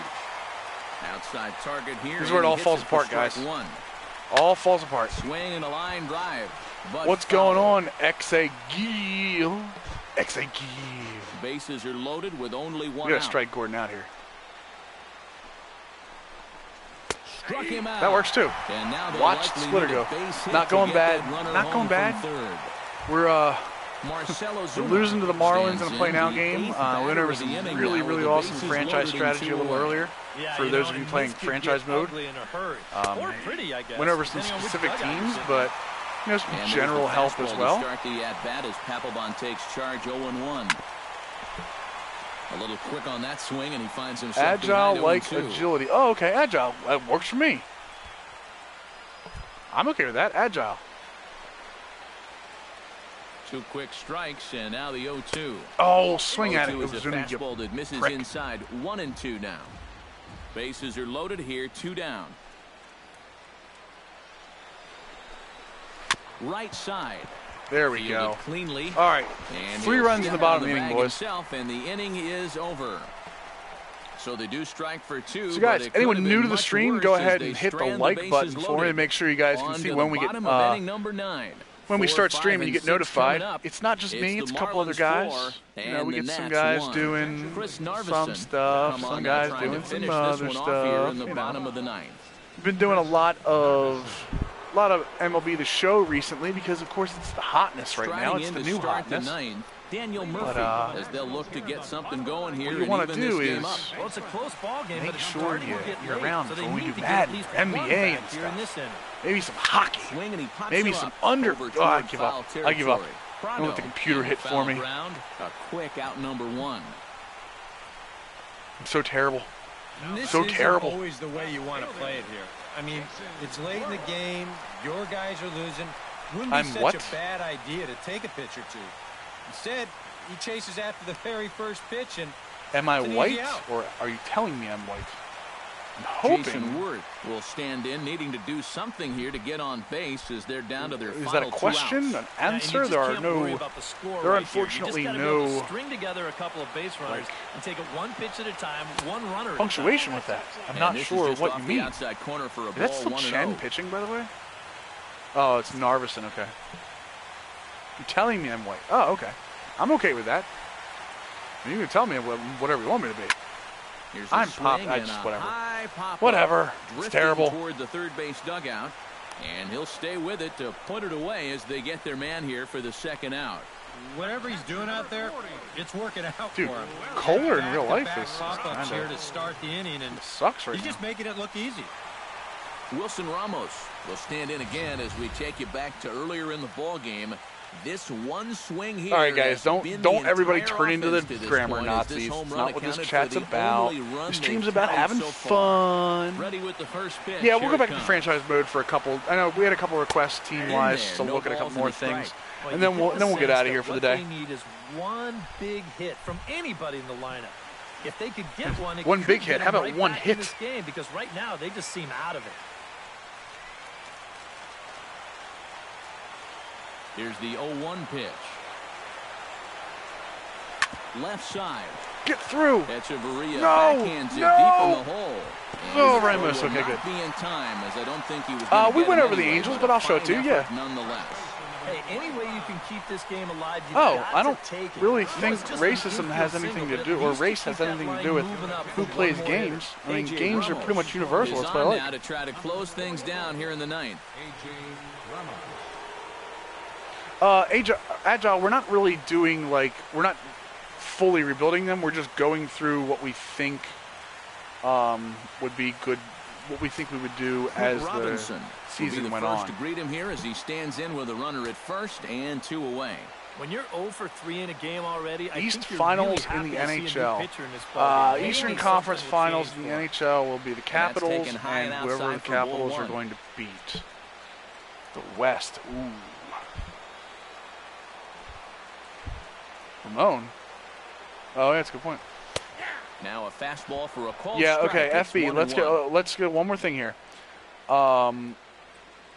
We're not going to be talking about race anymore, and any more race comments after me saying this we're just going to get you out of here. So, no more race stuff. It's not what this is all about. No offer on that one. 2 balls and a strike. I think that's consistent with how the strike zone gets called nowadays. That's a strike in the rule book, but most umpires won't give you that pitch anymore. A swing, and Oh, it's of course, popped under. in Why the not? air back behind first. No, everyone gets another Ranging chance. into shallow right, Just makes letting the you know catch, that's not going to and happen anymore. that's Well, the we ball lost. game. That's about as economical a save as you're ever going to find. He only threw 4 pitches, but they're enough to get the job done. One more look at the final line score there to see the great pitching performance that led his guys to the victory. I can tell you, I don't watch one of the NASCAR, big keys but here for the Marlins this afternoon. yeah, was I know. the play of Giancarlo this Stanton had a man. big home run. I don't care about all that. Giancarlo Stanton. Get back into franchise Take a mode. Look at this. snapshot of that. He's our top The player Marlins of the won. game. Jack Tyler, you're in the chat while it's I happening. think in the end, this really could have Like been you can actually see it anybody's happen award, right there. but what the heck? Let's go Unless ahead you're just and rubbing give it in my to this face, guy. which is He's as okay. I proven as anybody. didn't hit with crap.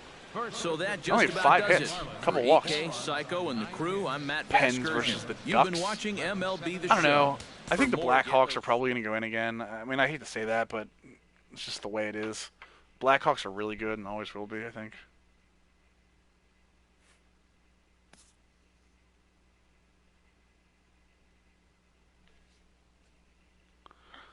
All right, so let's go over here. Oh, in real life, they're still playing, Jack. I think so. Did they? Hold on. I take that back. I was watching the game.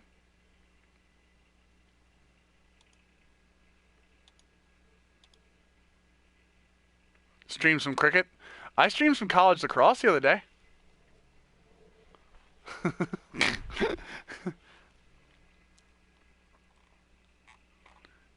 I like that the is OSFM out yet account said if we all go watch, I'll tell you guys when OSFM comes out. That's pretty good. I like that one. No, it's okay, Zach. I actually know how to play cricket. I learned how to play cricket in college. As crazy as it sounds. That's 142. There you go. All right, so franchise mode. We're gonna do just so new with the live rosters. Now, remember, this is just with live rosters. This is not with OSFM, but it does have some things to do. When it comes to the Angels, what I would do here, I'd look to trade Pujols as soon as you can. Even with that, because I think CJ Cron can play first base for you and still get to the playoffs. I would look for catching help because both of your catchers, while Soto can hit some, neither one of them is going to be serviceable defensively for you. I would look for I guess Pennington can play your utility role. I'd look for a fourth outfielder because I'm not a big fan of Barry. I would also, if you fall out of the playoff race for any reason, I would start to look at trading Yunel Escobar by the trade deadline. I think Giovatello is a good keep. Simmons is your shortstop until Simmons retires. I like Calhoun a lot. I think Gentry should stay as your leadoff hitter. Although, again, another guy that could be valuable to some teams due to his speed. So if you fall out of the playoff run, I would do that. I know you do, Benny. That's one of the reasons I thought it was pretty cool. There is no lacrosse archived. I don't think I think we're all archived. I think I did it on my personal account when I had it. So yeah, that's what I would do. Pitching wise, I would get rid of Shoemaker. Even though he's decent, he's upgraded because of his walks over 9. I would get rid of him. I think I would also look to possibly trade either Weaver or Wilson. I think you would probably get more value out of Wilson, even though he's 2 years older. But I think the computer likes lefties a little more. So I would look for that, and I would look for a matchup lefty for your bullpen if you're going to the playoffs. Yes, trade Mike Trout. I would not trade Trout. Trout is untouchable, especially because Trout is only 24. Guys, Trout is essentially prospect age. So let's look here. The Cardinals real quick. I can tell you the Cardinals because I've already thought about them. I would start looking at possibly trading Wong, but only because you have Jorko. I like Jorko. Wong can be much better. I just don't think he's going to give you... I think he can bring back something you might need. Holiday, man, if you're in the playoffs, it's hard to trade Holiday. Or Peralta for that matter. Actually, you know what? You could play Jorko at shortstop. I would play Jorko at shortstop and hold on to Wong and trade Peralta, even if Peralta is better for that year. I hold on to Matt Adams. I think Matt Adams is going to go up. I hold on to Piscotty and Grutchik are your cornerstones that you're going to build the rest of the team around. I hold on to Carpenter for right now, maybe a year. And you better start looking for your replacement for Molina, even though his fielding and arm is still amazing. I like Moss a lot. Moss can play first base for you, too. So, man. Here's your problem right here as a Cardinals fan. Your problem is that Peralta is going to help you this year, possibly help you next year, but his fielding ratings are going to start going down. So,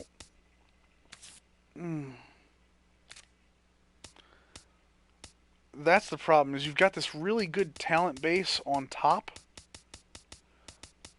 but if you, for any reason, have to go get... If for any reason you have to get younger, you're going to have to go into a full rebuild. So, Tommy Pham, not bad, but not going to help you. So,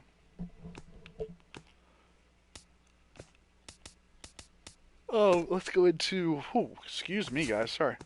Tigers, I think we already went over this a little bit, but... Where are they? Oh, there it is. The Tigers... I think the Tigers, you start looking to trade Cabrera. I know a lot of people gave me some guff on this earlier, but I think you start looking to trade Cabrera for a replacement first baseman. Plus, you could also get a third baseman and catcher. Although I like McCann a lot. I think McCann will do well for you. Possibly an outfielder to replace Maben as well. I like Aviles just for a utility guy early. I like Goes' speed and defense. But you're looking at Kinsler's on the wrong side of 32. Martinez is on the wrong side of 37. I mean, Upton's your corner piece. Iglesias is your corner piece. JD Martinez, you could still build around.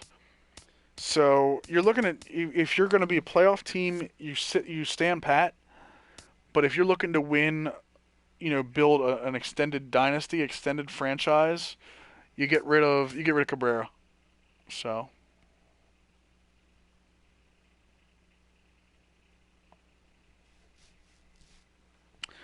Yeah, but Dimmy, the problem is you can get so much back for Miguel Cabrera. You can get a first baseman to replace him, and even though he has that elite contact bat and really good clutch, you can get people to replace him with that. And I know a lot of people, oh my God, it's Miguel Cabrera. Well, I mean, sometimes you have to look past the fact that the name is Miguel Cabrera and look at, hey, it's a 91 rated first baseman who's 32, has 12 years of service time, and can't play great in the field. So, the Braves, Jack, we can't do the Braves without OSFM because they need all their youth. If you do Braves just with your normal rosters, you're in for a huge rebuild. Yeah. Tips for the Mets. The Mets, I said earlier, it's going to be in the archive, but I think we'll go over the same idea. Trade David Wright as soon as you can. He's 33 and will go down. Even that contact over 99, don't let that sway you. you can get another third baseman, or you could actually play. Is it Munoz that plays there? Or I think Flores can play there. I think Flores, with his high vision, can play there for you. I get rid of Granderson if I'm not in the playoffs by the trade deadline because he's 35. I play Lagares in center. I move Cespedes to right, and I keep Conforto in left. I also look to possibly replace Duda, who's a good bat against righties, but again offers nothing in the field. I think you hold on to Neil Walker. So your points that you're looking to get better are first base and catcher, but always remember that with the Mets, you are going to be a win-now team for the next 4 to 5 years because of this. Harvey, DeGrom, Syndergaard, Matz, and Wheeler, who are all under control until at least 2018, a lot of them until 2020. The Rangers, the Cubs, come on, J Maddox, you know what to do with the Cubs. Cubs, you trade Soler away for pitching, or for young pitching. Maybe trade Hamill away, but they're pretty much, with their youth and everything, they're set up to go for forever at this point. We just did Detroit, Bob. What was it? The Rangers. Rangers are set up to win now. A lot of youth. You want to kind of look for another fifth starter, although Colby Lewis will do well for you. Chichi Gonzalez can come in and will work his way into that fifth spot. I like Sam Dyson a lot. I think he's got a good velocity, and you see that home run. Keon Keela is another good relief pitcher for you. Tollison's your closer. I think Keela ends up closing before the end of the year, although Diekman can also close. You know what? I take that back. Diekman's your closer. Tollison should be setting up. The only reason I would keep Diekman here is you're lefty, but you've got Freeman that can do that too. Freeman's a lot better than a 73 because of his low walks per 9. Shut up, Benny. And then lineup-wise for the Rangers, I would probably look to trade either Moreland or Fielder. I tend to lean more towards liking Moreland and not Fielder because of his fielding, because he's able to field. Hamilton's another one you're looking to trade, but again, it depends on what you want to do. You've got Desmond for a year. I think Desmond can play well. I think Desmond's also a decent shortstop, just in case Elvis Andrus gets hurt, which he really shouldn't because of his durability. I think Andrus, Odor, and where's the other one? Is it Gallo? You have Gallo ready to go as well. So that means Beltre's going to get traded at some point. I think your core is Andrus, Odor, Gallo, and Moreland, even though Moreland's 30, and your pitching, and Delino DeShields. I like Delino DeShields a lot too. Matter of fact, why is he not the center fielder over Stubbs? It's really weird. But yeah, so J Maddox, I think Battle Royal is having issues right now.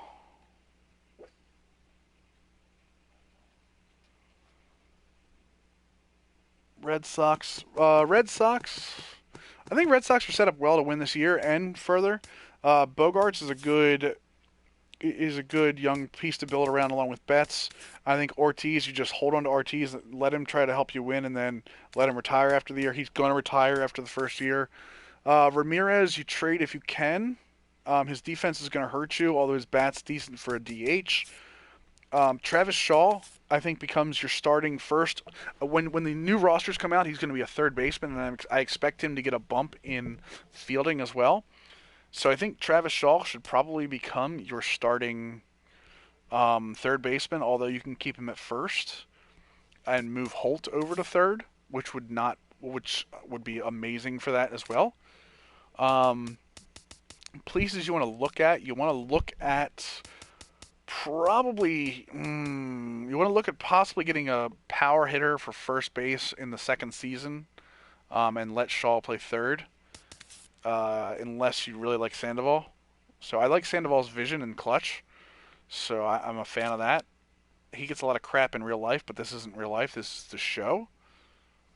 I'm okay with that. And pitching-wise for the Red Sox, you're okay. Elias is going to grow to be good for you. Porcello's going to grow to be good for you, even though they got rocked the other night. Eduardo Rodriguez is going to grow to be good for you. I think your worry is Tommy Lane is not a matchup lefty. I think he can do well for you, but I don't think he's the guy you want coming in a crucial situation. Uehara is a really good reliever, but he is going to retire soon. He's already 41. I like Tazawa a lot, but he's pushed up by his walks over 9. So you're looking for a matchup lefty when you're trading if you're trying to win now. I would also start looking to possibly trade Uehara if you fall out of the playoff race at any point.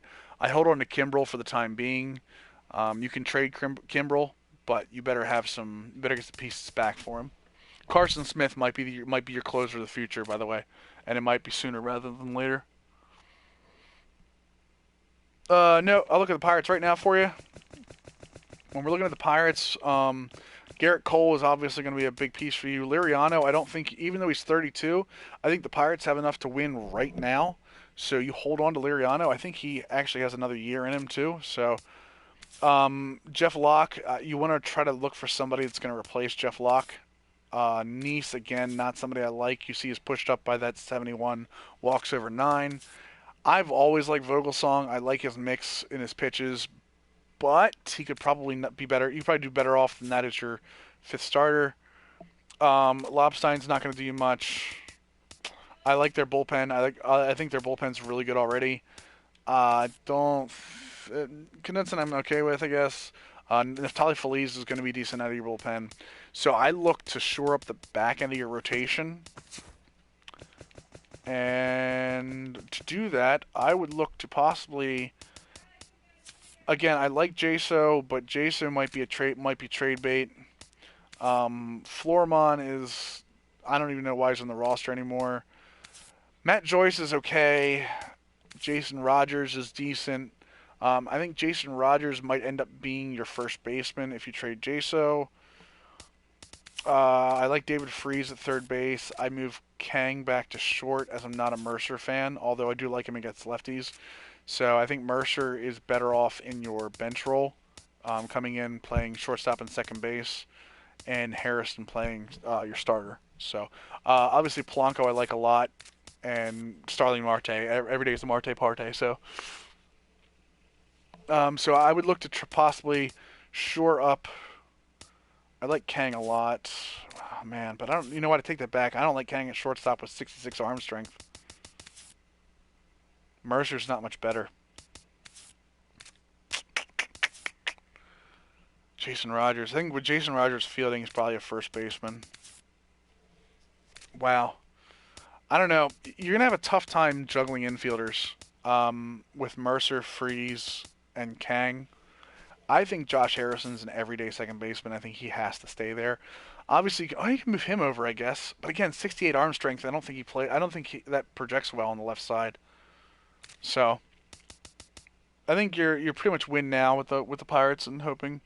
No, I'll do the Rays right now. The Rays, because I'm probably going to end up doing these guys. I think you're building your team around Kiermaier, Forsythe. I like Dickerson a lot, especially at 26. I can't believe they got him in that trade. I think Pierce is really good, but you might want to look to trade him if you fall out of the playoff race, especially with his hitting. I like his Evan Longoria. I think Geyer. I mean, they're essentially the same player for the most part. So, and even though Geyer's a little older, I think Geyer's better for you. And I think you get more back for Jennings. I'm not really a fan of Brad Miller at all. I like that he's a lefty, but that's about it. So you're probably you got Logan Morrison and James Loney on the bench. You might get something for Loney, but probably not much. So you probably hold on to him. And Morrison is just I don't know why Morrison's there, to be honest. So what you want to shore up is you want to probably get a shortstop. Although Forsythe can play shortstop again. And I think you get more back for Jennings. I'm not really a fan of Brad Miller at all. I like that he's a lefty, but that's about it. So you're probably you got Logan Morrison and James Loney on the bench. You might get something for Loney, but probably not much. So you probably hold on to him. And Morrison is just I don't know why Morrison's there, to be honest. So what you want to shore up is you want to probably get a shortstop. Although Forsythe can play shortstop again with that arm though. That arm's not going to play well at shortstop. So you want to kind of look for a shortstop for them. The pitching is pretty good. So obviously, if Archer and Odorizzi, Cobb's still going to grow a little bit. Smiley's still going to grow a little bit. And Erasmo Ramirez is still going to grow. So you're starting pitching, and you have Matt Moore sitting in the wings. You could actually probably trade one of your 6 starters and get... Cedeno works as a matchup lefty, I think. Probably trade one of these starters and get a shortstop. So the Jays are pretty much set. If anything, you might want to shore up the back end due to Dickey being old and Gavin Floyd being terrible. So especially if you're going to try winning now, although J.A. Happ can probably go right back into your rotation. It's 33. Yeah, you probably want to get somebody in place of Dickey or Floyd. I don't like Estrada at all. I think his walks push him up a little high, although I do like his break on his curveball and change. So I think Strom and Sanchez are your points. I think Dickey stays on your roster for the first year probably, and then your lineup is amazing. I don't lead Tulo off. I know some people do. I actually lead Pilar off. Colabello is somebody that's going to hit really well for you at first base or in your DH role or corner outfield role. They've got Dominic Brown now, which I really like as well, as a lefty. Smoke can come in. I'm not really a big fan of Justin Smoke. I like Darwin Barney's fielding, although I really wish he had more of a not just second base. I wish he could play more positions. Where's Ryan Goins at? Is Ryan Goins in the minors? Yeah. I like Goins a lot too, and he can play shortstop. So Goins is probably going to be your second baseman of the future. Ezekiel Carrera is not much. Dalton Pompey, again, another guy that's going to play really well for you, but might start off in the minors.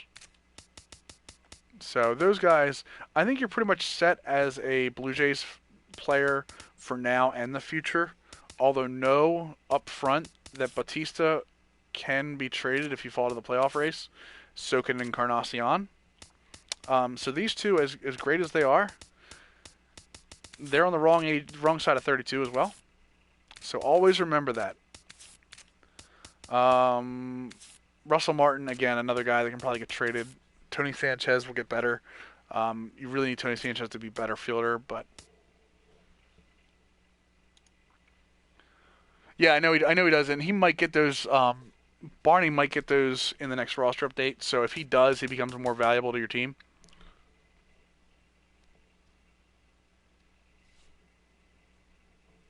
Let's see here. Anyone else?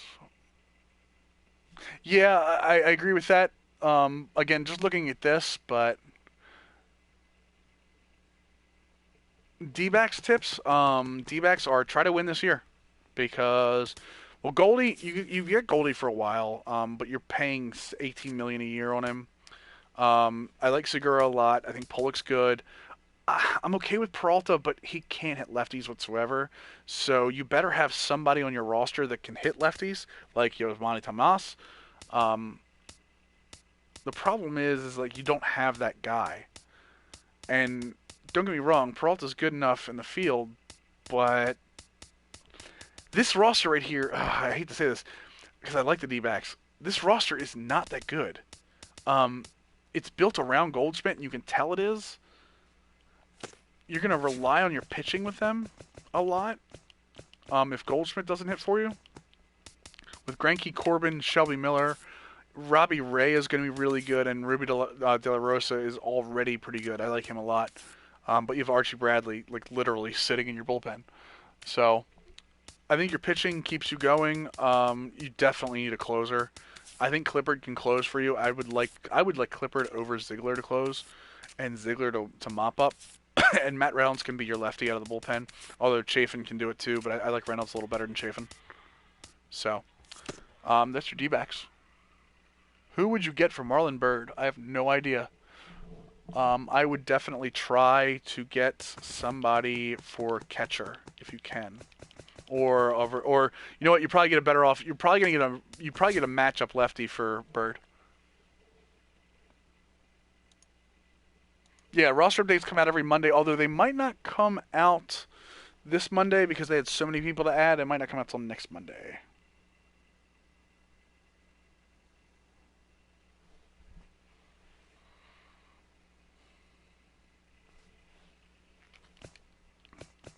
Marlins, dude, Chen's terrible.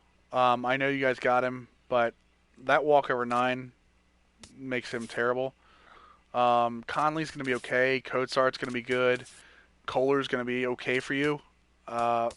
Your problem is that outside of Cat, I like the bullpen, but I don't like Chen at all in this game. So you got Jose Fernando and Cozart, right? And then you look at that lineup. Like D. Gordon a lot. D. Gordon's took a lot of room to grow. I love Christian Yelich. So the top 5 in that lineup are really good, and then you run into this problem where, and by top 5, I mean Prado's good, but Prado's not going to last long.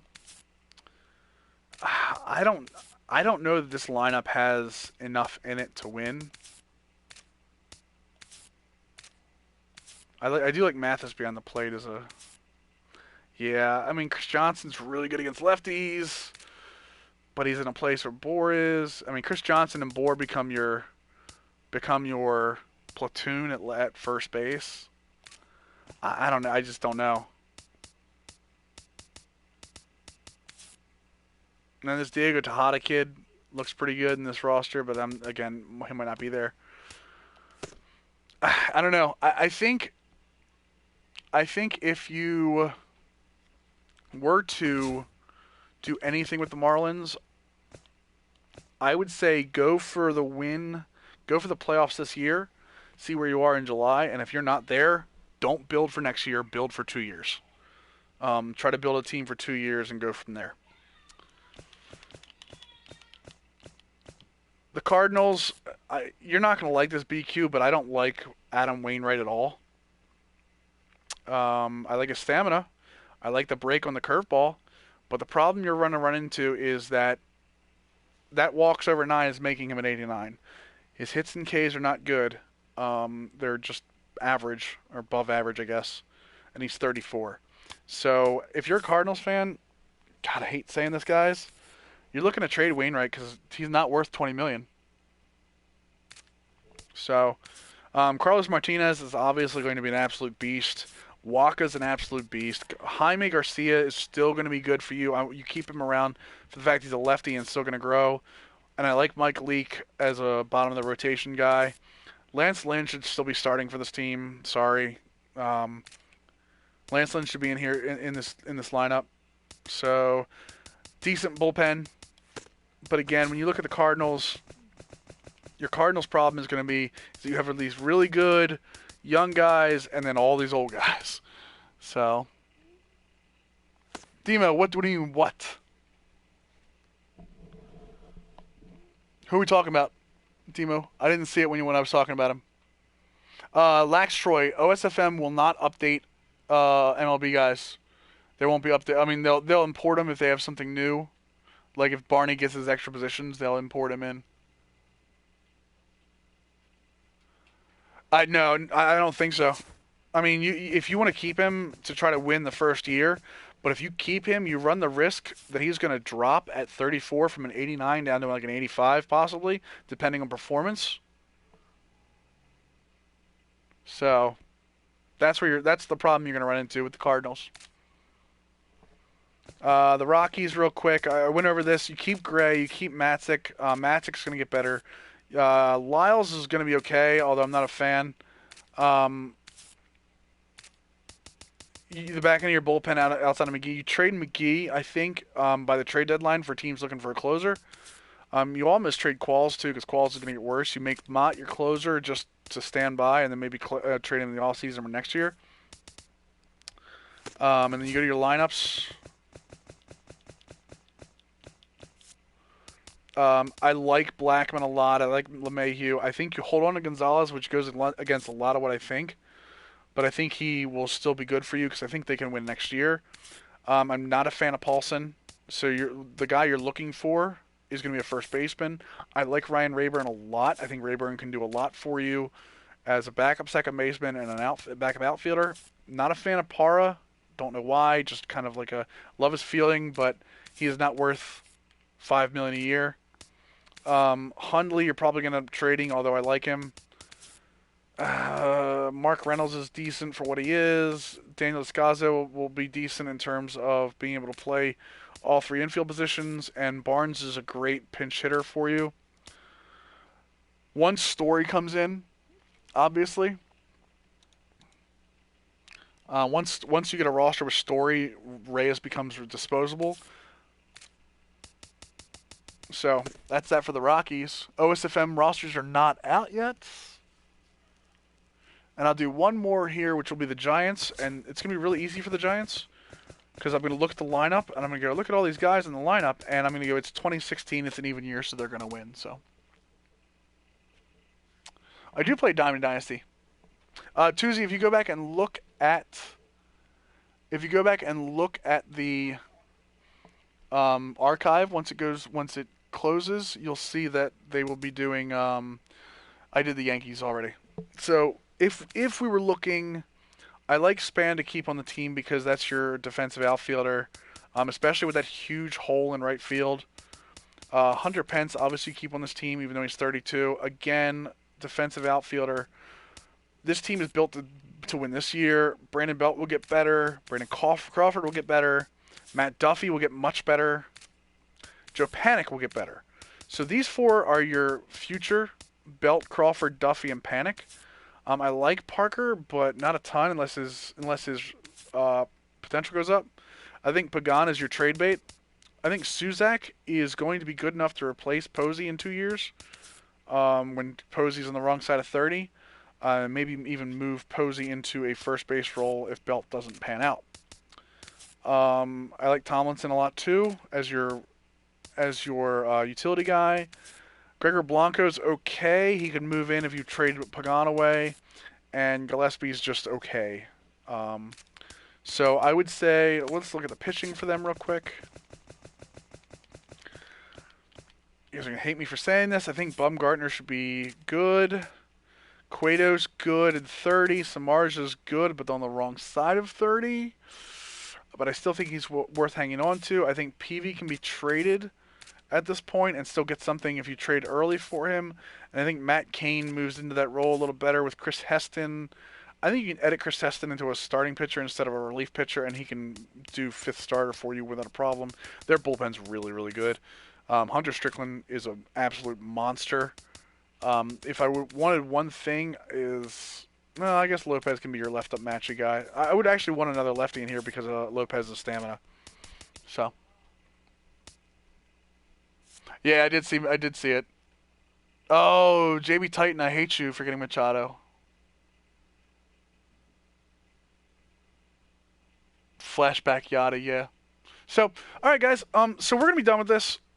Thanks for stopping by.